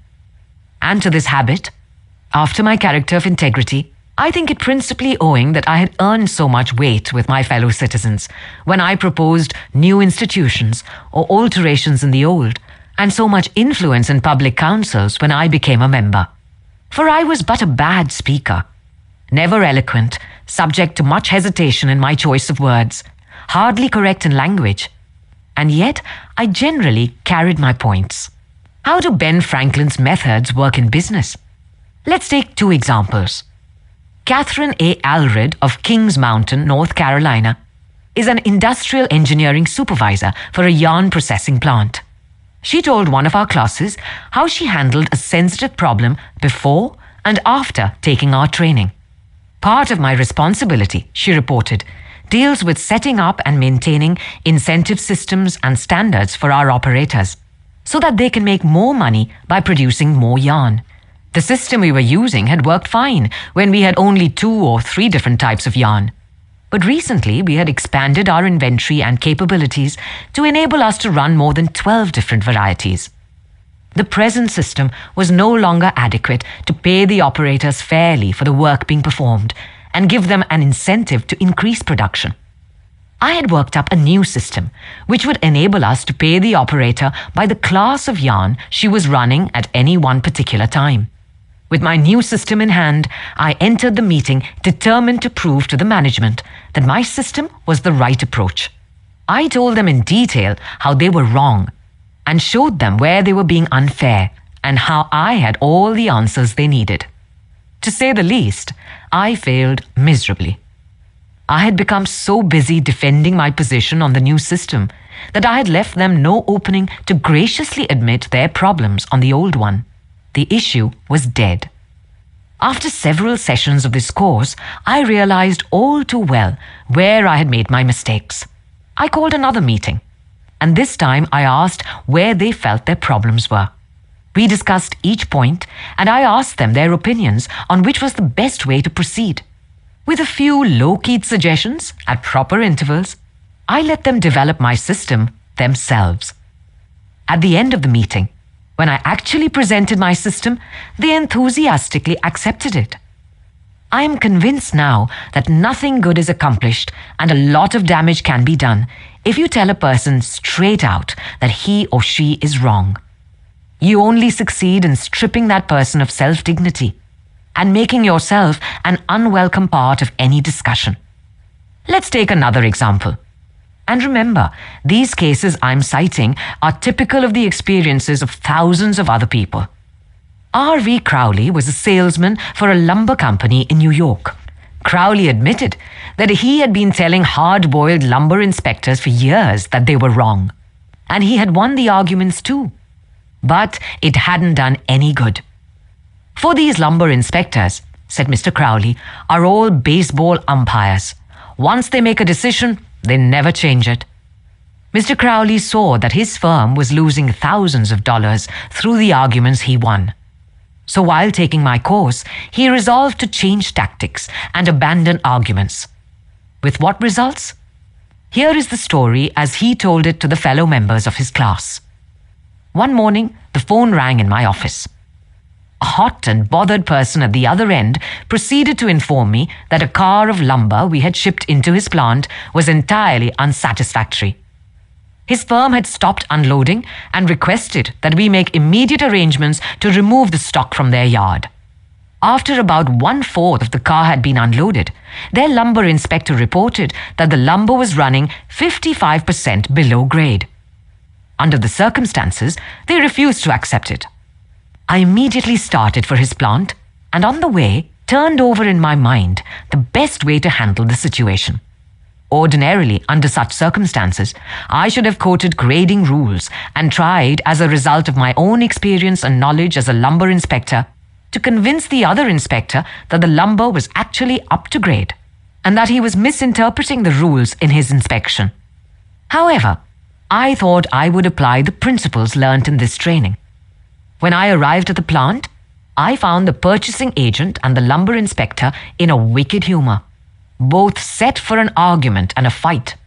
We walked out of the car that was being unloaded, and I requested that they continue to unload so that I could see how things were going. I asked the inspector to go right ahead and lay out the rejects, as he had been doing, and to put the good pieces in another pile. After watching him for a while, it began to dawn on me that his inspection actually was much too strict, and that he was misinterpreting the rules. This particular lumber was white pine, and I knew the inspector was thoroughly schooled in hardwoods, but not a competent, experienced inspector on white pine. White pine happened to be my own strong suit, but did I offer any objection to the way he was grading the lumber? None whatever. I kept on watching, and gradually began to ask questions as to why certain pieces were not satisfactory. I didn't for one instant insinuate that the inspector was wrong. I emphasized that my only reason for asking was in order that we could give his firm exactly what they wanted in future shipments. By asking questions in a very friendly, cooperative spirit, and insisting continually that they were right in laying out boards not satisfactory to their purpose, I got him warmed up, and the strained relations between us began to thaw and melt away. An occasional carefully put remark on my part gave birth to the idea in his mind that possibly some of these rejected pieces were actually within the grade that they had bought, and that their requirements demanded a more expensive grade. I was very careful, however, not to let him think I was making an issue of this point. Gradually, his whole attitude changed. He finally admitted to me that he was not experienced on white pine, and began to ask me questions about each piece as it came out of the car. I would explain why such a piece came within the grade specified, but kept on insisting that we did not want him to take it if it was unsuitable for their purpose. He finally got to the point where he felt guilty every time he put a piece in the rejected pile. And at last, he saw that the mistake was on their part for not having specified as good a grade as they needed. The ultimate outcome was that he went through the entire carload again after I left, accepted the whole lot, and we received a check in full. In that one instance alone, a little tact and the determination to refrain from telling the other man he was wrong saved my company a substantial amount of cash, and it would be hard to place a money value on the goodwill that was saved. Martin Luther King was asked how, as a pacifist, he could be an admirer of Air Force General Daniel "Chappie" James, then the nation's highest-ranking black officer. Dr. King replied, "I judge people by their own principles, not by my own." In a similar way, General Robert E. Lee once spoke to the President of the Confederacy, Jefferson Davis, in the most glowing terms about a certain officer under his command. Another officer in attendance was astonished. "General," he said, "do you not know that the man of whom you speak so highly is one of your bitterest enemies, who misses no opportunity to malign you?" "Yes," replied General Lee, "but the President asked my opinion of him. He did not ask for his opinion of me." By the way, I'm not revealing anything new in this chapter. 2,000 years ago, Jesus said, "Agree with thine adversary quickly." And 2,200 years before Christ was born, King Akhtoi of Egypt gave his son some shrewd advice that is sorely needed today. "Be diplomatic," counseled the king. "It will help you gain your point." In other words, don't argue with your customer or your spouse or your adversary. Don't tell them they are wrong. Don't get them stirred up. Use a little diplomacy. Rule 11. Never tell the other person you're wrong. Take no thought of who is right or wrong or who is better than. Be not for or against. Bruce Lee. Any fool can criticize, condemn, and complain, and most fools do. Dale Carnegie. 12. If you're wrong, admit it. Within a minute's walk of my house, there was a wild stretch of virgin timber, where the blackberry thickets foamed white in the springtime, where the squirrels nested and reared their young, and the horse weeds grew as tall as horse's head. This unspoiled woodland was called Forest Park, and it was a forest, probably not much different in appearance from what it was when Columbus discovered America. I frequently walked in this park with Rex, my little Boston bulldog.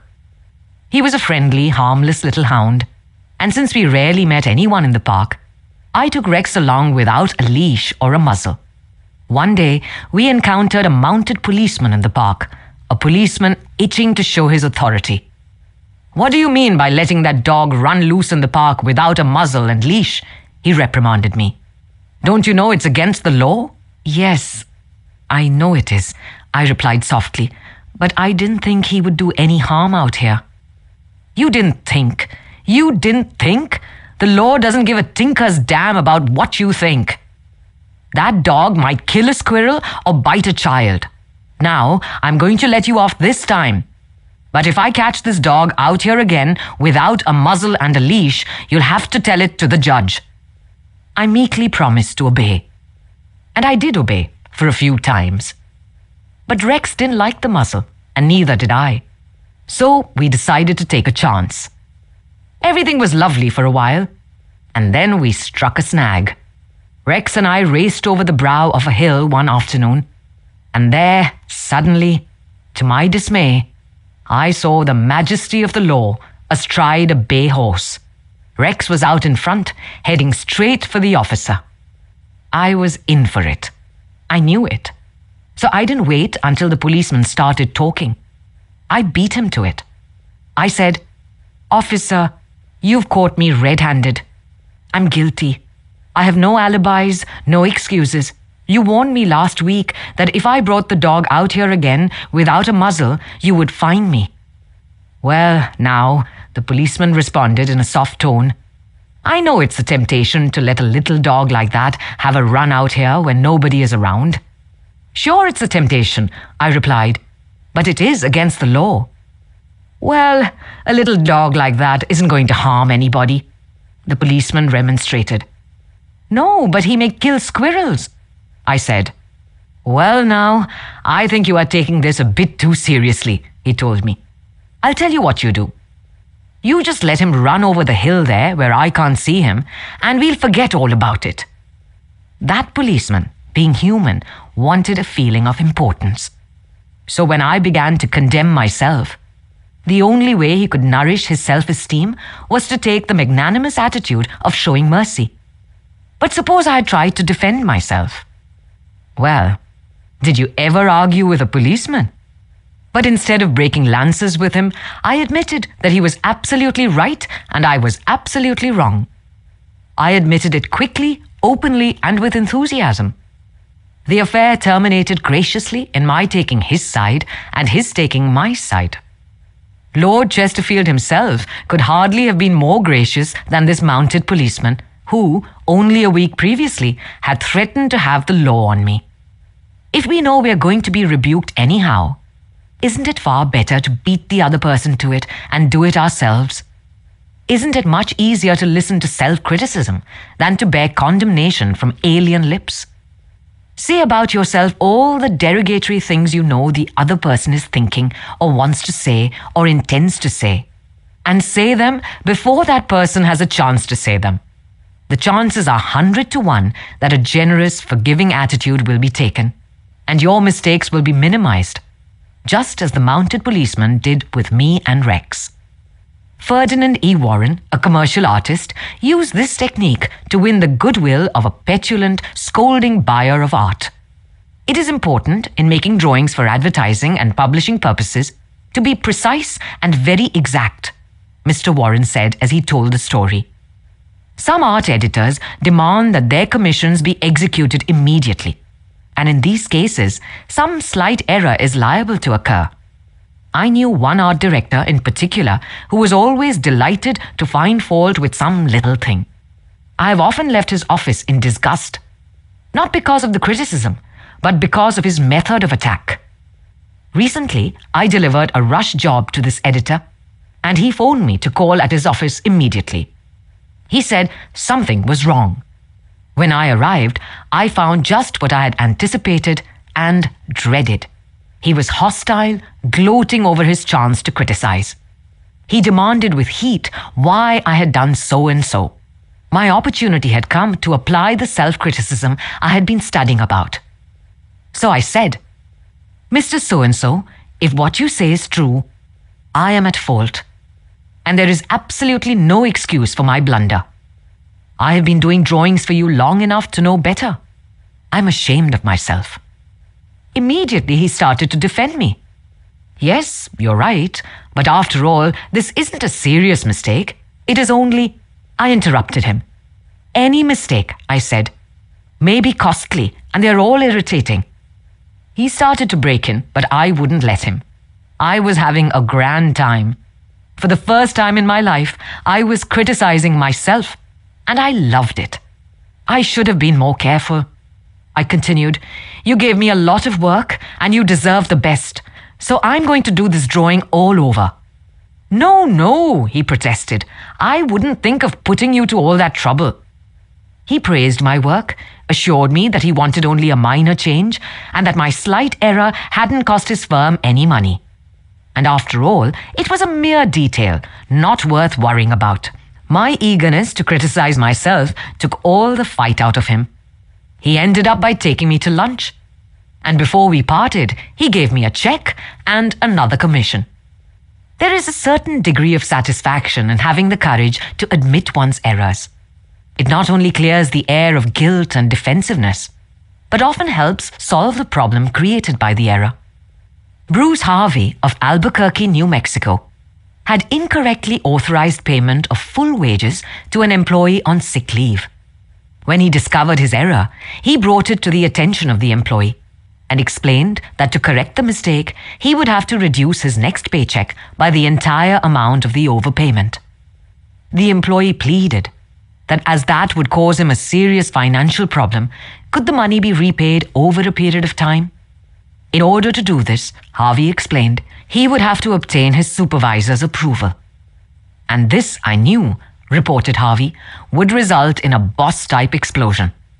While trying to decide how to handle the situation better, I realized that the whole mess was my fault, and I would have to admit it to my boss. I walked into his office, told him that I had made a mistake, and then informed him of the complete facts.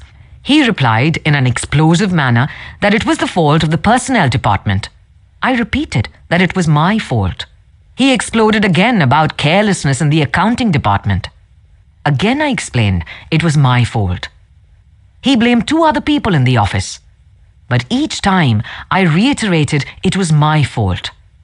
Finally, he looked at me and said, "Okay, it was your fault. Now straighten it out." The error was corrected and nobody got into trouble. I felt great because I was able to handle a tense situation and had the courage not to seek alibis. My boss has had more respect for me ever since. Any fool can try to defend his or her mistakes, and most fools do. But it raises one above the herd and gives one a feeling of nobility and exaltation to admit one's mistakes. For example, one of the most beautiful things that history records about Robert E. Lee is the way he blamed himself and only himself for the failure of Pickett's charge at Gettysburg. Pickett's charge was undoubtedly the most brilliant and picturesque attack that ever occurred in the Western world. General George E. Pickett himself was picturesque. He wore his hair so long that his auburn locks almost touched his shoulders. And, like Napoleon in his Italian campaigns, he wrote ardent love letters almost daily while on the battlefield. His devoted troops cheered him that tragic July afternoon as he rode off jauntily towards the Union lines, his cap set at a rakish angle over his right ear. They cheered and they followed him, man touching man, rank pressing rank, with banners flying and bayonets gleaming in the sun. It was a gallant sight, daring, magnificent. A murmur of admiration ran through the Union lines as they beheld it. Pickett's troops swept forward at an easy trot through orchard and cornfield, across a meadow and over a ravine. All the time, the enemy's cannon was tearing ghastly holes in their ranks, but on they pressed, grim, irresistible. Suddenly, the Union infantry rose from behind the stone wall on Cemetery Ridge where they had been hiding and fired volley after volley into Pickett's onrushing troops. The crest of the hill was a sheet of flame, a slaughterhouse, a blazing volcano. In a few minutes, all of Pickett's brigade commanders except one were down, and 4/5 of his 5,000 men had fallen. General Lewis A. Armistead, leading the troops in the final plunge, ran forward, vaulted over the stone wall, and, waving his cap on the top of his sword, shouted, "Give 'em the steel, boys!" They did. They leapt over the wall, bayoneted their enemies, smashed skulls with clubbed muskets, and planted the battle flags of the South on Cemetery Ridge. The banners waved there only for a moment, but that moment, brief as it was, recorded the high water mark of the Confederacy. Pickett's charge, brilliant, heroic, was nevertheless the beginning of the end. Lee had failed. He could not penetrate the North, and he knew it. The South was doomed. Lee was so saddened, so shocked, that he sent in his resignation and asked Jefferson Davis, the president of the Confederacy, to appoint a younger and abler man. If Lee had wanted to blame the disastrous failure of Pickett's charge on someone else, he could have found a score of alibis. Some of his division commanders had failed him. The cavalry hadn't arrived in time to support the infantry attack. This had gone wrong and that had gone awry.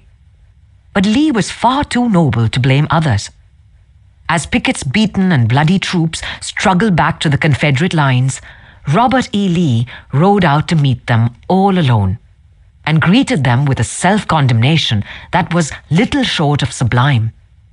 "All this has been my fault," he confessed. "I and I alone have lost this battle." Few generals in all history have had the courage and character to admit that.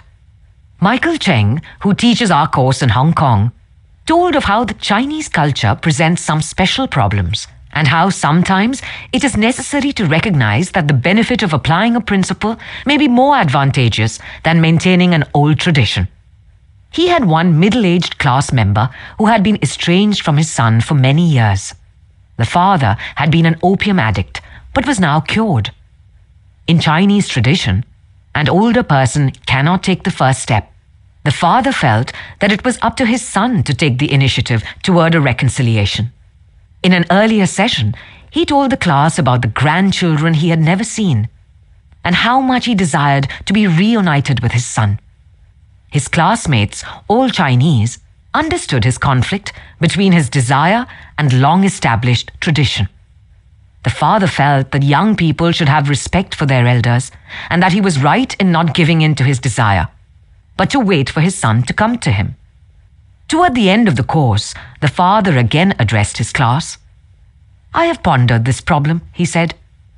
"Dale Carnegie says, if you are wrong, admit it quickly and emphatically.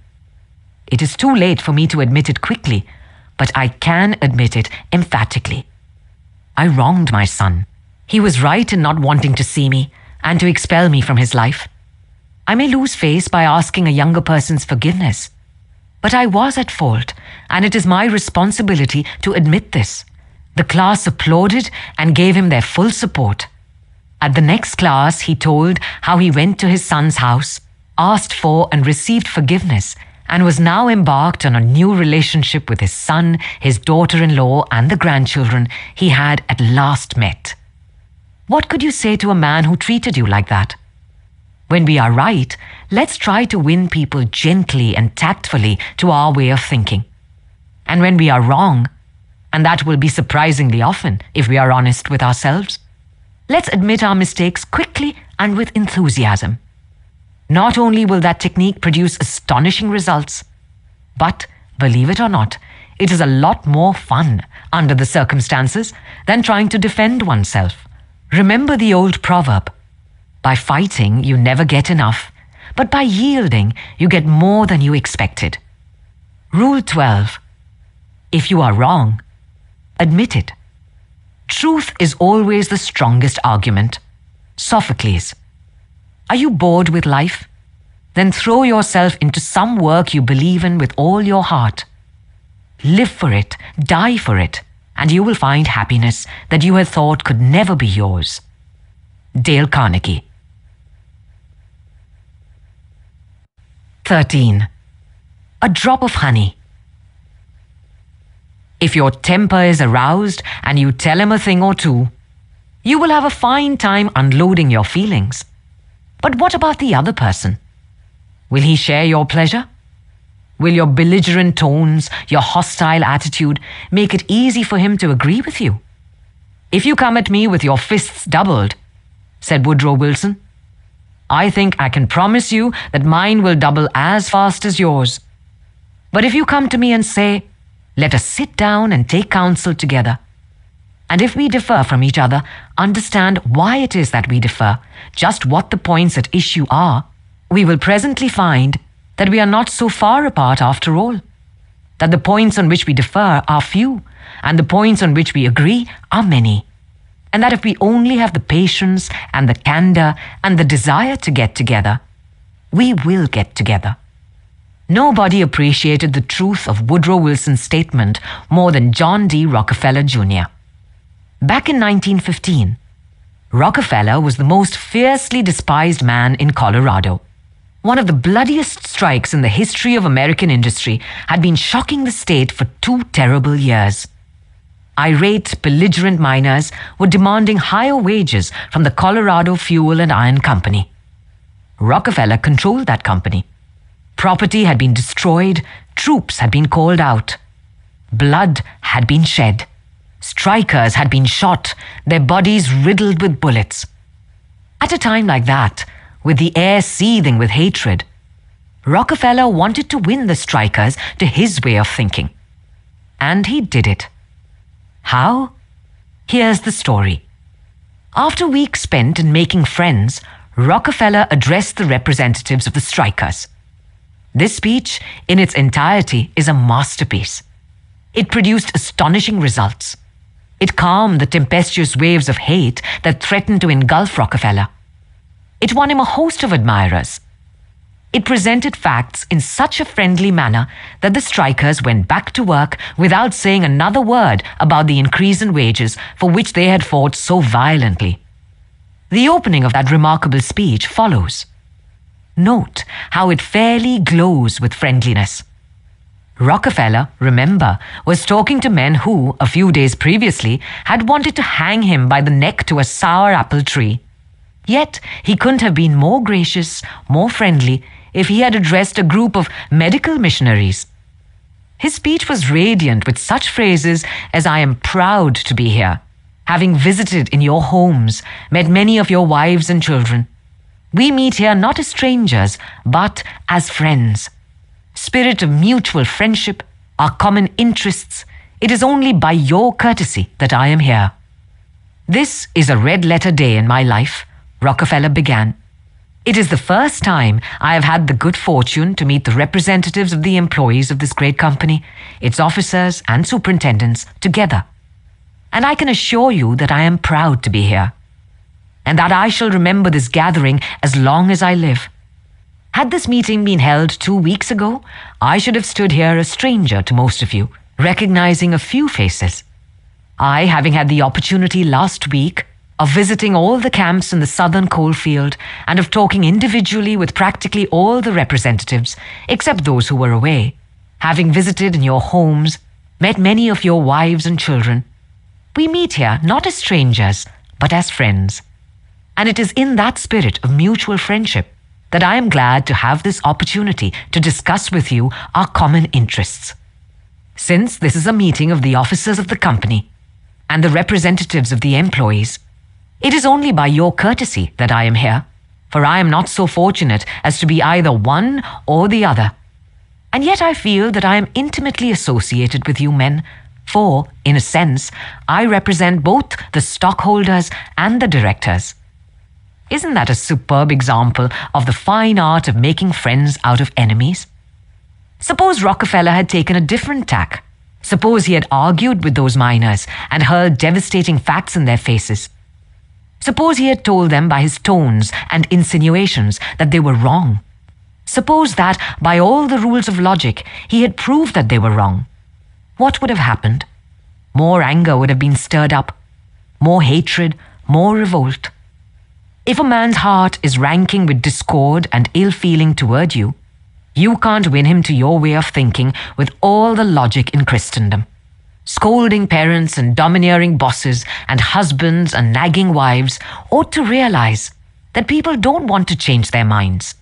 They can't be forced or driven to agree with you or me, but they may possibly be led to if we are gentle and friendly, ever so gentle and ever so friendly. Lincoln said that, in effect, over 100 years ago. Here are his words. It is an old and true maxim that a drop of honey catches more flies than a gallon of gall. So with men. If you would win a man to your cause, first convince him that you are his sincere friend. Therein is a drop of honey that catches his heart, which, say what you will, is the great high road to his reason. Business executives have learned that it pays to be friendly to strikers. For example, when 2,500 employees in the White Motor Company's plant struck for higher wages and a union shop, Robert F. Black, then president of the company, didn't lose his temper and condemn and threaten and talk of tyranny and communists. He actually praised the strikers. He published an advertisement in the Cleveland papers complimenting them on the peaceful way in which they laid down their tools. Finding the strike pickets idle, he bought them a couple of dozen baseball bats and gloves and invited them to play ball on vacant lots. For those who preferred bowling, he rented a bowling alley. This friendliness on Mr. Black's part did what friendliness always does. It begot friendliness. So the strikers borrowed brooms, shovels, and rubbish carts and began picking up matches, papers, cigarette stubs, and cigar butts around the factory. Imagine it. Imagine strikers tidying up the factory grounds while battling for higher wages and recognition of the union. Such an event had never been heard of before in the long, tempestuous history of American labor wars. That strike ended with a compromise settlement within a week, ended without any ill feeling or rancor. Daniel Webster, who looked like a god and talked like Jehovah, was one of the most successful advocates who ever pleaded a case. Yet, he ushered in his most powerful arguments with such friendly remarks as, "It will be for the jury to consider." This may, perhaps, be worth thinking of. Here are some facts that I trust you will not lose sight of. Or, you, with your knowledge of human nature, will easily see the significance of these facts. No bulldozing, no high-pressure methods, no attempt to force his opinion on others. Webster used the soft-spoken, quiet, friendly approach, and it helped to make him famous. You may never be called upon to settle a strike or address a jury, but you may want to get your rent reduced. Will the friendly approach help you then? Let's see. O.L. Straub, an engineer, wanted to get his rent reduced, and he knew his landlord was hard-boiled. I wrote him, Mr. Straub said in a speech before the class, notifying him that I was vacating my apartment as soon as my lease expired. The truth was, I didn't want to move. I wanted to stay if I could get my rent reduced.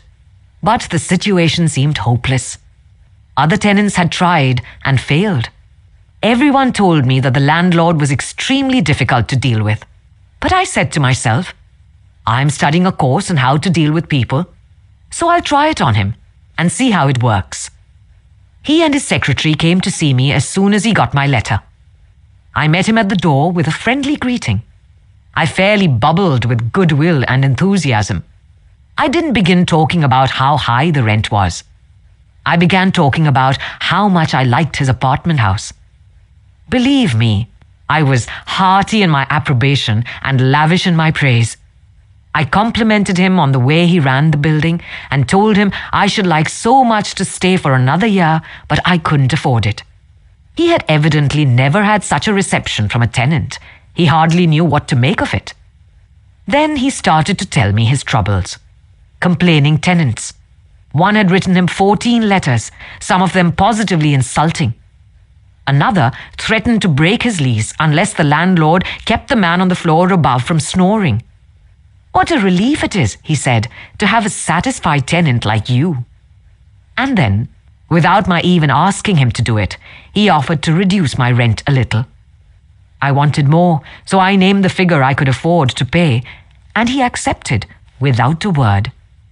As he was leaving, he turned to me and asked, "What decorating can I do for you?" If I had tried to get the rent reduced by the methods the other tenants were using, I am positive I should have met with the same failure they encountered. It was the friendly, sympathetic, appreciative approach that won.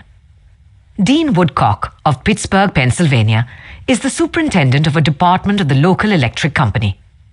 His staff was called upon to repair some equipment on top of a pole. This type of work had formerly been performed by a different department and had only recently been transferred to Woodcock's section.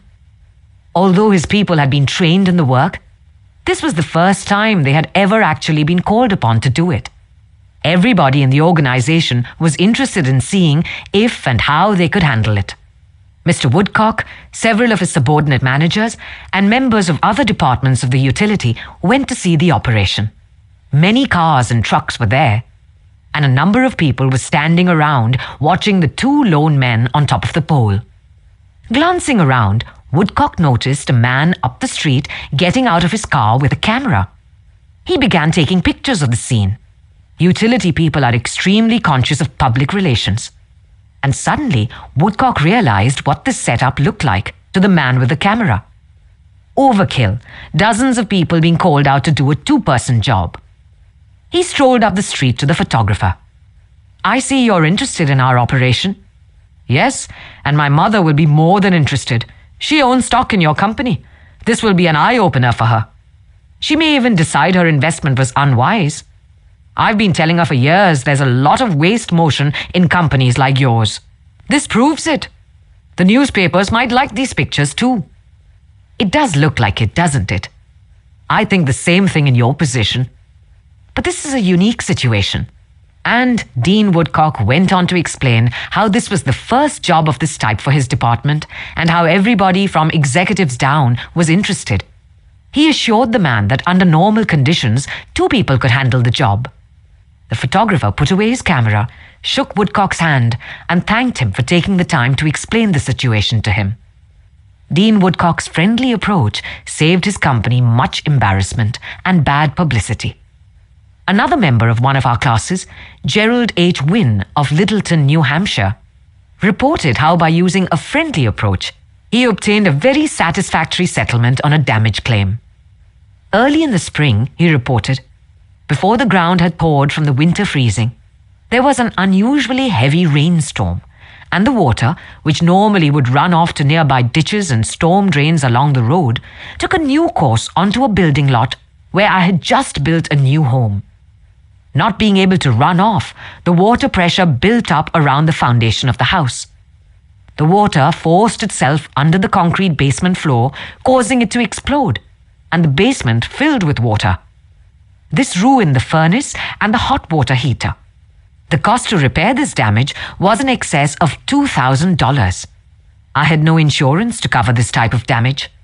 However, I soon found out that the owner of the subdivision had neglected to put in a storm drain near the house, which could have prevented this problem. I made an appointment to see him. During the 25-mile trip to his office, I carefully reviewed the situation and, remembering the principles I learned in this course, I decided that showing my anger would not serve any worthwhile purpose. When I arrived, I kept very calm and started by talking about his recent vacation to the West Indies. Then, when I felt the timing was right, I mentioned the little problem of water damage. He quickly agreed to do his share in helping to correct the problem. A few days later, he called and said he would pay for the damage and also put in a storm drain to prevent the same thing from happening in the future. Even though it was the fault of the owner of the subdivision, if I had not begun in a friendly way, there would have been a great deal of difficulty in getting him to agree to the total liability. Years ago, when I was a barefoot boy walking through the woods to a country school out in northwest Missouri, I read a fable about the sun and the wind. They quarreled about which was the stronger. And the wind said, "I'll prove I am. See the old man down there with the coat? I bet I can get his coat off him quicker than you can." So the son went behind a cloud, and the wind blew until it was almost a tornado. But the harder it blew, the tighter the old man clutched his coat to him. Finally, the wind calmed down and gave up, and then the sun came out from behind the clouds and smiled kindly on the old man. Presently, he mopped his brow and pulled off his coat. The sun then told the wind that gentleness and friendliness were always stronger than fury and force. The use of gentleness and friendliness is demonstrated day after day by people who have learned that a drop of honey catches more flies than a gallon of gall. Aesop was a Greek slave who lived at the court of Croesus and spun immortal fables 600 years before Christ. Yet, the truths he taught about human nature are just as true in Boston and Birmingham now as they were 26 centuries ago in Athens.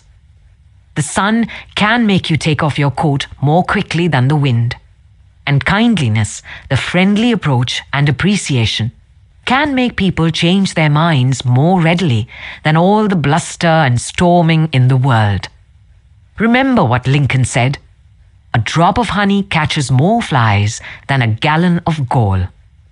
Rule 13. Begin in a friendly way.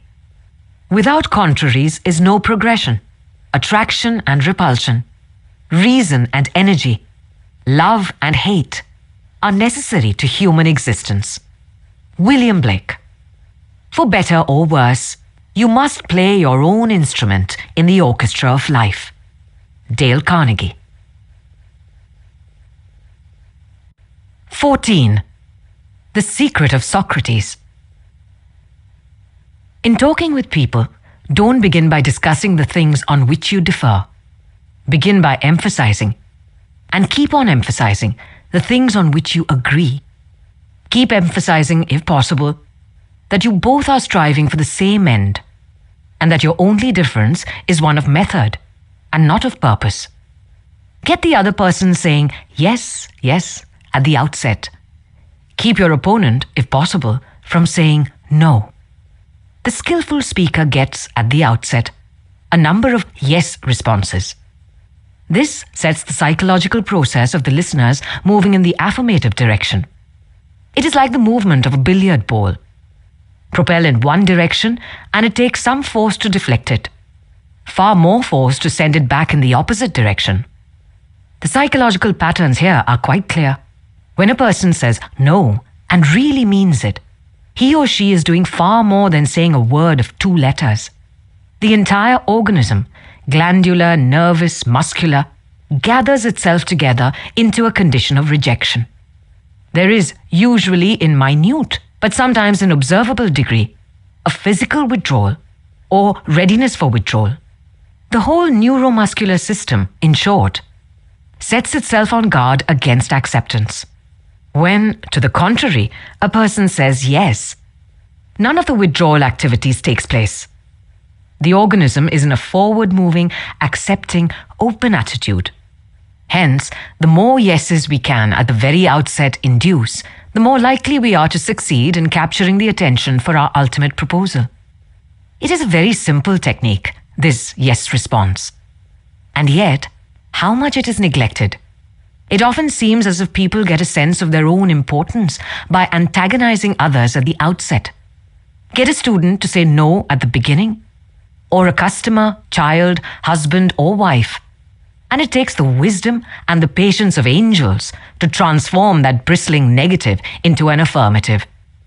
The use of this yes-yes technique enabled James Eberson, who was a teller in the Greenwich Savings Bank in New York City, to secure a prospective customer who might otherwise have been lost. "This man came in to open an account," said Mr. Eberson, "and I gave him our usual form to fill out. Some of the questions he answered willingly, but there were others he flatly refused to answer. Before I began the study of human relations, I would have told this prospective depositor that if he refused to give the bank this information, we should have to refuse to accept this account. I am ashamed that I have been guilty of doing that very thing in the past. Naturally, an ultimatum like that made me feel good. I had shown who was boss, that the bank's rules and regulations couldn't be flouted. But that sort of attitude certainly didn't give a feeling of welcome and importance to the man who had walked in to give us his patronage. I resolved this morning to use a little horse sense. I resolved not to talk about what the bank wanted, but about what the customer wanted. And above all else, I was determined to get him saying yes, yes, from the very start. So I agreed with him. I told him the information he refused to give was not absolutely necessary. However, I said, suppose you have money in this bank at your death. Wouldn't you like to have the bank transfer it to your next of kin who is entitled to it according to law? Yes, of course, he replied. Don't you think, I continued, that it would be a good idea to give us the name of your next of kin so that in the event of your death, we could carry out your wishes without error or delay? Again he said, yes.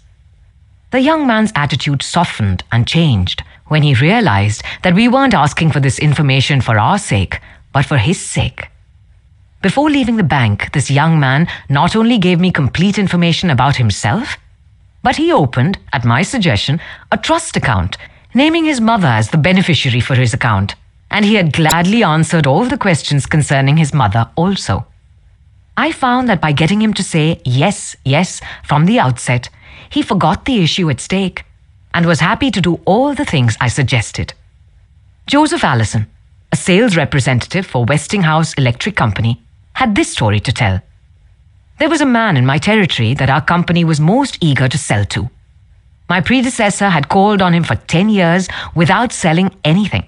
When I took over the territory, I called steadily for 3 years without getting an order. Finally, after 13 years of calls and sales talk, we sold him a few motors. If these proved to be all right, an order for several hundred more would follow. Such was my expectation. Right? I knew they would be all right. So when I called 3 weeks later, I was in high spirits. The chief engineer greeted me with this shocking announcement. Allison, I can't buy the remainder of the motors from you. Why? I asked in amazement. Why? Because your motors are too hot. I can't put my hand on them. I knew it wouldn't do any good to argue. I had tried that sort of thing too long. So I thought of getting the yes, yes response. Well, now look, Mr. Smith, I said, I agree with you 100%. If these motors are running too hot, you ought not to buy any more of them. You must have motors that won't run any hotter than standards set by the National Electrical Manufacturers Association. Isn't that so? He agreed it was. I had gotten my first yes. The Electrical Manufacturers Association regulations say that a properly designed motor may have a temperature of 72 degrees Fahrenheit above room temperature. Is that correct? Yes, he agreed. That's quite correct. Your motors are much hotter. I didn't argue with him. I merely asked, how hot is the mill room? Oh, he said, about 75 degrees Fahrenheit. Well, I replied, if the mill room is 75 degrees and you add 72 to that, that makes a total of 147 degrees Fahrenheit. Wouldn't you scald your hand if you held it under a spigot of hot water at a temperature of 147 degrees Fahrenheit? Again, he had to say, yes. Well, I suggested, wouldn't it be a good idea to keep your hands off those motors? Well, I guess you're right, he admitted. We continued to chat for a while. Then he called his secretary and lined up approximately $35,000 worth of business for the ensuing month. It took me years and cost me countless thousands of dollars in lost business before I finally learned that it doesn't pay to argue, that it is much more profitable and much more interesting to look at things from the other person's viewpoint and try to get that person saying, yes, yes. Eddie Snow, who sponsors our courses in Oakland, California, tells how he became a good customer of a shop because the proprietor got him to say, yes, yes. Eddie had become interested in bow hunting and had spent considerable money in purchasing equipment and supplies from a local bow store. When his brother was visiting him, he wanted to rent a bow for him from the store. The sales clerk told him they didn't rent bows. So, Eddie phoned another bow store. Eddie described what happened. A very pleasant gentleman answered the phone. His response to my question for a rental was completely different from the other place. He said he was sorry, but they no longer rented Bose because they couldn't afford to do so. He then asked me if I had rented before. I replied, yes, several years ago. He reminded me that I probably paid $25 to $30 for the rental. I said, yes, again. He then asked if I was the kind of person who liked to save money. Naturally, I answered, yes. He went on to explain that they had Bose sets with all the necessary equipment on sale for $34.95. I could buy a complete set for only $4.95 more than I could rent one. He explained that is why they had discontinued renting them. Did I think that was reasonable? My yes response led to a purchase of the set, and when I picked it up, I purchased several more items at this shop and have since become a regular customer. Socrates, the gadfly of Athens, was one of the greatest philosophers the world has ever known. He did something that only a handful of men in all history have been able to do. He sharply changed the whole course of human thought. And now, 24 centuries after his death, he is honored as one of the wisest persuaders who ever influenced this wrangling world. His method? Did he tell people they were wrong? Oh no, not Socrates. He was far too adroit for that. His whole technique, now called the Socratic method, was based upon getting a yes response. He asked questions with which his opponent would have to agree. He kept on winning one admission after another, until he had an armful of yeses. He kept on asking questions, until finally, almost without realizing it, his opponents found themselves embracing a conclusion they would have bitterly denied a few minutes previously. The next time we are tempted to tell someone he or she is wrong, let's remember old Socrates and ask a gentle question. A question that will get the yes response. The Chinese have a proverb pregnant with the age-old wisdom of the Orient. He who treads softly goes far. Rule 14. Get the other person to agree with you immediately. There can be no progress without head-on confrontation. Christopher Hitchens. Develop success from failures. Discouragement and failure are two of the surest stepping stones to success. Dale Carnegie. 15. The safety valve in handling complaints. Most people trying to win others to their way of thinking do too much talking themselves. Let the other people talk themselves out. They know more about their business and problems than you do. So ask them questions. Let them tell you a few things. If you disagree with them, you may be tempted to interrupt. But don't. It is dangerous. They won't pay attention to you while they still have a lot of ideas of their own crying for expression. So listen patiently and with an open mind. Be sincere about it. Encourage them to express their ideas fully. Does this policy pay in business? Let's see.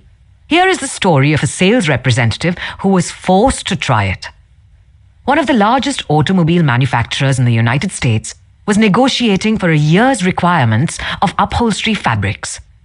3 important manufacturers had worked up fabrics in sample bodies. These had all been inspected by the executives of the motor company, and notice had been sent to each manufacturer saying that on a certain day, a representative from each supplier would be given an opportunity to make a final plea for the contract. GBR, a representative of one manufacturer, arrived in town with a severe attack of laryngitis. When it came my turn to meet the executives in conference, Mr. R- said, as he related the story before one of my classes, I had lost my voice. I could hardly whisper. I was ushered into a room and found myself face to face with the textile engineer, the purchasing agent, the director of sales, and the president of the company. I stood up and made a valiant effort to speak, but I couldn't do anything more than squeak. They were all seated around a table, so I wrote on a pad of paper, Gentlemen, I have lost my voice. I am speechless. I'll do the talking for you, the president said. He did. He exhibited my samples and praised their good points. A lively discussion arose about the merits of my goods.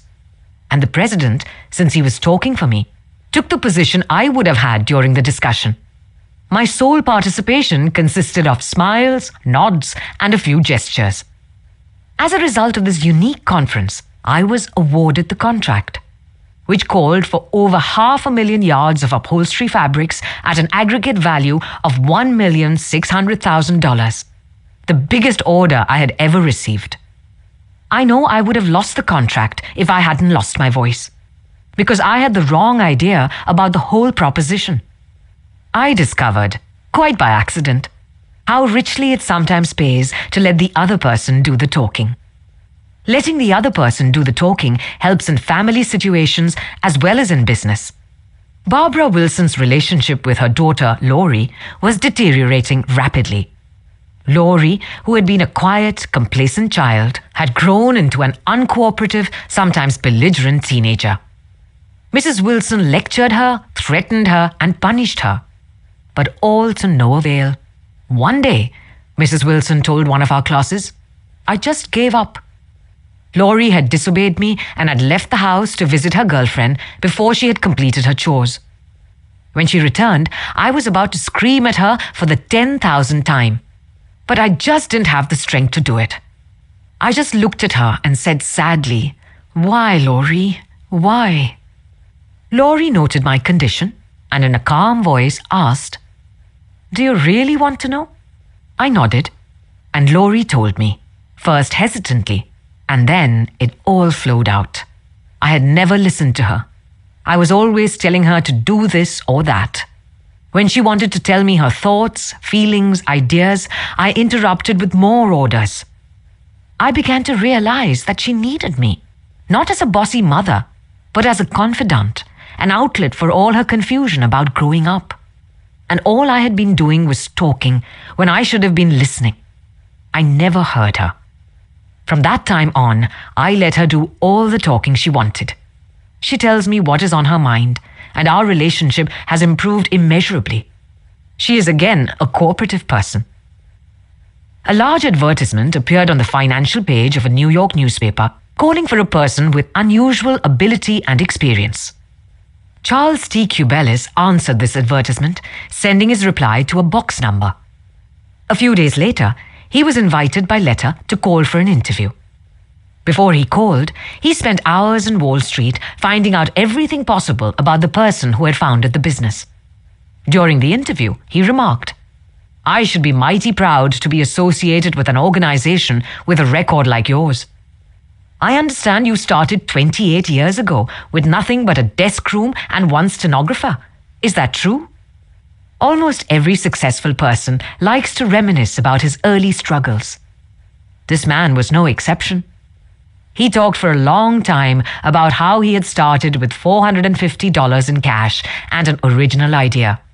He told how he had fought against discouragement and battled against ridicule, working Sundays and holidays, 12 to 16 hours a day. How he had finally won against all odds. Until now, the most important executives on Wall Street were coming to him for information and guidance. He was proud of such a record. He had a right to be. And he had a splendid time telling about it. Finally, he questioned Mr. Cubelis briefly about his experience, then called in one of his vice presidents and said, "I think this is the person we are looking for." Mr. Cubelis had taken the trouble to find out about the accomplishments of his prospective employer. He showed an interest in the other person and his problems. He encouraged the other person to do most of the talking and made a favorable impression. Roy G. Bradley of Sacramento, California, had the opposite problem. He listened as a good prospect for a sales position, talked himself into a job with Bradley's firm. Roy reported, "Being a small brokerage firm, we had no fringe benefits such as hospitalization, medical insurance, and pensions. Every representative is an independent agent. We don't even provide leads for prospects, as we cannot advertise for them as our larger competitors do." Richard Pryor had the type of experience we wanted for this position, and he was interviewed first by my assistant, who told him about all the negatives related to this job. He seemed slightly discouraged when he came into my office. I mentioned the one benefit of being associated with my firm, that of being an independent contractor. and therefore virtually being self-employed. As he talked about these advantages to me, he talked himself out of each negative thought he had when he came in for the interview. Several times it seemed as though he was half talking to himself as he was thinking through each thought. At times I was tempted to add to his thoughts. However, as the interview came to a close, I felt he had convinced himself very much on his own that he would like to work for my firm. Because I had been a good listener and let Dick do most of the talking, he was able to weigh both sides fairly in his mind, and he came to the positive conclusion, which was a challenge he created for himself. We hired him, and he has been an outstanding representative for our firm. Even our friends would much rather talk to us about their achievements than listen to us boast about ours. La Rochefoucauld, the French philosopher, said, "If you want enemies, excel your friends. But if you want friends, let your friends excel you." Why is that true? Because when our friends excel us, they feel important. But when we excel them, they, or at least some of them, will feel inferior and envious. By far the best-liked placement counselor in the Midtown Personal Agency in New York City was Henrietta G. Dash. It hadn't always been that way. During the first few months of her association with the agency, Henrietta didn't have a single friend among her colleagues. Why? Because every day she would brag about the placements she had made, the new accounts she had opened, and anything else she had accomplished. I was good at my work and proud of it, Henrietta told one of our classes. But instead of my colleagues sharing my triumphs, they seemed to resent them. I wanted to be liked by these people. I really wanted them to be my friends. After listening to some of the suggestions made in this course, I started to talk about myself less and listen more to my associates. They also had things to boast about and were more excited about telling me about their accomplishments than about listening to my boasting. Now, when we have some time to chat, I ask them to share their joys with me, and I only mention my achievements when they ask. Rule 15. Let the other person do more of the talking. In comedy, laughter settles all arguments. Robert McKee. 16. How to get cooperation. Don't you have much more faith in ideas that you discover for yourself than in ideas that are handed to you on a silver platter? If so, isn't it bad judgment to try to ram your opinions down the throats of other people? Isn't it wiser to make suggestions and let the other person think out the conclusion? Adolf Seltz of Philadelphia, sales manager in an automobile showroom and a student in one of my courses, suddenly found himself confronted with the necessity of injecting enthusiasm into a discouraged and disorganized group of automobile salespeople. Calling a sales meeting, he urged his people to tell him exactly what they expected from him. As they talked, he wrote their ideas on the blackboard. He then said, "I'll give you all these qualities you expect from me. Now, I want you to tell me what I have a right to expect from you." The replies came quick and fast. Loyalty, honesty, initiative, optimism, teamwork, 8 hours a day of enthusiastic work. The meeting ended with a new courage, a new inspiration. One salesperson volunteered to work 14 hours a day, and Mr. Seltz reported to me that the increase of sales was phenomenal. "The people had made a sort of moral bargain with me," said Mr. Seltz, "and as long as I lived up to my part of it, they were determined to live up to theirs." Consulting them about their wishes and desires was just the shot in the arm they needed. No one likes to feel that he or she is being sold something or told to do a thing. We much prefer to feel that we are buying of our own accord or acting on our own ideas. We like to be consulted about our wishes, our wants, our thoughts. Take the case of Eugene Wesson. He lost countless thousands of dollars in commissions before he learned this truth. Mr. Wesson sold sketches for a studio that created designs for stylists and textile manufacturers. Mr. Wesson had called on one of the leading stylists in New York once a week, every week for 3 years. "He never refused to see me," said Mr. Wesson. but he never bought. He always looked over my sketches very carefully and then said, "No, Wesson, I guess we don't get together today." After 150 failures, Wesson realized he must be in a mental rut. So he resolved to devote one evening a week to the study of influencing human behavior, to help him develop new ideas and generate new enthusiasm. He decided on this new approach. With half a dozen unfinished artist sketches under his arm, he rushed over to the buyer's office. "I want you to do me a little favor, if you will," he said. "Here are some uncompleted sketches. Won't you please tell me how we could finish them up in such a way that you could use them?" The buyer looked at the sketches for a while without uttering a word. Finally, he said, "Leave these with me for a few days, Wesson, and then come back and see me." Wesson returned 3 days later, got his suggestions, took the sketches back to the studio, and had them finished according to the buyer's ideas. The result? All accepted. After that, this buyer ordered scores of other sketches from Wesson, all drawn according to the buyer's ideas. "I realized why I had failed for years to sell him," said Mr. Wesson. "I had urged him to buy what I thought he ought to have. Then I changed my approach completely. I urged him to give me his ideas. This made him feel that he was creating the designs, and he was. I didn't have to sell him, he bought. Letting the other person feel that the idea is his or hers not only works in business and politics, it works in family life as well." Paul M. Davis of Tulsa, Oklahoma, told his class how he applied this principle. "My family and I enjoyed one of the most interesting sightseeing vacation trips we have ever taken. I had long dreamed of visiting such historic sites as the Civil War battlefield in Gettysburg, Independence Hall in Philadelphia, and our nation's capital. Valley Forge, Jamestown, and the restored colonial village of Williamsburg were high on the list of things I wanted to see. In March, my wife Nancy mentioned that she had ideas for our summer vacation, which included a tour of the western states, visiting points of interest in New Mexico, Arizona, California, and Nevada. She had wanted to make this trip for several years, but we couldn't obviously make both trips. Our daughter Anne had just completed a course in U.S. history in junior high school and had become very interested in the events that had shaped our country's growth. I asked her how she would like to visit the places she had learned about on our next vacation. She said she would love to.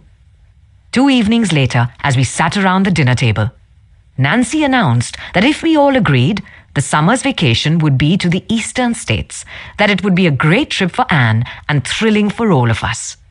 We all concurred. Ralph Waldo Emerson, in his essay Self-Reliance, stated, "In every work of genius, we recognize our own rejected thoughts. They come back to us with a certain alienated majesty." Colonel Edward M. House wielded an enormous influence in national and international affairs, while Woodrow Wilson occupied the White House. Wilson leaned upon Colonel House for secret counsel and advice, more than he did upon even members of his own cabinet. What method did the colonel use in influencing the president? Fortunately, we know, for House himself revealed it to Arthur D. Howden Smith, and Smith quoted House in an article in the Saturday Evening Post. "After I got to know the president," House said, "I learned the best way to convert him to an idea was to plant it in his mind casually, but so as to interest him in it, so as to get him thinking about it on his own account. The first time this worked, it was an accident. I had been visiting him at the White House and urged a policy on him, which he appeared to disapprove. But several days later, at the dinner table, I was amazed to hear him trot out my suggestion as his own. Did House interrupt him and say, 'That's not your idea, that's mine'? Oh no, not House. He was too adroit for that. He didn't care about credit. He wanted results. So he let Wilson continue to feel that the idea was his. House did even more than that. He gave Wilson public credit for these ideas. Let's remember that everyone we come in contact with is just as human as Woodrow Wilson. So let's use Colonel House's technique. A man up in the beautiful Canadian province of New Brunswick used this technique on me and won my patronage. I was planning at the time to do some fishing and canoeing in New Brunswick, so I wrote the tourist bureau for information. Evidently, my name and address were put on a mailing list, for I was immediately overwhelmed with scores of letters and booklets and printed testimonials from camps and guides. I was bewildered. I didn't know which to choose. Then, one camp owner did a clever thing. He sent me the names and telephone numbers of several New York people who had stayed at his camp, and he invited me to telephone them and discover for myself what he had to offer. I found to my surprise that I knew one of the men on his list. I telephoned him, found out what his experience had been, and then wired the camp the date of my arrival. The others had been trying to sell me on their service, but one let me sell myself. That organization won. 25 centuries ago, Lao Tzu, a Chinese sage, said some things that readers of this book might use today. The reason why rivers and seas receive the homage of 100 mountain streams is that they keep below them. Thus, they are able to reign over all the mountain streams. So the sage, wishing to be above men, putteth himself below them. Wishing to be before them, he putteth himself behind them. Thus, though his place be above men, they do not feel his weight. Though his place be before them, they do not count it an injury. Rule 16. Let the other person have ownership of the idea. By the very act of arguing, you awake the patient's reason, and once it is awake, who can foresee the result? C.S. Lewis. Do the hard jobs first. The easy jobs will take care of themselves. Dale Carnegie. 17. The magic formula. Remember that other people may be totally wrong, but they don't think so. Don't condemn them. Any fool can do that. Try to understand them. Only wise, tolerant, exceptional people even try to do that. There is a reason why the other man thinks and acts as he does. Ferret out that reason, and you have the key to his actions, perhaps to his personality. Try honestly to put yourself in his place. If you say to yourself, "How would I feel? How would I react if I were in his shoes?" you will save yourself time and irritation. For by becoming interested in the cause, we are less likely to dislike the effect. And, in addition, you will sharply increase your skill in human relationships. Stop a minute, said Kenneth M. Good in his book, How to Turn People into Gold. Stop a minute to contrast your keen interest in your own affairs with your mild concern about anything else.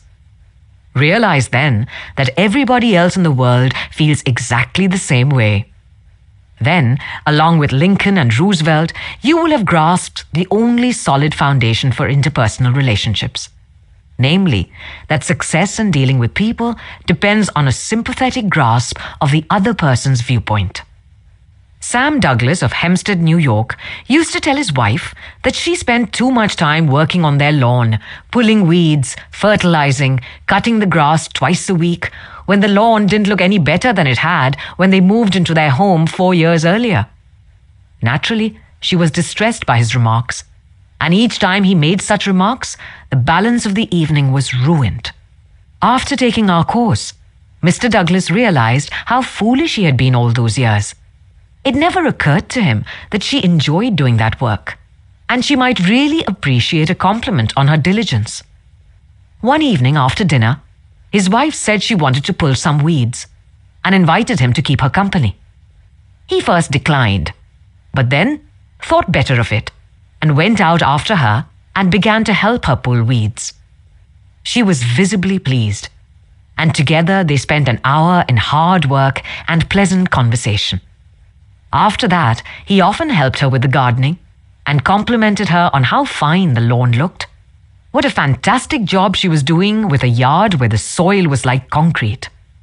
Result, a happier life for both, because he had learned to look at things from her point of view, even if the subject was only weeds.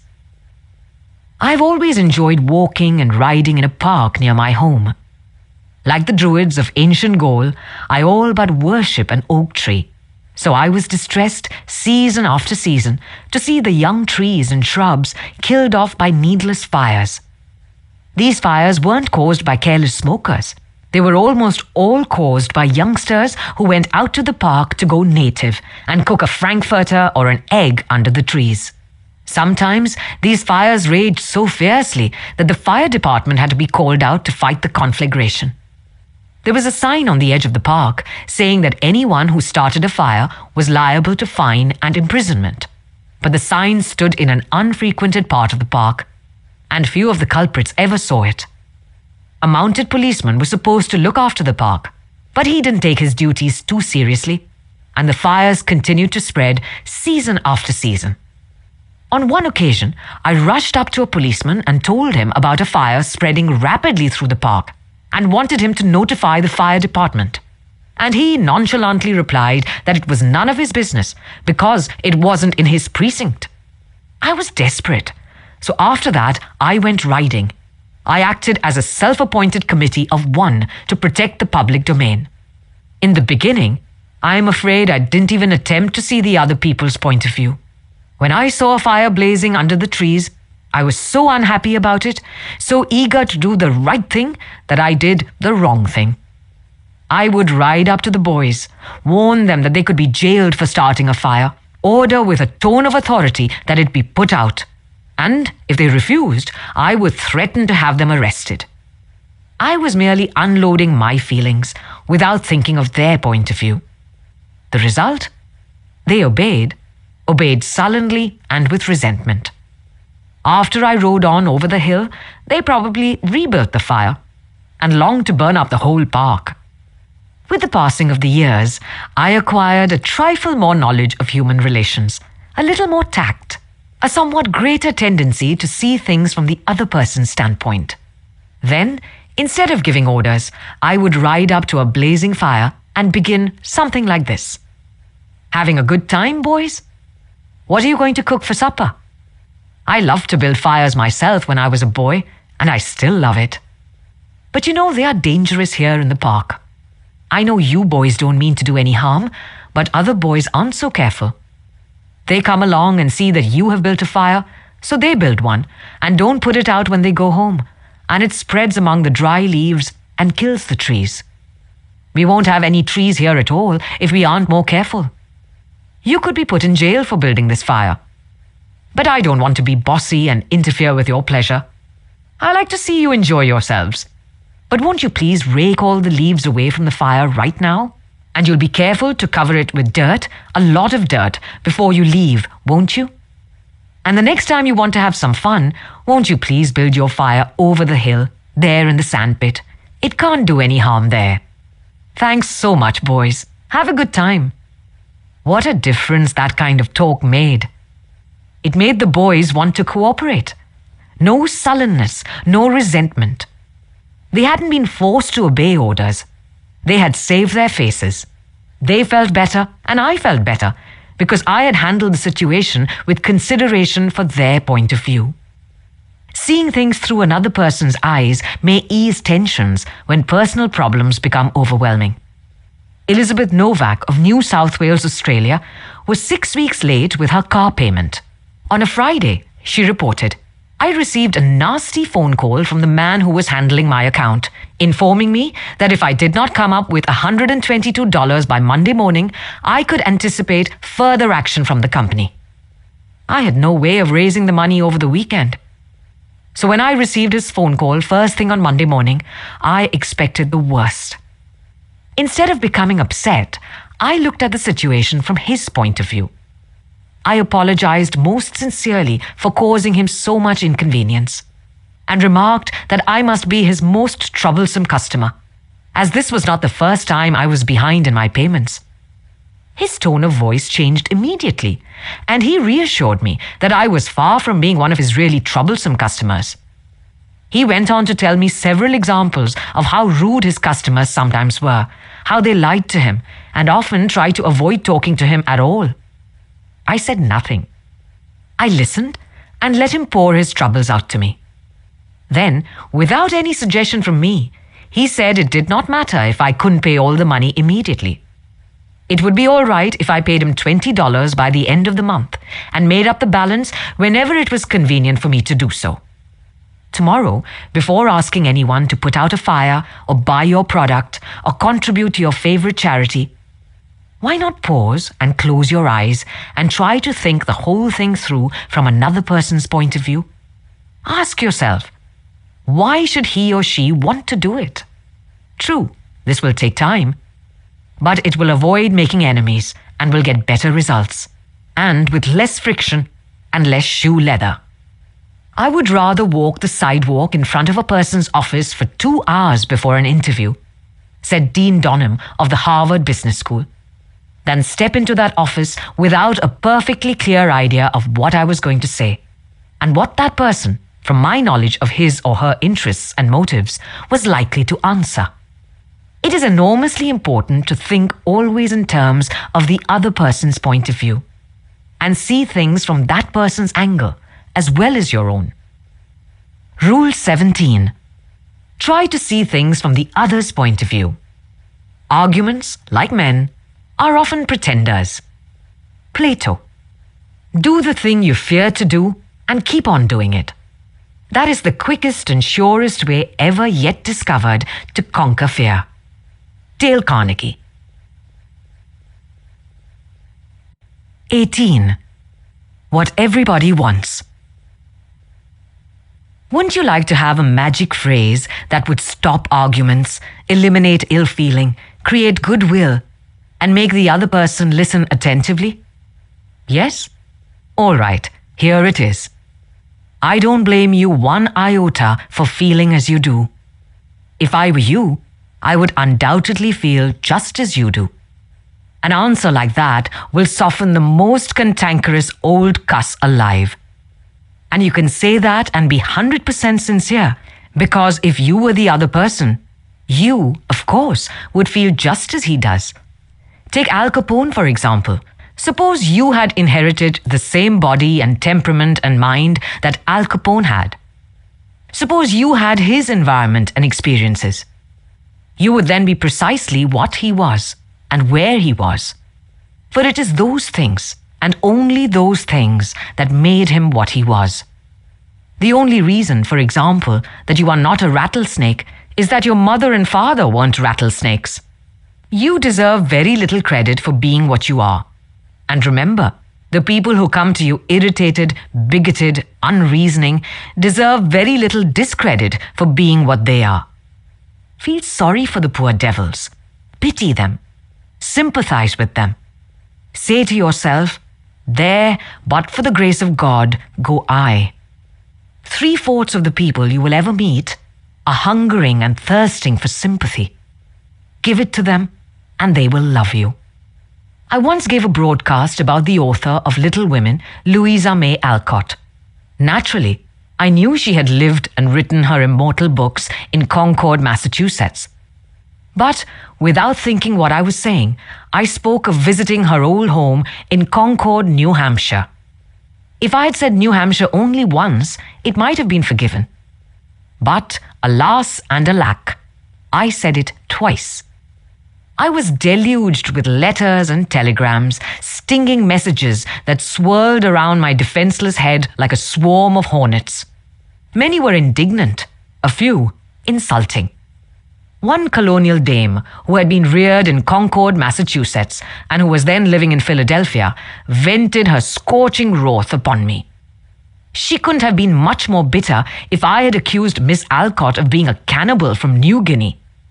As I read the letter, I said to myself, thank God I'm not married to that woman. I felt like writing and telling her that although I had made a mistake in geography, she had made a far greater mistake in common courtesy. That was to be just my opening sentence. Then I was going to roll up my sleeves and tell her what I really thought. But I didn't. I controlled myself. I realized that any hot-headed fool could do that, and that most fools would do just that. I wanted to be above fools. So I resolved to try to turn her hostility into friendliness.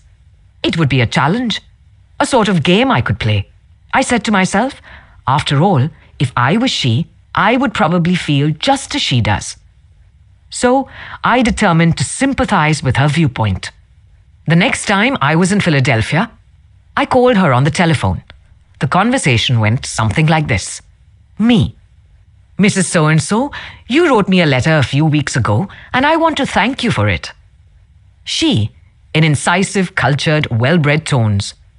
To whom have I the honor of speaking? Me: I am a stranger to you. My name is Dale Carnegie. You listened to a broadcast I gave about Louisa May Alcott a few Sundays ago, and I made the unforgivable blunder of saying that she had lived in Concord, New Hampshire. It was a stupid blunder, and I want to apologize for it. It was so nice of you to take the time to write me. She: I am sorry, Mr. Carnegie, that I wrote as I did. I lost my temper. I must apologize. Me: No, you are not the one to apologize. I am. Any school child would have known better than to have said what I said. I apologized over the air the following Sunday, and I want to apologize to you personally now. She: I was born in Concord, Massachusetts. My family had been prominent in Massachusetts affairs for 2 centuries, and I am very proud of my native state. I was really quite distressed to hear you say that Miss Alcott had lived in New Hampshire. But I'm really ashamed of that letter.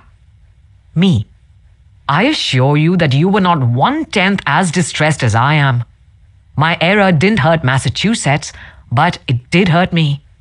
It is so seldom that people of your standing and culture take time to write people who speak on the radio. And I do hope you will write again if you detect an error in my talks. She: You know, I really like very much the way you have accepted my criticism. You must be a very nice person. I should like to know you better. So, because I had apologized and sympathized with her point of view, she began apologizing and sympathizing with my point of view. I had the satisfaction of controlling my temper, the satisfaction of returning kindness for an insult. I got infinitely more fun out of making her like me than I could have ever gotten out of telling her to go and take a jump in the Schuylkill River. Every man who occupies the White House is faced almost daily with thorny problems in human relations. President Taft was no exception, and he learned from experience the enormous chemical value of sympathy in neutralizing the acid of hard feelings. In his book, Ethics in Service, Taft gives rather an amusing illustration of how he softened the ire of a disappointed and ambitious mother. A lady in Washington, wrote Taft, whose husband had some political influence, came and labored with me for 6 weeks or more to appoint her son to a position. She secured the aid of senators and congressmen in formidable number and came with them to see that they spoke with emphasis. The place was one requiring technical qualifications, and following the recommendation of the head of the bureau, I appointed somebody else. I then received a letter from the mother saying that I was most ungrateful since I declined to make her a happy woman as I could have done by a turn of my hand. She complained further that she had labored with her state delegation and got all the votes for an administration bill in which I was specially interested. And this was the way I had rewarded her. When you get a letter like that, the first thing you do is to think how you can be severe with a person who has committed an impropriety or even been a little impertinent. Then you may compose an answer. Then, if you are wise, you will put the letter in a drawer and lock the drawer. Take it out in the course of 2 days. Such communications will always bear 2 days' delay in answering. And when you take it out after that interval, you will not send it. This is just the course I took. After that, I sat down and wrote her just as polite a letter as I could, telling her I realized a mother's disappointment under such circumstances, but that really the appointment was not left to my mere personal preference, that I had to select a man with technical qualifications and had, therefore, to follow the recommendations of the head of the bureau. I expressed the hope that her son would go on to accomplish what she had hoped for him, in the position which she then had. That mollified her, and she wrote me a note saying she was sorry she had written as she had.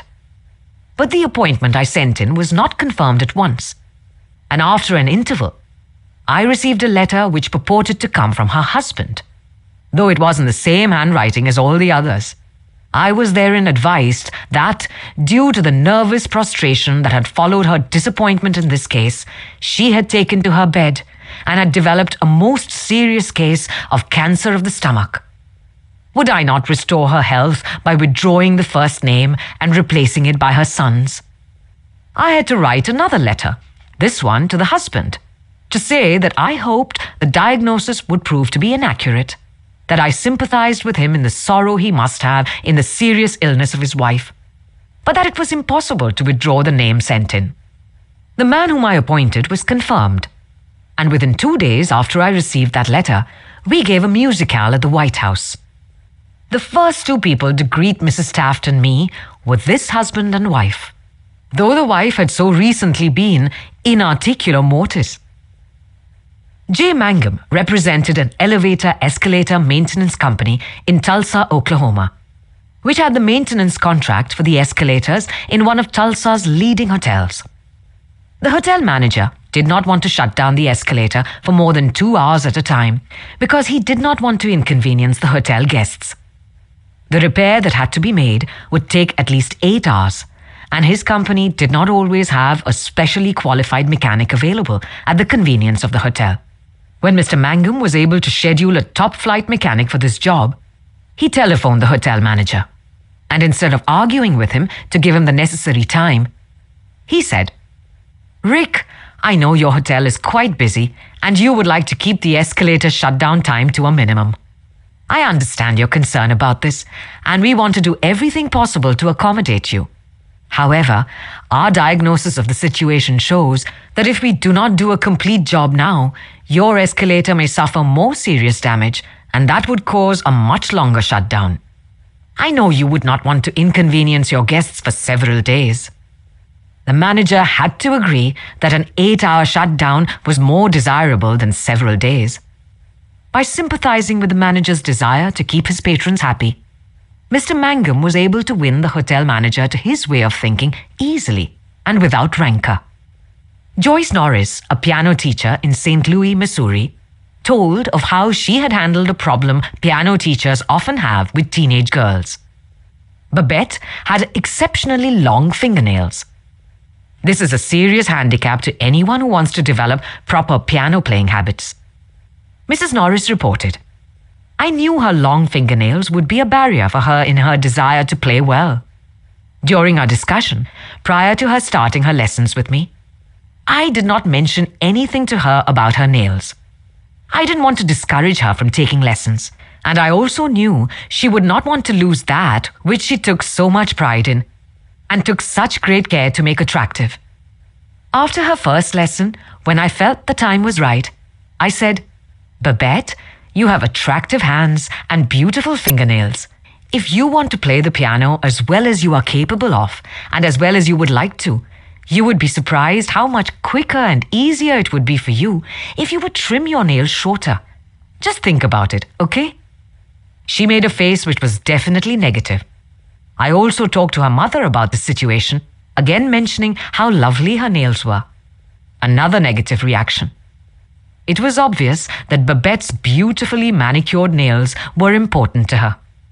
The following week, Babette returned for her second lesson. Much to my surprise, the fingernails had been trimmed. I complimented her and praised her for making such a sacrifice. I also thanked her mother for influencing Babette to cut her nails. Her reply was, "Oh, I had nothing to do with it. Babette decided to do it on her own. And this is the first time she has ever trimmed her nails for anyone." Did Mrs. Norris threaten Babette? Did she say she would refuse to teach a student with long fingernails? No, she did not. She let Babette know that her fingernails were a thing of beauty, and it would be a sacrifice to cut them. She implied, "I sympathize with you. I know it won't be easy, but it will pay off in your better musical development."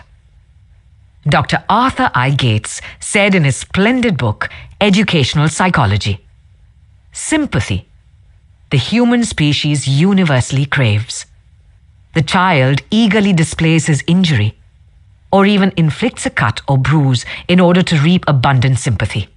For the same purpose, adults show their bruises, relate their accidents, illness, especially details of surgical operations. Self-pity for misfortunes, real or imaginary, is, in some measure, practically a universal practice. So, if you want to win people to your way of thinking, put in practice Rule 18. Be sympathetic to the other person's ideas and desires. Friendship improves happiness and abates misery by the doubling of our joy and the dividing of our grief. Marcus Tullius Cicero. Don't be afraid to give your best to what seemingly are small jobs. Every time you conquer one, it makes you that much stronger. If you do the little jobs well, the big ones will tend to take care of themselves. Dale Carnegie. 19. An appeal that everybody likes. I was reared on the edge of the Jesse James country out in Missouri, and I visited the James farm at Kearney, Missouri, where the son of Jesse James was then living. His wife told me stories of how Jesse robbed trains and held up banks, and then gave money to the neighboring farmers to pay off their mortgages. Jesse probably regarded himself as an idealist at heart, just as Dutch Schultz, Two Gun Crowley, Al Capone, and many other organized crime godfathers did, generations later. The fact is that all people you meet have a high regard for themselves and like to be fine and unselfish in their own estimation. J. Pierpont Morgan observed in one of his analytical interludes that a person usually has two reasons for doing a thing. One that sounds good and a real one. The person himself will think of the real reason. You don't need to emphasize that. But all of us, being idealists at heart, like to think of motives that sound good.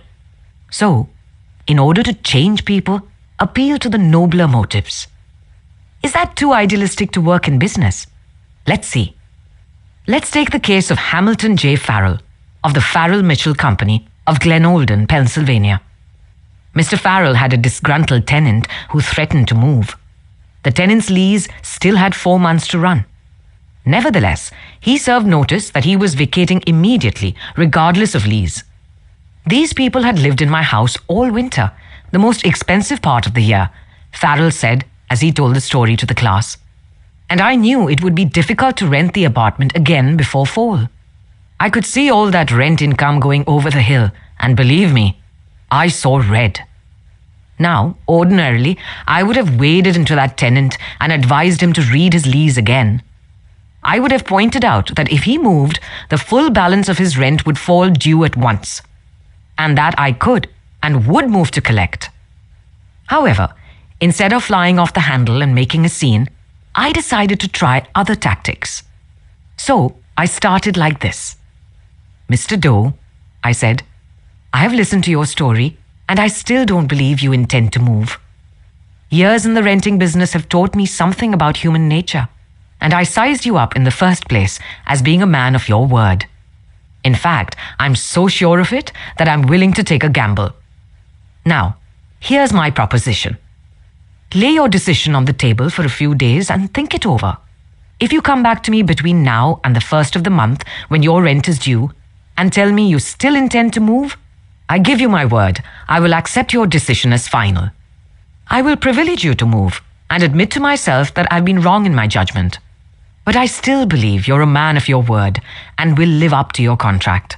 For after all, we are either men or monkeys, and the choice usually lies with ourselves. Well, when the new month came around, this gentleman came to see me and paid his rent in person. He and his wife had talked it over, he said, and decided to stay. They had concluded that the only honourable thing to do was to live up to their lease. When the late Lord Northcliffe found a newspaper using a picture of him, which he didn't want published, he wrote the editor a letter. But did he say, please do not publish that picture of me anymore, I don't like it? No, he appealed to a nobler motive. He appealed to the respect and love that all of us have for motherhood. He wrote, please do not publish that picture of me anymore. My mother doesn't like it. When John D. Rockefeller Jr. wished to stop newspaper photographers from snapping pictures of his children, he too appealed to the nobler motives. He didn't say, "I don't want their pictures published." No, he appealed to the desire, deep in all of us, to refrain from harming children. He said, "You know how it is, boys.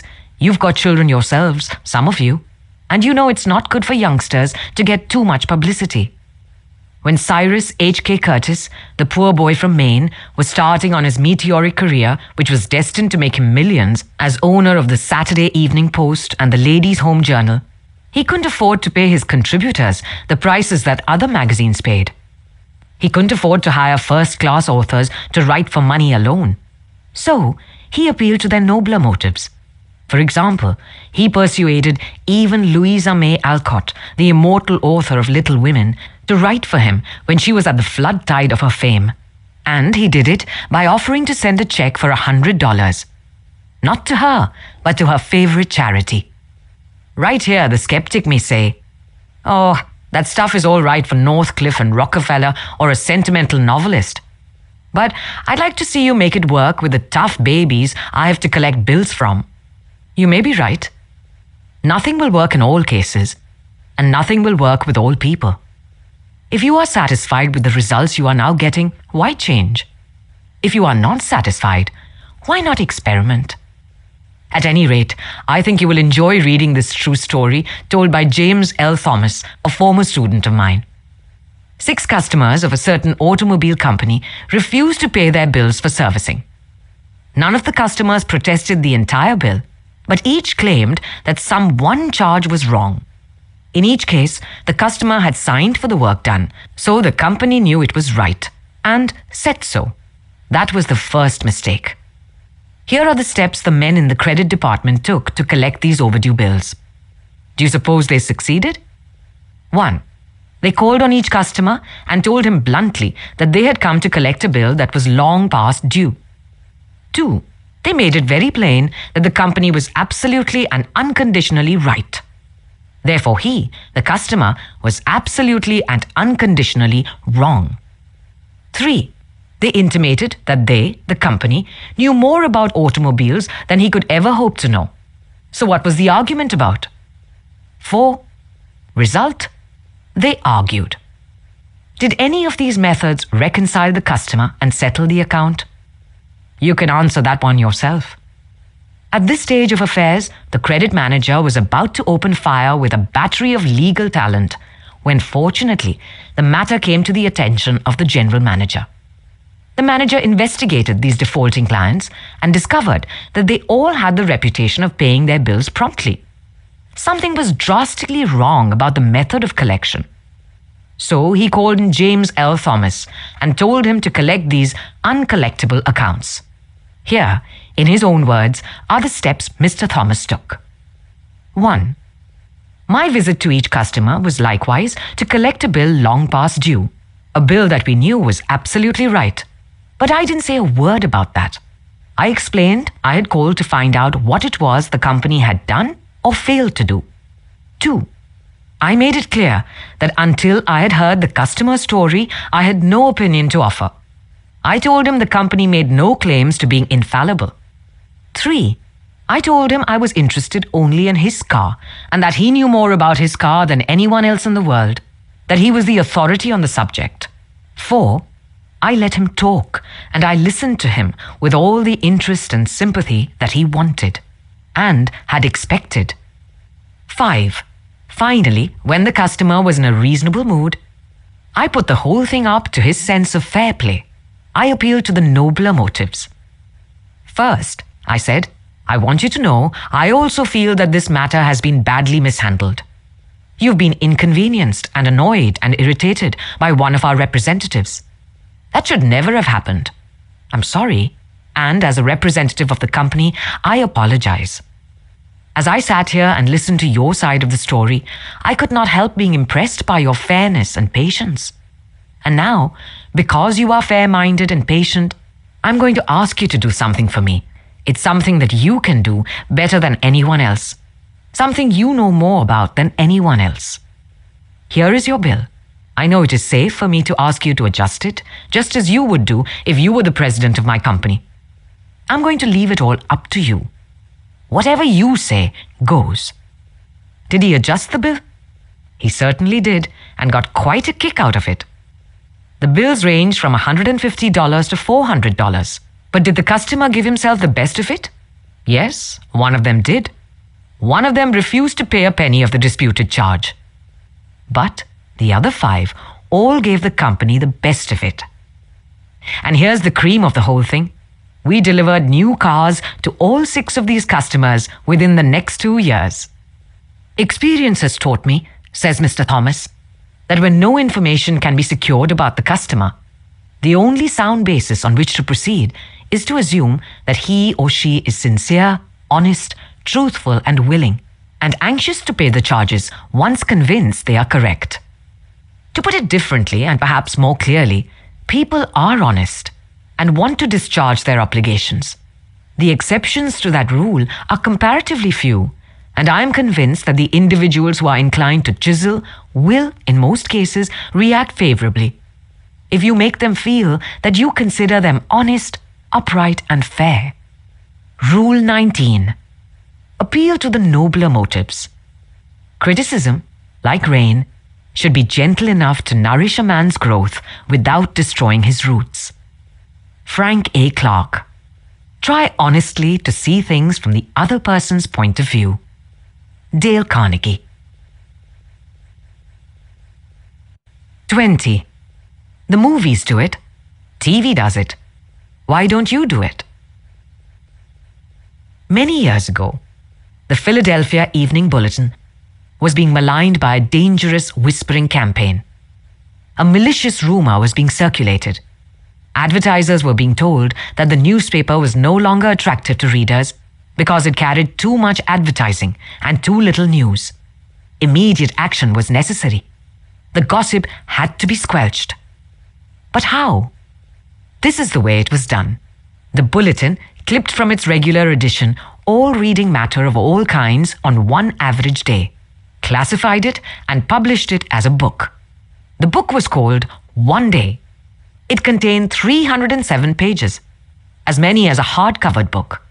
Yet, the bulletin had printed all this news and feature material on one day and sold it not for several dollars, but for a few cents. The printing of that book dramatized the fact that the bulletin carried an enormous amount of interesting reading matter. It conveyed the facts more vividly, more interestingly, more impressively than pages of figures and mere talk could have done. This is the day of dramatization. Merely stating a truth isn't enough. The truth has to be made vivid, interesting, dramatic. You have to use showmanship. The movies do it, television does it, and you will have to do it if you want attention. Experts in window display know the power of dramatization. For example, the manufacturers of a new rat poison gave dealers a window display that included 2 live rats. The week the rats were shown, sales zoomed to 5 times their normal rate. Television commercials abound with examples of the use of dramatic techniques in selling products. Sit down one evening in front of your television set and analyze what the advertisers do in each of their presentations. You will note how an antacid medicine changes the color of the acid in a test tube while its competitor doesn't. How one brand of soap or detergent gets a greasy shirt clean when the other brand leaves it gray. You'll see a car maneuver around a series of turns and curves far better than just being told about it. Happy faces will show contentment with a variety of products. All of these dramatize for the viewer the advantages offered by whatever is being sold. And they do get people to buy them. You can dramatize your ideas in business or in any other aspect of your life. It's easy. Jim Yeamans, who used to sell for the NCR company, National Cash Register, in Richmond, Virginia, told how he made a sale by dramatic demonstration. Last week, I called on a neighborhood grocer and saw that the cash registers he was using at his checkout counters were very old-fashioned. I approached the owner and told him, "You are literally throwing away pennies every time a customer goes through your line." With that, I threw a handful of pennies on the floor. He quickly became more attentive, The mere words should have been of interest to him, but the sound of pennies hitting the floor really stopped him. I was able to get an order from him to replace all of his old machines. It works in home life as well. When the old-time lover proposed to his sweetheart, did he just use words of love? No. He went down on his knees. That really showed he meant what he said. We don't propose on our knees anymore, but many suitors still set up a romantic atmosphere before they pop the question. Dramatizing what you want works with children as well. Joe B. Fant Jr. of Birmingham, Alabama, was having difficulty getting his 5-year-old boy and 3-year-old daughter to pick up their toys. So, he invented a train. Joey was the engineer, Captain Casey Jones on his tricycle. Janet's wagon was attached, and in the evening, she loaded all the coal on the caboose, her wagon, and then jumped in while her brother drove her around the room. In this way, the room was cleaned up without lectures, arguments, or threats. Mary Catherine Wolfe of Mishawaka, Indiana, was having some problems at work and decided that she had to discuss them with the boss. On Monday morning, she requested an appointment with him, but was told he was very busy and she should arrange with his secretary for an appointment later in the week. The secretary indicated that his schedule was very tight and she would try to fit her in. Miss Wolfe described what happened. I did not get a reply from her all week long. Whenever I questioned her, she would give me a reason why the boss could not see me. Friday morning came and I'd heard nothing definite. I really wanted to see him and discuss my problems before the weekend. So I asked myself, how could I get him to see me? What I finally did was this. I wrote him a formal letter. I indicated in the letter that I fully understood how extremely busy he was all week, but it was important that I speak with him. I enclosed a form letter and a self-addressed envelope and asked him to please fill it out or ask his secretary to do it and return it to me. The form letter read as follows. Miss Wolfe, I will be able to see you on @am/pm. I will give you -minutes of my time. I put this letter in his in basket at 11 a.m. At 2 p.m. I checked my mailbox. There was my self-addressed envelope. He had answered my form letter himself and indicated he could see me that afternoon and could give me 10 minutes of his time. I met with him and we talked for over an hour and resolved my problems. If I had not dramatized to him the fact that I really wanted to see him, I would probably be still waiting for an appointment. James B. Boynton had to present a lengthy market report. His firm had just finished an exhaustive study for a leading brand of cold cream. Data were needed immediately about the competition in this market. The prospective customer was one of the biggest and most formidable men in the advertising business, and his first approach failed almost before he began. The first time I went in, Mr. Boynton explains, I found myself sidetracked into a futile discussion of the methods used in the investigation. He argued and I argued. He told me I was wrong, and I tried to prove that I was right. I finally won my point to my own satisfaction, but my time was up, the interview was over, and I still hadn't produced results. The second time, I didn't bother with tabulations of figures and data. I went to see this man. I dramatized my facts. As I entered his office, he was busy on the phone. While he finished his conversation, I opened his suitcase and dumped 32 jars of cold cream on top of his desk. All products he knew, all competitors of his cream. On each jar, I had a tag itemizing the results of the trade investigation. And each tag told its story briefly, dramatically. What happened? There was no longer an argument. Here was something new, something different. He picked up first one, then another of the jars of cold cream and read the information on the tag. A friendly conversation developed. He asked additional questions. He was intensely interested. He had originally given me only 10 minutes to present my facts, but 10 minutes passed, 20 minutes, 40 minutes, and at the end of an hour, we were still talking. I was presenting the same facts this time that I had presented previously. But this time, I was using dramatization, showmanship. And what a difference it made. Rule 20. Dramatize your ideas. With the new day comes new strength and new thoughts. Eleanor Roosevelt. Each nation feels superior to other nations. That breeds patriotism and wars. Dale Carnegie. 21. When nothing else works, try this. Charles Schwab had a mill manager whose people weren't producing their quota of work.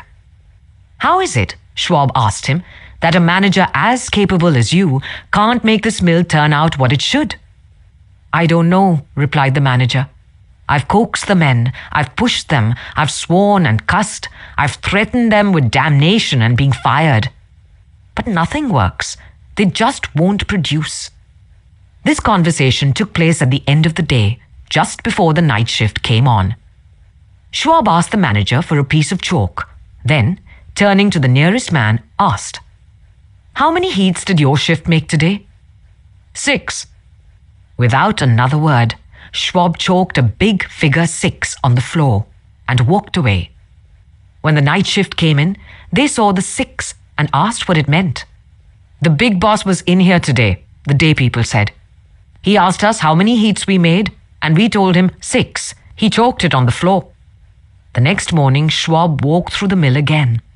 The night shift had rubbed out 6 and replaced it with a big 7.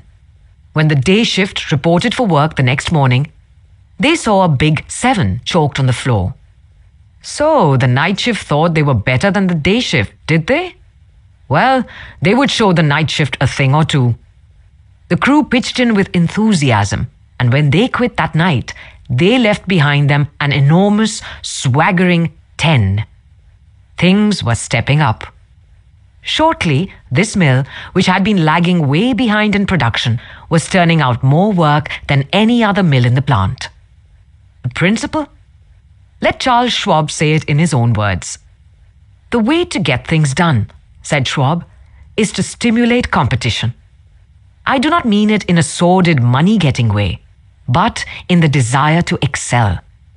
The desire to excel, the challenge, throwing down the gauntlet, an infallible way of appealing to people of spirit.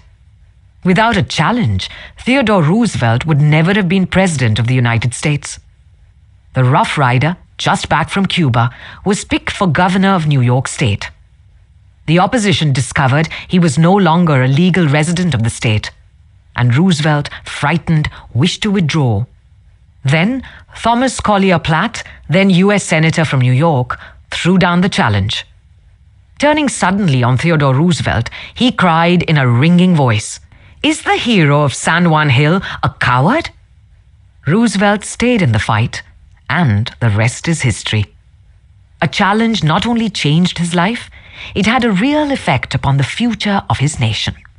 All men have fears, but the brave put down their fears and go forward, sometimes to death, but always to victory, was the motto of the King's Guard in ancient Greece. What greater challenge can be offered than the opportunity to overcome those fears? When Al Smith was the governor of New York, he was up against it. Sing Sing, at the time the most notorious penitentiary west of Devil's Island, was without a warden. Scandals had been sweeping through the prison walls, scandals and ugly rumors. Smith needed a strong man to rule at Sing Sing, an Iron Man. But who? He sent for Louis E. Laws of New Hampton. "How about going up to take charge of Sing Sing?" he said jovially when Laws stood before him. "They need a man up there with experience." Laws was flabbergasted. He knew the dangers of Sing Sing. It was a political appointment, subject to the vagaries of political whims. Wardens had come and gone. One lasted only 3 weeks. He had a career to consider. Was it worth the risk?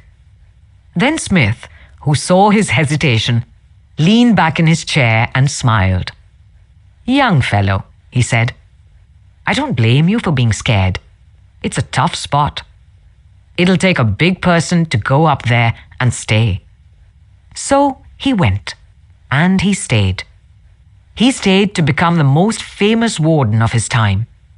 His book, 20,000 Years in Sing Sing, sold into the hundreds of thousands of copies. His broadcasts on the air and his stories of prison life have inspired dozens of movies. His humanizing of criminals wrought miracles in the way of prison reform. I have never found, said Harvey S. Firestone, founder of the great Firestone Tire and Rubber Company, that pay and pay alone would either bring together or hold good people. I think it was the game itself. Frederick Herzberg, one of the great behavioral scientists, concurred. He studied in depth the work attitudes of thousands of people, ranging from factory workers to senior executives. What do you think he found to be the most motivating factor? The one facet of the jobs that was most stimulating? Money? Good working conditions? Fringe benefits? No, not any of those. The one major factor that motivated people was the work itself. If the work was exciting and interesting, the worker looked forward to doing it and was motivated to do a good job. That is what every successful person loves. The game, the chance for self-expression, the chance to prove his or her worth, to excel, to win. That is what makes foot races and hog calling and pie-eating contests. The desire to excel. The desire for a feeling of importance. Rule 21. Challenges generate excitement. He has a right to criticize who has a heart to help. Abraham Lincoln. Fear doesn't exist anywhere except in the mind. Dale Carnegie. Part 4. 22. If you must find fault, this is the way to begin. A friend of mine was a guest at the White House for a weekend during the administration of Calvin Coolidge. Drifting into the president's private office, he heard Coolidge say to one of his secretaries, "That's a very pretty dress you're wearing this morning, and you're a very attractive young woman." That was probably the most effusive praise Silent Cal had ever bestowed upon a secretary in his life. It was so unusual, so unexpected, that the secretary blushed in confusion. Then Coolidge said, "Now, don't get stuck up. I just said that to make you feel good. From now on, I wish you would be a little more careful with your punctuation." His method was probably a bit obvious, but the psychology was superb. It is always easier to listen to unpleasant things after we have heard some praise of our good points. A barber lathers a man before he shaves him, and that is precisely what McKinley did back in 1896 when he was running for president. One of the prominent Republicans of that day had written a campaign speech that he felt was just a trifle better than Cicero and Patrick Henry and Daniel Webster all rolled into one. With great glee, this chap read his immortal speech aloud to McKinley. The speech had its fine points, but it just wouldn't do. McKinley didn't want to hurt the man's feelings. He must not kill the man's splendid enthusiasm, and yet he had to say no. Note how adroitly he did it. "My friend, that is a splendid speech, a magnificent speech," McKinley said. "No one could have prepared a better one. There are many occasions on which it would be precisely the right thing to say. But is it quite suitable to this particular occasion? Sound and sober as it is from your standpoint, I must consider its effect from the party's standpoint. Now go home and write a speech along the lines I indicate and send me a copy of it." He did just that. McKinley blue-penciled and helped him rewrite his second speech, and he became one of the effective speakers of the campaign. Here is the second most famous letter that Abraham Lincoln ever wrote. His most famous one was written to Mrs. Bixby, expressing his sorrow for the death of the 5 sons she had lost in battle. Lincoln probably dashed this letter off in 5 minutes. Yet it sold at public auction in 1926 for $12,000. And that, by the way, was more money than Lincoln was able to save during half a century of hard work. The letter was written to General Joseph Hooker on 26 April 1863, during the darkest period of the Civil War. For 18 months, Lincoln's generals had been leading the Union Army from one tragic defeat to another. Nothing but futile, stupid human butchery. The nation was appalled. Thousands of soldiers had deserted from the army, and even the Republican members of the Senate had revolted and wanted to force Lincoln out of the White House. "We are now on the brink of destruction," Lincoln said. "It appears to me that even the Almighty is against us. I can hardly see a ray of hope." Such was the period of black sorrow and chaos out of which this letter came. I am printing the letter here because it shows how Lincoln tried to change an obstreperous general when the very fate of the nation could have depended upon the general's action. This is perhaps the sharpest letter Abe Lincoln wrote after he became president. Yet, you will note that he praised General Hooker before he spoke of his grave faults. Yes, they were grave faults. But Lincoln didn't call them that. Lincoln was more conservative, more diplomatic. Lincoln wrote, "There are some things in regard to which I'm not quite satisfied with you." Talk about tact and diplomacy. Here is the letter addressed to General Hooker. "I have placed you at the head of the Army of the Potomac. Of course, I have done this upon what appears to me to be sufficient reasons. And yet I think it best for you to know that there are some things in regard to which I am not quite satisfied with you. I believe you to be a brave and skillful soldier, which of course I like. I also believe you do not mix politics with your profession, in which you are right. You have confidence in yourself, which is a valuable, if not an indispensable quality. You are ambitious, which, within reasonable bounds, does good rather than harm. But I think that during General Burnside's command of the army, you have taken counsel of your ambition and thwarted him as much as you could, in which you did a great wrong to the country and to a most meritorious and honorable brother officer. I have heard, in such a way as to believe it, of your recently saying that both the army and the government needed a dictator. Of course, it was not for this, but in spite of it, that I have given you command. Only those generals who gain successes can set up as dictators. What I now ask of you is military success, and I will risk the dictatorship. The government will support you to the utmost of its ability, which is neither more nor less than it has done and will do for all commanders. I much fear that the spirit which you have aided to infuse into the army, of criticizing their commander and withholding confidence from him, will now turn upon you. I shall assist you, as far as I can, to put it down. Neither you nor Napoleon, if he were alive again, could get any good out of an army while such spirit prevails in it. And now, beware of rashness. Beware of rashness, but with energy and sleepless vigilance, go forward and give us victories. You are not a Coolidge, a McKinley, or a Lincoln. You want to know whether this philosophy will operate for you in everyday business contacts. Will it? Let's see. Let's take the case of W.P. Gore of the Walk Company, Philadelphia. The Walk Company had contracted to build and complete a large office building in Philadelphia by a certain specified date. Everything was going along well. The building was almost finished when suddenly the subcontractor making the ornamental bronze work to go on the exterior of this building declared that he couldn't make delivery on schedule. What? An entire building held up? Heavy penalties, distressing losses, all because of one man. Long-distance telephone calls, arguments, heated conversations, all in vain. Then Mr. Gore was sent to New York to beard the bronze lion in his den. Do you know you are the only person in Brooklyn with your name? Mr. Gore asked the president of the subcontracting firm shortly after they were introduced. The president was surprised. No, I didn't know that. Well, said Mr. Gore, when I got off the train this morning, I looked in the telephone book to get your address, and you're the only person in the Brooklyn phone book with your name. I never knew that, the subcontractor said.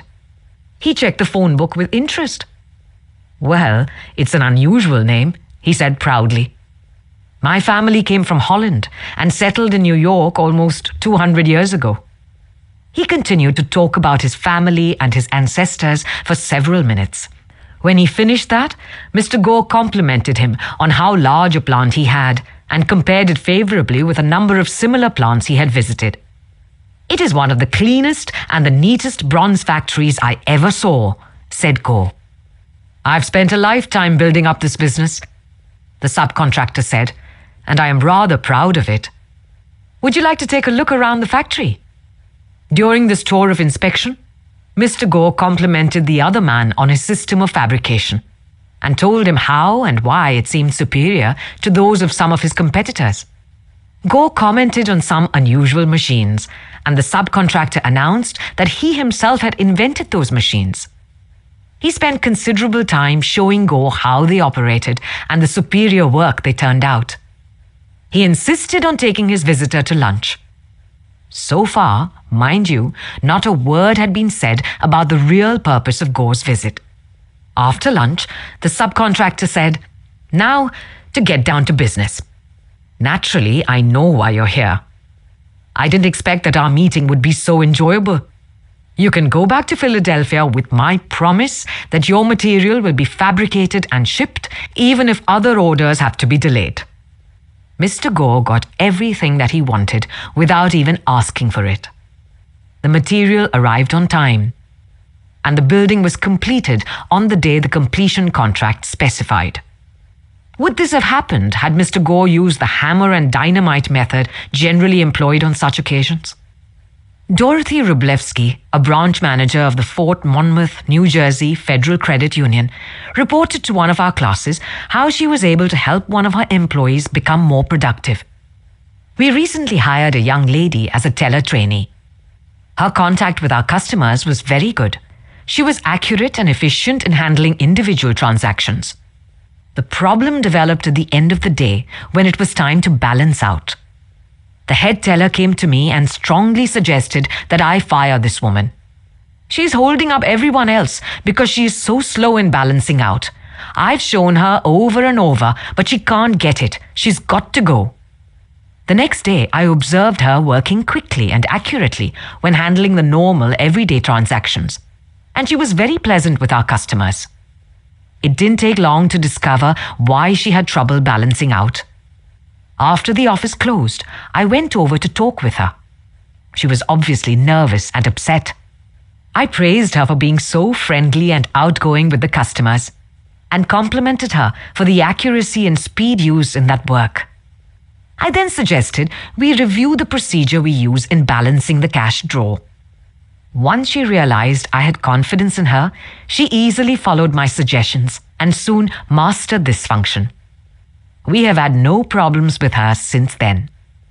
Beginning with praise is like the dentist who begins his work with Novocaine. The patient still gets a drilling, but the Novocaine is pain-killing. A leader will use Rule 22. Begin with praise. It is easier to be critical than correct. Benjamin Disraeli. 23. How to criticize and not be hated for it. Charles Schwab was passing through one of his steel mills one day at noon when he came across some of his employees smoking. Immediately above their heads was a sign that said, "No smoking." Did Schwab point to the sign and say, "Can't you read?" Oh no, not Schwab. He walked over to the men, handed each one a cigar, and said, "I'll appreciate it, boys, if you will smoke these on the outside." They knew that he knew that they had broken a rule, and they admired him because he said nothing about it and gave them a little present and made them feel important. Couldn't keep from loving a man like that, could you? John Wanamaker used the same technique. Wanamaker used to make a tour of his great store in Philadelphia every day.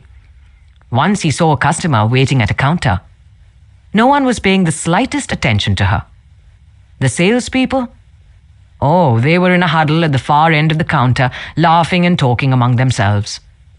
Wanamaker didn't say a word. Quietly slipping behind the counter, he waited on the woman himself, and then handed the purchase to the salespeople to be wrapped as he went on his way. public officials are often criticized for not being accessible to their constituents. They are busy people, and the fault sometimes lies in overprotective assistants who don't want to overburden their bosses with too many visitors.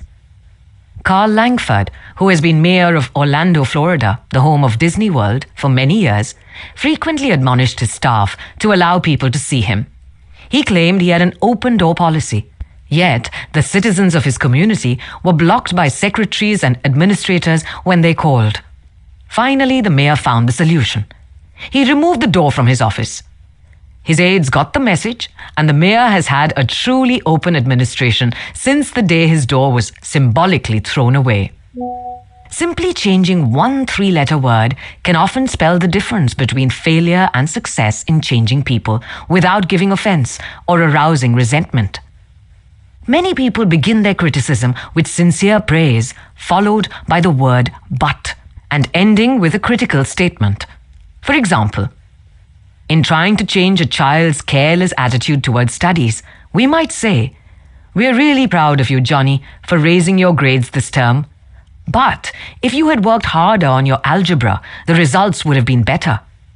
In this case, Johnny might feel encouraged until he heard the word but. He might then question the sincerity of the original praise.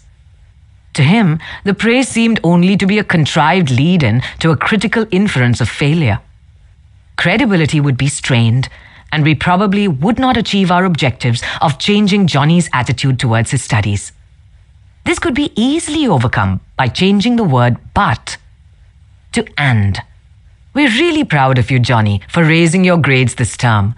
And by continuing the same conscientious efforts next term, your algebra grade can be up with all the others." Now, Johnny would accept the praise because there was no follow-up of an inference of failure.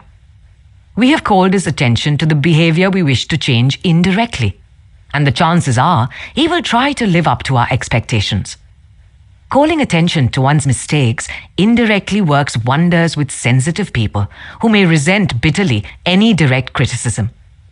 Marge Jacob of Woonsocket, Rhode Island, told one of our classes how she convinced some sloppy construction workers to clean up after themselves when they were building additions to her house.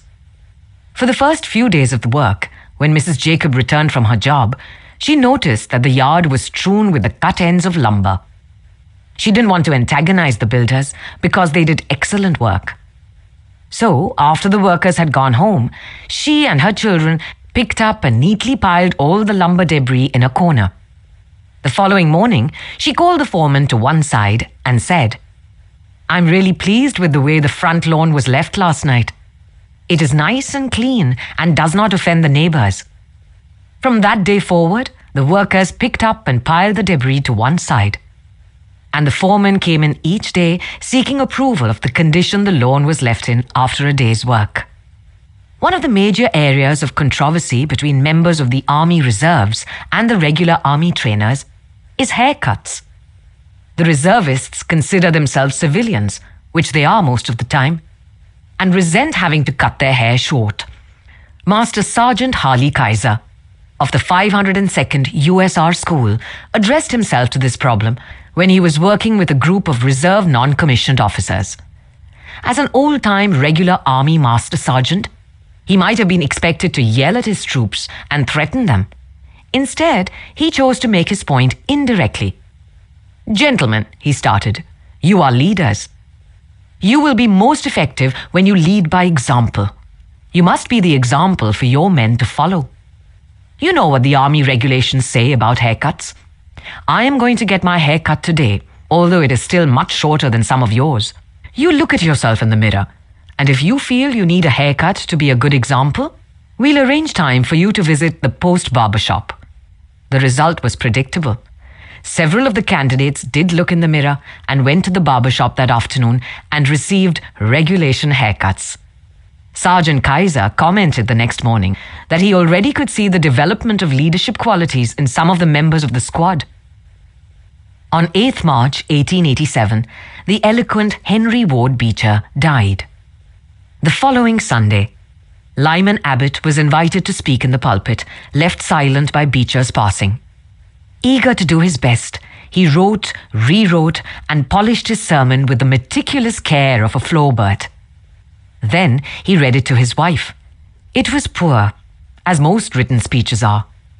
She might have said, if she had had less judgment, "Lyman, that is terrible.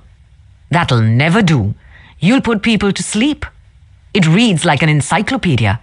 You ought to know better than that after all the years you have been preaching. For heaven's sake, why don't you talk like a human being? Why don't you act natural? You'd disgrace yourself if you ever read that stuff." That's what she might have said. And if she had, you know what would have happened. And she knew too. So she merely remarked that it would be an excellent article for the North American Review. In other words, she praised it and at the same time subtly suggested that it wouldn't do as a speech. Lyman Abbott saw the point, tore up his carefully prepared manuscript, and preached without even using notes. An effective way to correct others' mistakes is Rule 23. Call attention to people's mistakes indirectly. Criticism is something we can avoid easily by saying nothing, doing nothing, and being nothing. Aristotle. Flaming enthusiasm, backed by horse sense and persistence, is the quality that most frequently makes for success. Dale Carnegie. 24. Talk about your own mistakes first. My niece, Josephine Carnegie, had come to New York to be my secretary. She was 19, had graduated from high school 3 years previously, and her business experience was a trifle more than zero. She became one of the most proficient secretaries west of the Suez. But in the beginning, she was, well, susceptible to improvement. One day when I started to criticize her, I said to myself, "Just a minute, Dale Carnegie, just a minute. You are twice as old as Josephine. You have had 10,000 times as much business experience. How can you possibly expect her to have your viewpoint, your judgment, your initiative, mediocre though they may be? And just a minute, Dale, what were you doing at 19? Remember the asinine mistakes and blunders you made? Remember the time you did this and that?" After thinking the matter over honestly and impartially, I concluded that Josephine's batting average at 19 was better than mine had been. And that, I'm sorry to confess, isn't paying Josephine much of a compliment. So after that, when I wanted to call Josephine's attention to a mistake, I used to begin by saying, "You have made a mistake, Josephine. But the Lord knows it's no worse than many I have made. You were not born with judgment. That comes only with experience. And you are better than I was at your age. I have been guilty of so many stupid, silly things myself. I have very little inclination to criticize you or anyone. But don't you think it would have been wiser if you had done so and so?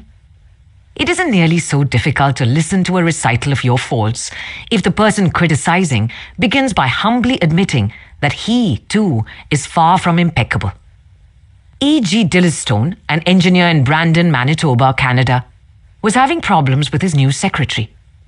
Letters he dictated were coming to his desk for signature with 2 or 3 spelling mistakes per page. Mr. Dillistone reported how he handled this. "Like many engineers, I have not been noted for my excellent English or spelling. For years I've kept a little black thumb index book for words I had trouble spelling. When it became apparent that merely pointing out the errors was not going to cause my secretary to do more proofreading and dictionary work, I resolved to take another approach. When the next letter came to my attention that had errors in it, I sat down with the typist and said, 'Somehow this word doesn't look right. It's one of the words I always have had trouble with. That's the reason I started this spelling book of mine.' I opened the book to the appropriate page. Yes, here it is. I'm very conscious of my spelling now because people do judge us by our letters, and misspellings make us look less professional. I don't know whether she copied my system or not, but since that conversation, her frequency of spelling errors has been significantly reduced. The polished Prince Bernhard von Bülow learned the sharp necessity of doing this back in 1909. Von Bülow was then the Imperial Chancellor of Germany, and on the throne sat Wilhelm II. Wilhelm the haughty, Wilhelm the arrogant, Wilhelm the last of the German Kaisers, building an army and navy that he boasted could whip their weight in wildcats. Then an astonishing thing happened. The Kaiser said things, incredible things, things that rocked the continent and started a series of explosions heard around the world. To make matters infinitely worse, the Kaiser made silly, egotistical, absurd announcements in public. He made them while he was a guest in England, and he gave his royal permission to have them printed in the Daily Telegraph. For example, he declared that he was the only German who felt friendly toward the English, that he was constructing a navy against the menace of Japan, that he, and he alone, had saved England from being humbled in the dust by Russia and France, that it had been his campaign plan that enabled England's Lord Roberts to defeat the Boers in South Africa, and so on and on. No other such amazing words had ever fallen from the lips of a European king in peacetime within 100 years. The entire continent buzzed with the fury of a hornet's nest. England was incensed. German statesmen were aghast. And in the midst of all this consternation, the Kaiser became panicky and suggested to Prince von Bülow, the Imperial Chancellor, that he take the blame. Yes, he wanted von Bülow to announce that it was all his responsibility, that he had advised his monarch to say these incredible things. "But, Your Majesty," von Bülow protested, "it seems to me utterly impossible that anybody, either in Germany or England, could suppose me capable of having advised Your Majesty to say any such thing." The moment those words were out of von Bülow's mouth, he realized he had made a grave mistake. The Kaiser blew up. "You consider me a donkey?" he shouted. "Capable of blunders you yourself could never have committed?" Von Bülow knew that he ought to have praised before he condemned. But since that was too late, he did the next best thing. He praised after he had criticized, and it worked a miracle. "I'm far from suggesting that," he answered respectfully. "Your Majesty surpasses me in many respects. Not only, of course, in naval and military knowledge, but above all, in natural science. I have often listened in admiration when Your Majesty explained the barometer or wireless telegraphy or the Roentgen rays. I am shamefully ignorant of all branches of natural science, have no notion of chemistry or physics, and am quite incapable of explaining the simplest of natural phenomena. But," von Bülow continued, "in compensation, I possess some historical knowledge, and perhaps certain qualities useful in politics, especially in diplomacy." The Kaiser beamed. Von Bülow had praised him. Von Bülow had exalted him and humbled himself. The Kaiser could forgive anything after that. "Haven't I always told you," he exclaimed with enthusiasm, "that we complete one another famously? We should stick together, and we will." He shook hands with von Bülow not once, but several times. And later in the day, he waxed so enthusiastic that he exclaimed with double fists, "If anyone says anything to me against Prince von Bülow, I shall punch him in the nose." Von Bülow saved himself in time. But, canny diplomat that he was, he nevertheless had made one error. He should have begun by talking about his own shortcomings and Wilhelm's superiority, not by intimating that the Kaiser was a half-wit in need of a guardian. If a few sentences humbling oneself and praising the other party can turn a haughty, insulted Kaiser into a staunch friend, imagine what humility and praise can do for you and me in our daily contacts. Rightfully used, they will work veritable miracles in human relations.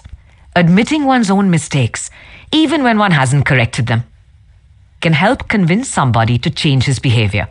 This was illustrated more recently by Clarence Zerhusen of Timonium, Maryland, when he discovered that his 15-year-old son was experimenting with cigarettes. "Naturally, I didn't want David to smoke," Mr. Zerhusen told us, "but his mother and I smoked cigarettes. We were giving him a bad example all the time." I explained to Dave how I started smoking at about his age. and how the nicotine had gotten the best of me, and now it was nearly impossible for me to stop. I reminded him how irritating my cough was, and how he had been after me to give up cigarettes not many years before. I didn't exhort him, or stop, or make threats, or warn him about their dangers. All I did was point out how I was hooked on cigarettes and what it had meant to me. He thought about it for a while and decided he wouldn't smoke until he had graduated from high school. As the years went by, David never did start smoking and has no intention of ever doing so. As a result of that conversation, I made the decision to stop smoking cigarettes myself. And with the support of my family, I have succeeded. A good leader follows this principle. Rule 24. Before criticizing the other person, talk about your own mistakes. If you have no critics, you'll likely have no success. Malcolm X. If only the people who worry about their liabilities would think about the riches they do possess, they would stop worrying. Dale Carnegie. 25. No one likes to take orders. I once had the pleasure of dining with Miss Ida Tarbell, the Dean of American Biographers. When I told her I was writing this book, we began discussing this all-important subject of getting along with people. And she told me that while she was writing her biography of Owen D. Young, she interviewed a man who had sat for 3 years in the same office with Mr. Young. This man declared that during all that time, he had never heard Owen D. Young give a direct order to anyone. He always gave suggestions, not orders. Owen D. Young never said, for example, do this or do that, or don't do this or don't do that. He would say, you might consider this, or do you think that would work? Frequently he would say, after he had dictated a letter, what do you think of this? In looking over a letter of one of his assistants, he would say, maybe if we were to phrase it this way, it would be better. He always gave people the opportunity to do things themselves. He never told his assistants to do things. He let them do them, let them learn from their mistakes.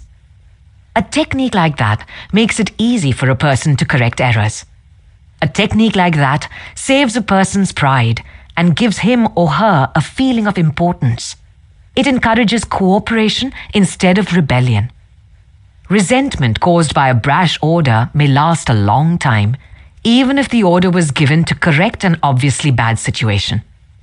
Dan Santarelli, a teacher at a vocational school in Wyoming, Pennsylvania, told one of our classes how one of his students had blocked the entranceway to one of the school shops by illegally parking his car in it. One of the other instructors stormed into the classroom and asked in an arrogant tone, "Whose car is blocking the driveway?" When the student who owned the car responded, the instructor screamed, "Move that car, and move it right now, or I'll wrap a chain around it and drag it out of there." Now, the student was wrong. The car should not have been parked there. But from that day on, not only did that student resent the instructor's action, but all the students in the class did everything they could to give the instructor a hard time and make his job unpleasant. How could he have handled it differently? If he had asked in a friendly way, "Whose car is in the driveway?" and then suggested that if it were moved, other cars could get in and out, the student would have gladly moved it, and neither he nor his classmates would have been upset and resentful. Asking questions not only makes an order more palatable, it often stimulates the creativity of the person whom you ask. People are more likely to accept an order if they have had a part in the decision that caused the order to be issued. When Ian MacDonald of Johannesburg, South Africa, the general manager of a small manufacturing plant specializing in precision machine parts, had the opportunity to accept a very large order, he was convinced that he would not meet the promised delivery date. The work already scheduled in the shop and the short completion time needed for this order made it seem impossible for him to accept the order. Instead of pushing his people to accelerate their work and rush the order through, he called everybody together, explained the situation to them, and told them how much it would mean to the company and to them if they could make it possible to produce the order on time. Then he started asking questions. Is there anything we could do to handle this order? Can anyone think of different ways to process it through the shop that will make it possible to take the order? Is there any way to adjust our hours or personnel assignments that would help? The employees came up with many ideas and insisted that he take the order. They approached it with a "we can do it" attitude, and the order was accepted, produced, and delivered on time. An effective leader will use Rule 25. Ask questions instead of giving direct orders. The individual must not merely wait and criticize. He must defend the cause the best he can. The fate of the world will be such as the world deserves. Albert Einstein. 26. Let the other person save face. Years ago, the General Electric Company was faced with the delicate task of removing Charles Steinmetz from the head of a department. Steinmetz, a genius of the first magnitude when it came to electricity, was a failure as the head of the calculating department. Yet, the company didn't dare offend the man. He was indispensable and highly sensitive. So, they gave him a new title. They made him Consulting Engineer of the General Electric Company, a new title for work he was already doing, and let someone else head up the department. Steinmetz was happy. So were the officers of GE. They had gently maneuvered their most temperamental star, and they had done it without a storm, by letting him save face. Letting one save face. How important, how vitally important that is. And how few of us ever stop to think of it. We ride roughshod over the feelings of others, getting our own way, finding fault, issuing threats, criticizing a child or an employee in front of others, without even considering the hurt to the other person's pride. Whereas a few minutes of thought, a considerate word or two, a genuine understanding of the other person's attitude would go so far toward alleviating the sting. Let's remember that the next time we are faced with the distasteful necessity of discharging or reprimanding an employee. Firing employees is not much fun. Getting fired is even less fun. I'm quoting now from a letter written me by Marshall A. Granger, a certified public accountant. Our business is mostly seasonal. Therefore, we have to let a lot of people go after the income tax rush is over. It's a byword in our profession that no one enjoys wielding the axe. Consequently, the customers developed of getting it over as soon as possible, and usually in the following way. Sit down, Mr. Smith. The season's over, and we don't seem to see any more assignments for you. Of course, you understand you were only employed for the busy season anyhow, etc., etc. The effect on these people is one of disappointment and a feeling of being let down. Most of them are in the accounting field for life, and they retain no particular love for the firm that drops them so casually. I recently decided to let our seasonal personnel go with a little more tact and consideration. So, I call each one in only after carefully thinking over his or her work during the winter. And I've said something like this: Mr. Smith, you've done a fine job. If he has. That time we sent you to Newark, you had a tough assignment. You were on the spot, but you came through with flying colors. And we want you to know the firm is proud of you. You've got the stuff. You're going a long way wherever you're working. This firm believes in you and is rooting for you, and we don't want you to forget it. Effect: the people go away feeling a lot better about being fired. They don't feel let down. They know if we had work for them, we keep them on. And when we need them again, they come to us with a keen personal affection. At one session of our course, 2 class members discussed the negative effects of fault finding versus the positive effects of letting the other person save face. Fred Clark of Harrisburg, Pennsylvania, told of an incident that occurred in his company. At one of our production meetings, a vice president was asking very pointed questions of one of our production supervisors regarding a production process. His tone of voice was aggressive and aimed at pointing out faulty performance on the part of the supervisor. Not wanting to be embarrassed in front of his peers, the supervisor was evasive in his responses. This caused the vice president to lose his temper, berate the supervisor, and accuse him of lying. Any working relationship that might have existed prior to this encounter was destroyed in a few brief moments. This supervisor, who was basically a good worker, was useless to our company from that time on. A few months later, he left our firm and went to work for a competitor, where I understand he's doing a fine job. Another class member, Anna Mazzone, related how a similar incident had occurred at her job. But what a difference in approach and results. Miss Mazzone, a marketing specialist for a food packer, was given her first major assignment, the test marketing of a new product. She told the class, when the results of the test came in, I was devastated. I had made a serious error in my planning, and the entire test had to be done all over again. To make this worse, I had no time to discuss it with my boss before the meeting in which I was to make my report on the project. When I was called in to give the report, I was shaking with fright. I had all I could do to keep from breaking down. But I resolved I would not cry and have all those men make remarks about women not being able to handle a management job because they are too emotional. I made my report briefly and stated that due to an error, I would repeat the study before the next meeting. I sat down expecting my boss to blow up. Instead, he thanked me for my work and remarked that it was not unusual for a person to make an error on a new project, and that he had confidence that the repeat survey would be accurate and meaningful to the company. He assured me in front of all my colleagues that he had faith in me and knew I had done my best, and that my lack of experience, not my lack of ability, was the reason for the failure. I left that meeting with my head up in the air and with the determination that I would never let that boss of mine down again. Even if we are right and the other person is definitely wrong, we only destroy ego by causing someone to lose face. The legendary French aviation pioneer and author Antoine de Saint-Exupéry wrote, "I have no right to say or do anything that diminishes a man in his own eyes.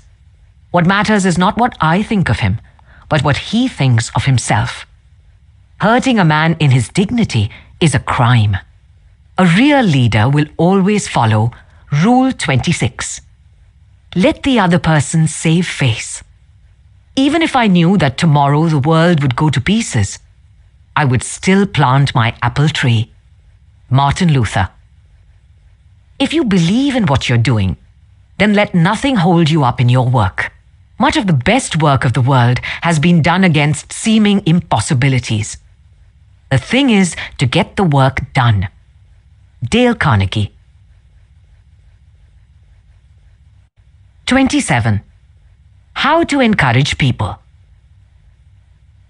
Pete Barlow was an old friend of mine. He had a dog and pony act and spent his life traveling with circuses and vaudeville shows. I loved to watch Pete train new dogs for his act. I noticed that the moment a dog showed the slightest improvement, Pete patted and praised him and gave him meat and made a great to-do about it. That's nothing new. Animal trainers have been using that same technique for centuries. Why, I wonder, don't we use the same common sense when trying to change people that we use when trying to change dogs? Why don't we use meat instead of a whip? Why don't we use praise instead of condemnation? Let us praise even the slightest improvement.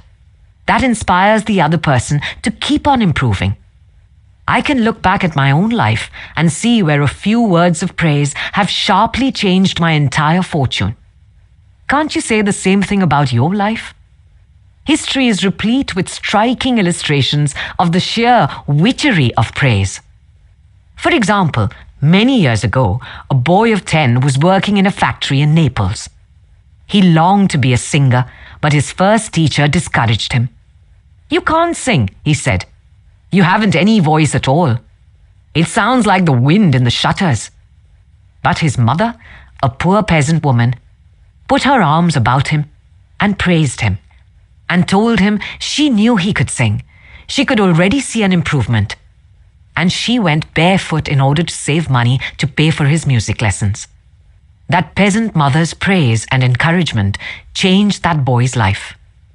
His name was Enrico Caruso, and he became the greatest and most famous opera singer of his age.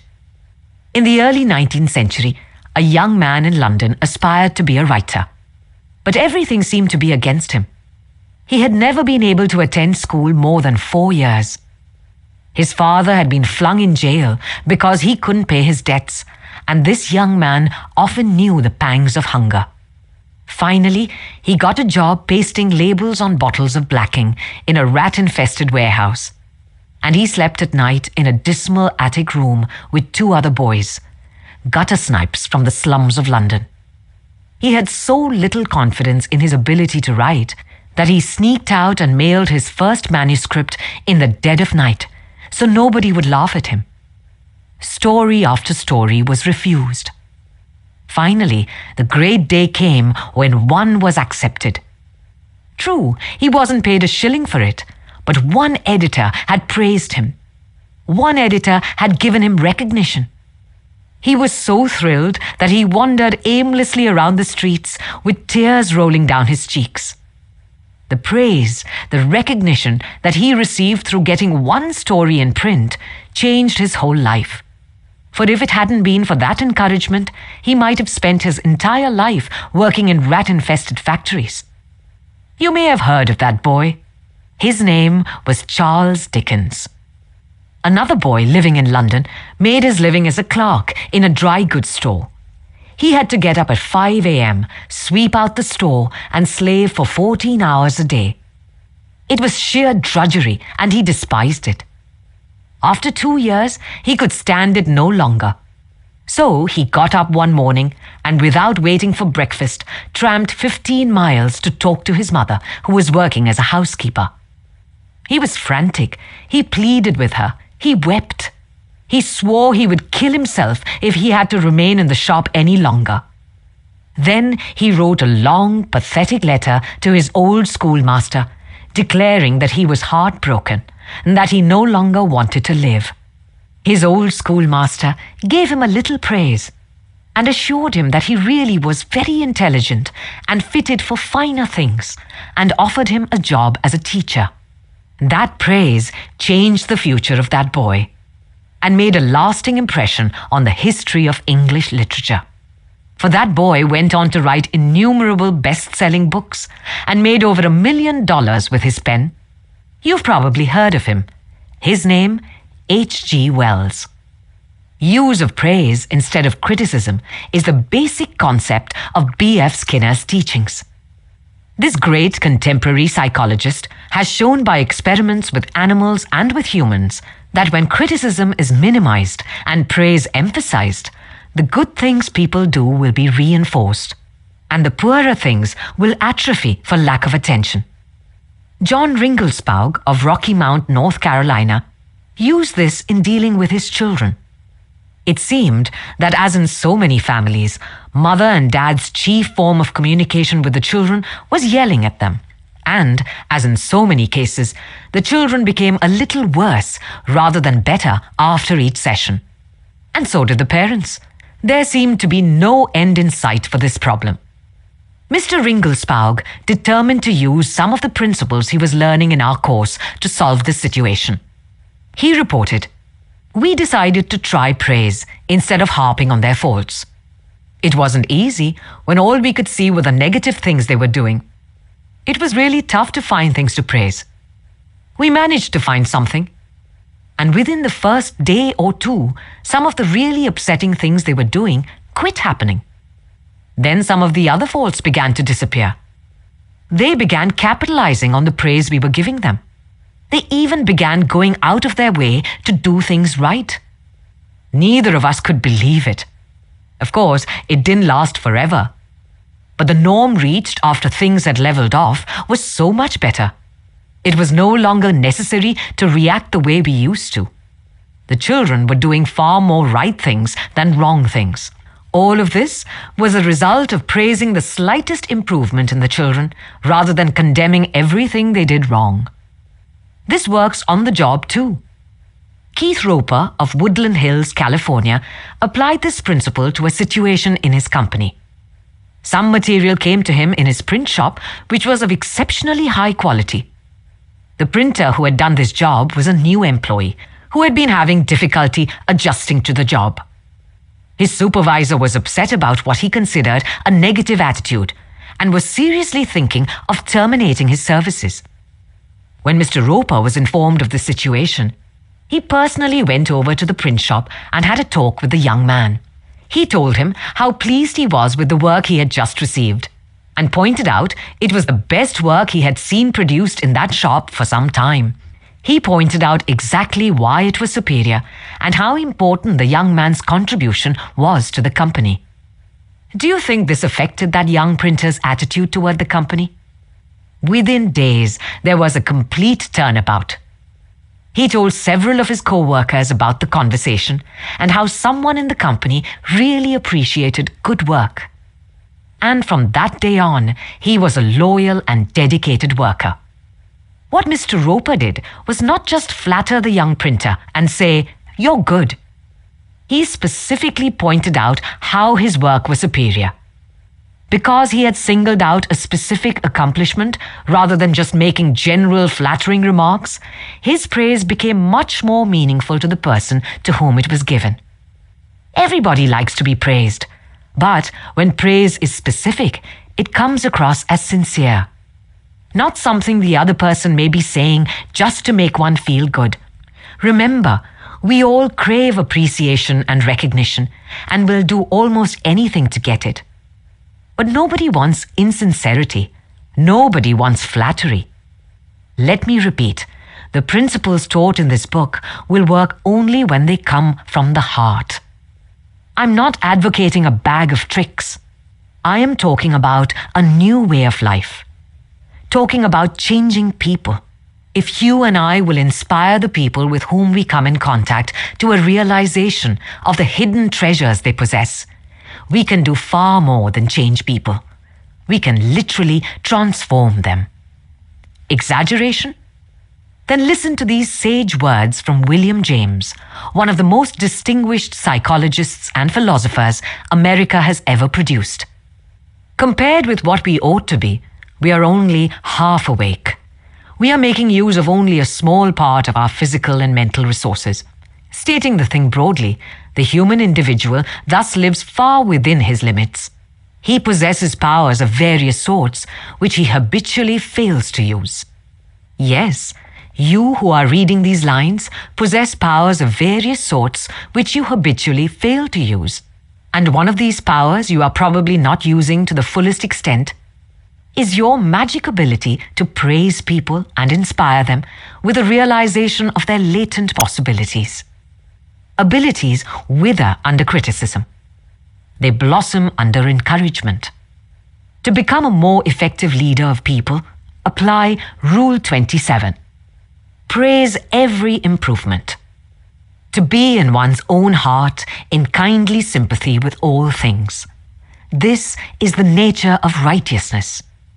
Confucius. 28. Give a dog a good name. What do you do when a person who has been a good worker begins to turn in shoddy work? You can fire him or her, but that really doesn't solve anything. You can berate the worker, but this usually causes resentment. Henry Henker, a service manager for a large truck dealership in Lowell, Indiana, had a mechanic whose work had become less than satisfactory. Instead of bawling him out or threatening him, Mr. Henker called him into his office and had a heart-to-heart talk with him. "Bill," he said, "you are a fine mechanic. You have been in this line of work for a good number of years. You have repaired many vehicles to the customer's satisfaction.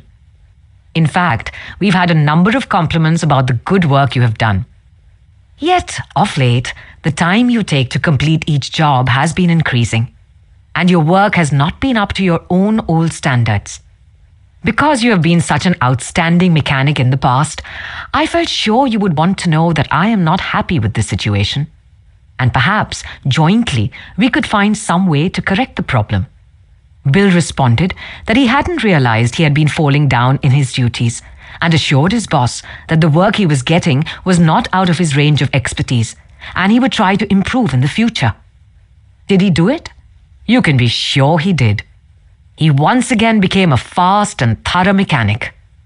With that reputation Mr. Henker had given him to live up to, how could he do anything else but turn out work comparable to that which he had done in the past?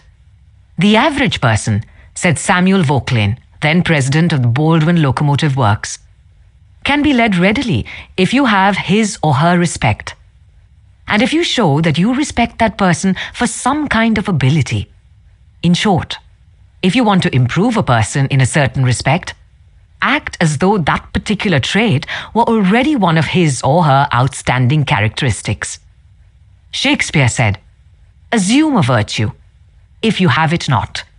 And it might be well to assume and state openly that other people have the virtue you want them to develop. Give them a fine reputation to live up to, and they will make prodigious efforts rather than see you disillusioned. Georgette Leblanc, in her book Souvenirs, My Life with Maeterlinck, describes the startling transformation of a humble Belgian Cinderella. "A servant girl from a neighboring hotel brought my meals," she wrote. She was called Marie the dishwasher because she had started her career as a scullery assistant. She was a kind of monster, cross-eyed, bandy-legged, poor in flesh and spirit. One day, while she was holding my plate of macaroni in her red hand, I said to her point blank, "Marie, you do not know what treasures are within you." Accustomed to holding back her emotion, Marie waited for a few moments, not daring to risk the slightest gesture for fear of a catastrophe. Then she put the dish on the table, sighed, and said ingeniously, "Madam, I would never have believed it." She did not doubt. She did not ask a question. She simply went back to the kitchen and repeated what I had said. And such is the force of faith that no one made fun of her. From that day on, she was even given a certain consideration. But the most curious change of all occurred in the humble Marie herself. Believing she was the tabernacle of unseen marvels, she began taking care of her face and body so carefully that her starved youth seemed to bloom and modestly hide her plainness. 2 months later, she announced her coming marriage with the nephew of the chef. "I'm going to be a lady," she said, and thanked me. A small phrase had changed her entire life. Georgette Leblanc had given Marie the dishwasher a reputation to live up to, and that reputation had transformed her. Bill Parker, a sales representative for a food company in Daytona Beach, Florida, was very excited about the new line of products his company was introducing and was upset when the manager of a large independent food market turned down the opportunity to carry it in his store. Bill brooded all day over this rejection and decided to return to the store before he went home that evening and try again.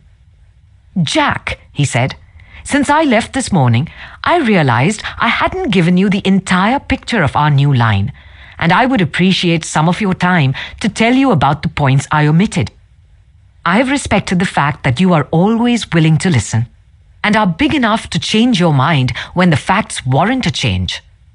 Could Jack refuse to give him another hearing? Not with that reputation to live up to. One morning, Dr. Martin Fitzhugh, a dentist in Dublin, Ireland, was shocked when one of his patients pointed out to him that the metal cup holder which she was using to rinse her mouth was not very clean. True, the patient drank from the paper cup, not the holder, but it certainly was not professional to use tarnished equipment. When the patient left, Dr. Fitzhugh retreated to his private office to write a note to Bridget, the charwoman, who came twice a week to clean his office. He wrote, "My dear Bridget, I see you so seldom, I thought I'd take the time to thank you for the fine job of cleaning you've been doing. By the way, I thought I'd mention that since 2 hours twice a week is a very limited amount of time, please feel free to work an extra half hour from time to time if you feel you need to do those once-in-a-while things like polishing the cup holders and the like. I, of course, will pay you for the extra time. The next day, when I walked into my office, Dr. Fitzhugh reported, my desk had been polished to a mirror-like finish, as had my chair, which I nearly slid out of. When I went into the treatment room, I found the shiniest, cleanest chrome-plated cup holder I had ever seen nestled in its receptacle. I had given my charwoman a fine reputation to live up to, and because of this small gesture, she outperformed all her past efforts. How much additional time did she spend on this? That's right, none at all. There is an old saying, give a dog a bad name and you may as well hang him. But give him a good name and see what happens. When Mrs. Ruth Hopkins, a 4th grade teacher in Brooklyn, New York, looked at her class roster the first day of school, her excitement and joy of starting a new term was tinged with anxiety. In her class this year, she would have Tommy T, the school's most notorious bad boy. His 3rd grade teacher had constantly complained about Tommy to colleagues, the principal, and anyone else who would listen. He was not just mischievous, he caused serious discipline problems in the class, picked fights with the boys, teased the girls, was fresh to the teacher, and seemed to get worse as he grew older. His only redeeming feature was his ability to learn rapidly and master the schoolwork easily. Mrs. Hopkins decided to face the Tommy problem immediately. When she greeted her new students, she made little comments to each of them. Rose, that's a pretty dress you are wearing. Alicia, I hear you draw beautifully. When she came to Tommy, she looked him straight in the eyes and said, Tommy, I understand you are a natural leader. I'm going to depend on you to help me make this class the best class in the 4th grade this year. She reinforced this over the first few days by complimenting Tommy on everything he did and commenting on how this showed what a good student he was. With that reputation to live up to, even a 9-year-old couldn't let her down. And he didn't. If you want to excel in that difficult leadership role of changing the attitude or behavior of others, use Rule 28. Give the other person a good reputation to live up to. What distinguishes modern art from the art of other ages is criticism. Octavio Paz. If you can't sleep, then get up and do something instead of lying there worrying. It's the worry that gets you, not the lack of sleep. Dale Carnegie. 29. Make the fault seem easy to correct. A bachelor friend of mine, about 40 years old, became engaged, and his fiancée persuaded him to take some belated dancing lessons. The Lord knows I needed dancing lessons, he confessed as he told me the story. For I danced just as I did when I first started 20 years ago. The first teacher I engaged probably told me the truth. She said I was all wrong. I would just have to forget everything and begin all over again. But that took the heart out of me. I had no incentive to go on, so I quit her. The next teacher may have been lying, but I liked it. She said nonchalantly that my dancing was a bit old-fashioned perhaps, but the fundamentals were all right. And she assured me I wouldn't have any trouble learning a few new steps. The first teacher had discouraged me by emphasizing my mistakes. This new teacher did the opposite. She kept praising the things I did right and minimizing my errors. You have a natural sense of rhythm, she assured me. You really are a natural-born dancer. Now, my common sense tells me that I always have been and always will be a fourth-rate dancer. Yet, deep in my heart, I still like to think that maybe she meant it. To be sure, I was paying her to say it, but why bring that up? At any rate, I know I'm a better dancer than I would have been if she hadn't told me I had a natural sense of rhythm. That encouraged me, that gave me hope, that made me want to improve. Tell your child, your spouse, or your employee that he or she is stupid or dumb at a certain thing, has no gift for it, and is doing it all wrong, and you have destroyed almost every incentive to try to improve. But use the opposite technique. Be liberal with your encouragement. Make the thing seem easy to do. Let the other person know that you have faith in his ability to do it, that he has an undeveloped flair for it, and he will practice until the dawn comes in the window in order to excel. Lowell Thomas, a superb artist in human relations, used this technique. He gave you confidence, inspired you with courage and faith. For example, I spent a weekend with Mr. and Mrs. Thomas, and on Saturday night, I was asked to sit in on a friendly bridge game before a roaring fire. Bridge? Oh no, not me. I knew nothing about it. The game had always been a black mystery to me. No, impossible. Why, Dale, it is no trick at all, Lowell replied. There is nothing to bridge except memory and judgment. You've written articles on memory. Bridge will be a cinch for you. It's right up your alley. And presto! Almost before I realized what I was doing, I found myself for the first time at a bridge table. All because I was told I had a natural flair for it, and the game was made to seem easy. Speaking of bridge reminds me of Eli Culbertson, whose books on bridge have been translated into 12 languages and have sold more than 1 million copies. Yet, he told me he never would have made a profession out of the game if a certain young woman hadn't assured him he had a flair for it. When he came to America in 1922, he tried to get a job teaching in philosophy and sociology, but he couldn't. Then he tried selling coal, and he failed at that. Then he tried selling coffee, and he failed at that too. He had played some bridge, but it had never occurred to him in those days that someday he would teach it. He was not only a poor card player, but he was also very stubborn. He asked so many questions and held so many post-mortem examinations that no one wanted to play with him. Then he met a pretty bridge teacher, Josephine Dillon, fell in love and married her. She noticed how carefully he analyzed his cards and persuaded him that he was a potential genius at the card game. It was that encouragement and that alone, Culbertson told me, that caused him to make a profession of bridge. Clarence M. Jones, one of the instructors of our course in Cincinnati, Ohio, told how encouragement and making faults seem easy to correct completely changed the life of his son. In 1970, my son David, who was then 15 years old, came to live with me in Cincinnati. He had led a rough life. In 1958, his head was cut open in a car accident, leaving a very bad scar on his forehead. In 1960, his mother and I were divorced, and he moved to Dallas, Texas with his mother. Until he was 15, he had spent most of his school years in special classes for slow learners in the Dallas school system. Possibly because of the scar, school administrators had decided he was brain injured and could not function at a normal level. He was 2 years behind his age group, so he was only in the 7th grade. Yet, he did not know his multiplication tables, added on his fingers, and could barely read. There was one positive point. He loved to work on radio and TV sets. He wanted to become a TV technician. I encouraged this and pointed out that he needed maths to qualify for the training. I decided to help him become proficient in this subject. We obtained 4 sets of flashcards: multiplication, division, addition, and subtraction. As we went through the cards, we put the correct answers in a discard stack.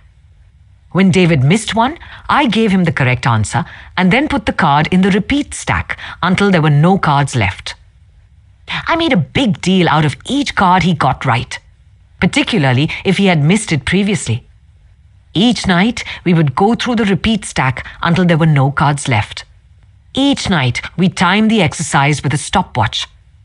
I promised him that when he could get all the cards correct in 8 minutes with no incorrect answers, we would quit doing it every night.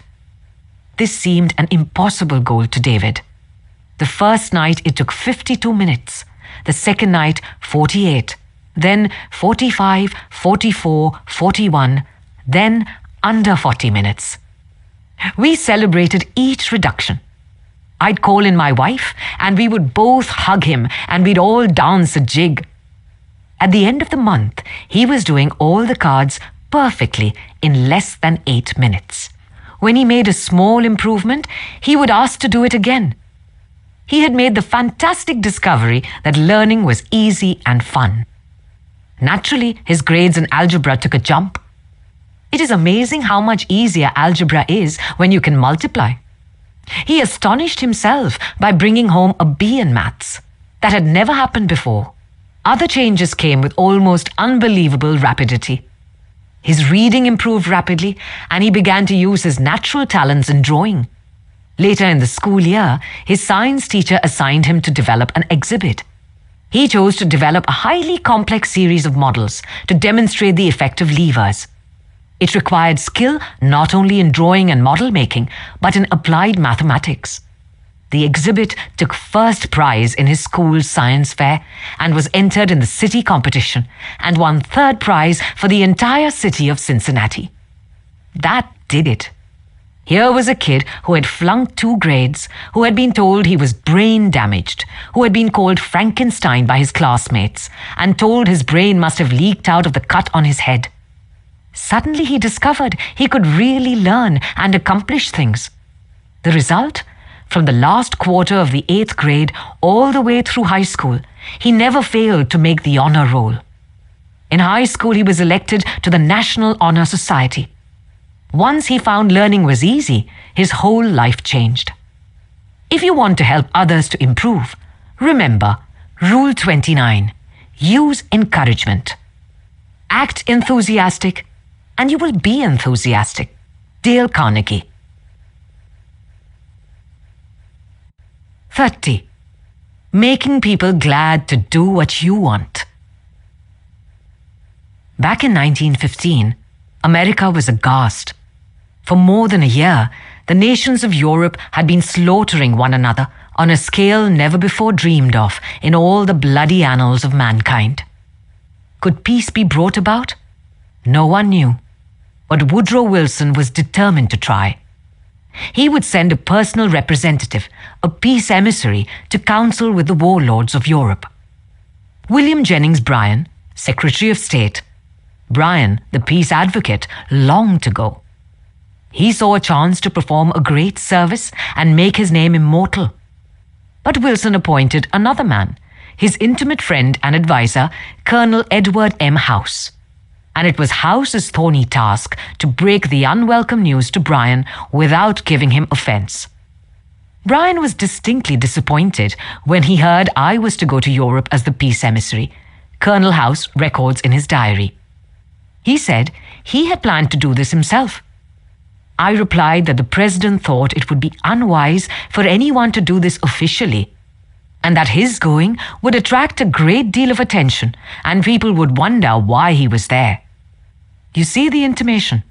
House practically told Bryan that he was too important for the job, and Bryan was satisfied. Colonel House, adroit, experienced in the ways of the world, was following one of the important rules of human relations. Always make the other person happy about doing the thing you suggest. Woodrow Wilson followed that policy, even when inviting William Gibbs McAdoo to become a member of his cabinet.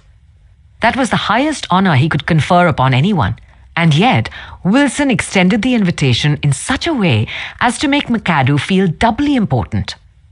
Here is the story in McAdoo's own words. He, Wilson, said that he was making up his cabinet and that he would be very glad if I would accept a place in it as Secretary of the Treasury. He had a delightful way of putting things. He created the impression that by accepting this great honor, I would be doing him a favor. Unfortunately, Wilson didn't always employ such tact. If he had, history might have been different. For example, Wilson didn't make the Senate and the Republican Party happy by entering the United States in the League of Nations. Wilson refused to take such prominent Republican leaders as Elihu Root or Charles Evans Hughes or Henry Cabot Lodge to the peace conference with him.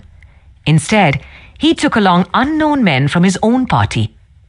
He snubbed the Republicans, refused to let them feel that the league was their idea as well as his, refused to let them have a finger in the pie, and, as a result of this crude handling of human relations, wrecked his own career, ruined his health, shortened his life, caused America to stay out of the league, and altered the history of the world. Statesmen and diplomats aren't the only ones who use this make a person happy to do things you want them to do approach. Dale O. Ferrier of Fort Wayne, Indiana, told how he encouraged one of his young children to willingly do the chore he was assigned. One of Jeff's chores was to pick up pears from under the pear tree, so the person who was mowing underneath wouldn't have to stop to pick them up. He didn't like this chore, and frequently it was either not done at all or it was done so poorly that the mower had to stop and pick up several pears that he had missed. Rather than have an eyeball-to-eyeball confrontation about it, one day I said to him, "Jeff, I'll make a deal with you. For every bushel basket full of pears you pick up, I'll pay you $1. But after you are finished, for every pear I find left in the yard, I'll take away $1. How does that sound?" As you would expect, he not only picked up all of the pears, but I had to keep an eye on him to see that he didn't pull a few off the trees to fill up some of the baskets. I knew a man who had to refuse many invitations to speak, invitations extended by friends, invitations coming from people to whom he was obligated. And yet, he did it so adroitly that the other person was at least contented with his refusal. How did he do it? Not by merely talking about the fact that he was too busy and too this and too that. No, after expressing his appreciation of the invitation and regretting his inability to accept it, he suggested a substitute speaker. In other words, he didn't give the other person any time to feel unhappy about the refusal. He immediately changed the other person's thoughts to some other speaker who could accept the invitation. Gunther Schmidt, who took our course in West Germany, told of an employee in the food store he managed who was negligent about putting the proper price tags on the shelves where the items were displayed. This caused confusion and customer complaints. Reminders, admonitions, confrontations with her about this did not do much good. Finally, Mr. Schmidt called her into his office and told her he was appointing her supervisor of price tag posting for the entire store, and she would be responsible for keeping all of the shelves properly tagged. This new responsibility and title changed her attitude completely, and she fulfilled her duties satisfactorily from then on. Childish? Perhaps. But that is what they said to Napoleon when he created the Legion of Honor and distributed 15,000 crosses to his soldiers and made 18 of his generals marshals of France and called his troops the Grand Army. Napoleon was criticized for giving toys to war-hardened veterans, and Napoleon replied, "Men are ruled by toys." This technique of giving titles and authority worked for Napoleon, and it will work for you. For example, a friend of mine, Mrs. Ernest Gent of Scarsdale, New York, was troubled by boys running across and destroying her lawn. She tried coaxing. Neither worked. Then she tried giving the worst sinner in the gang a title and a feeling of authority. She made him her detective and put him in charge of keeping all trespassers off her lawn. That solved her problem. Her detective built a bonfire in the backyard, heated an iron red hot, and threatened to brand any boy who stepped on the lawn. The effective leader should keep the following guidelines in mind when it is necessary to change attitudes or behavior. 1. Be sincere. Do not promise anything that you cannot deliver. Forget about the benefits to yourself and concentrate on the benefits to the other person. 2. Know exactly what it is you want the other person to do. 3. Be empathetic. Ask yourself, what is it the other person really wants? 4. Consider the benefits that person will receive from doing what you suggest. 5. Match those benefits to the other person's wants. 6. When you make your request, Put it in a form that will convey to the other person the idea that he personally will benefit. We could give a curt order like this: John, we have customers coming in tomorrow and I need the stock room cleared out. So, sweep it out, put the stock in neat piles on the shelves and polish the counter. Or, we could express the same idea by showing John the benefits he will get from doing the task. John, we have a job that should be completed right away. If it is done now, we won't be faced with it later. I am bringing some customers in tomorrow to show our facilities. I would like to show them the stockroom, but it is in a poor shape. If you could sweep it out, put the stock in neat piles on the shelves and polish the counter, it would make us look efficient, and you will have done your part to provide a good company image. Will John be happy about doing what you suggest? Probably not very happy, but happier than if you had not pointed out the benefits. Assuming you know that John has pride in the way the stockroom looks and is interested in contributing to the company image, he will be more likely to be cooperative. It also will have been pointed out to John that the job would have to be done eventually, and by doing it now, he won't be faced with it later. It is naive to believe you will always get a favorable reaction from the other person when you use these approaches. But the experience of most people shows that you are more likely to change attitudes this way than by not using these principles. And if you increase your success by even a mere 10%, you have become 10% more effective as a leader than you were before. And that is your benefit. People are more likely to do what you would like them to do when you use Rule 30. Make the other person happy about doing whatever you suggest. Let us be grateful to people who make us happy. They are the charming gardeners who make our souls blossom. Marcel Proust.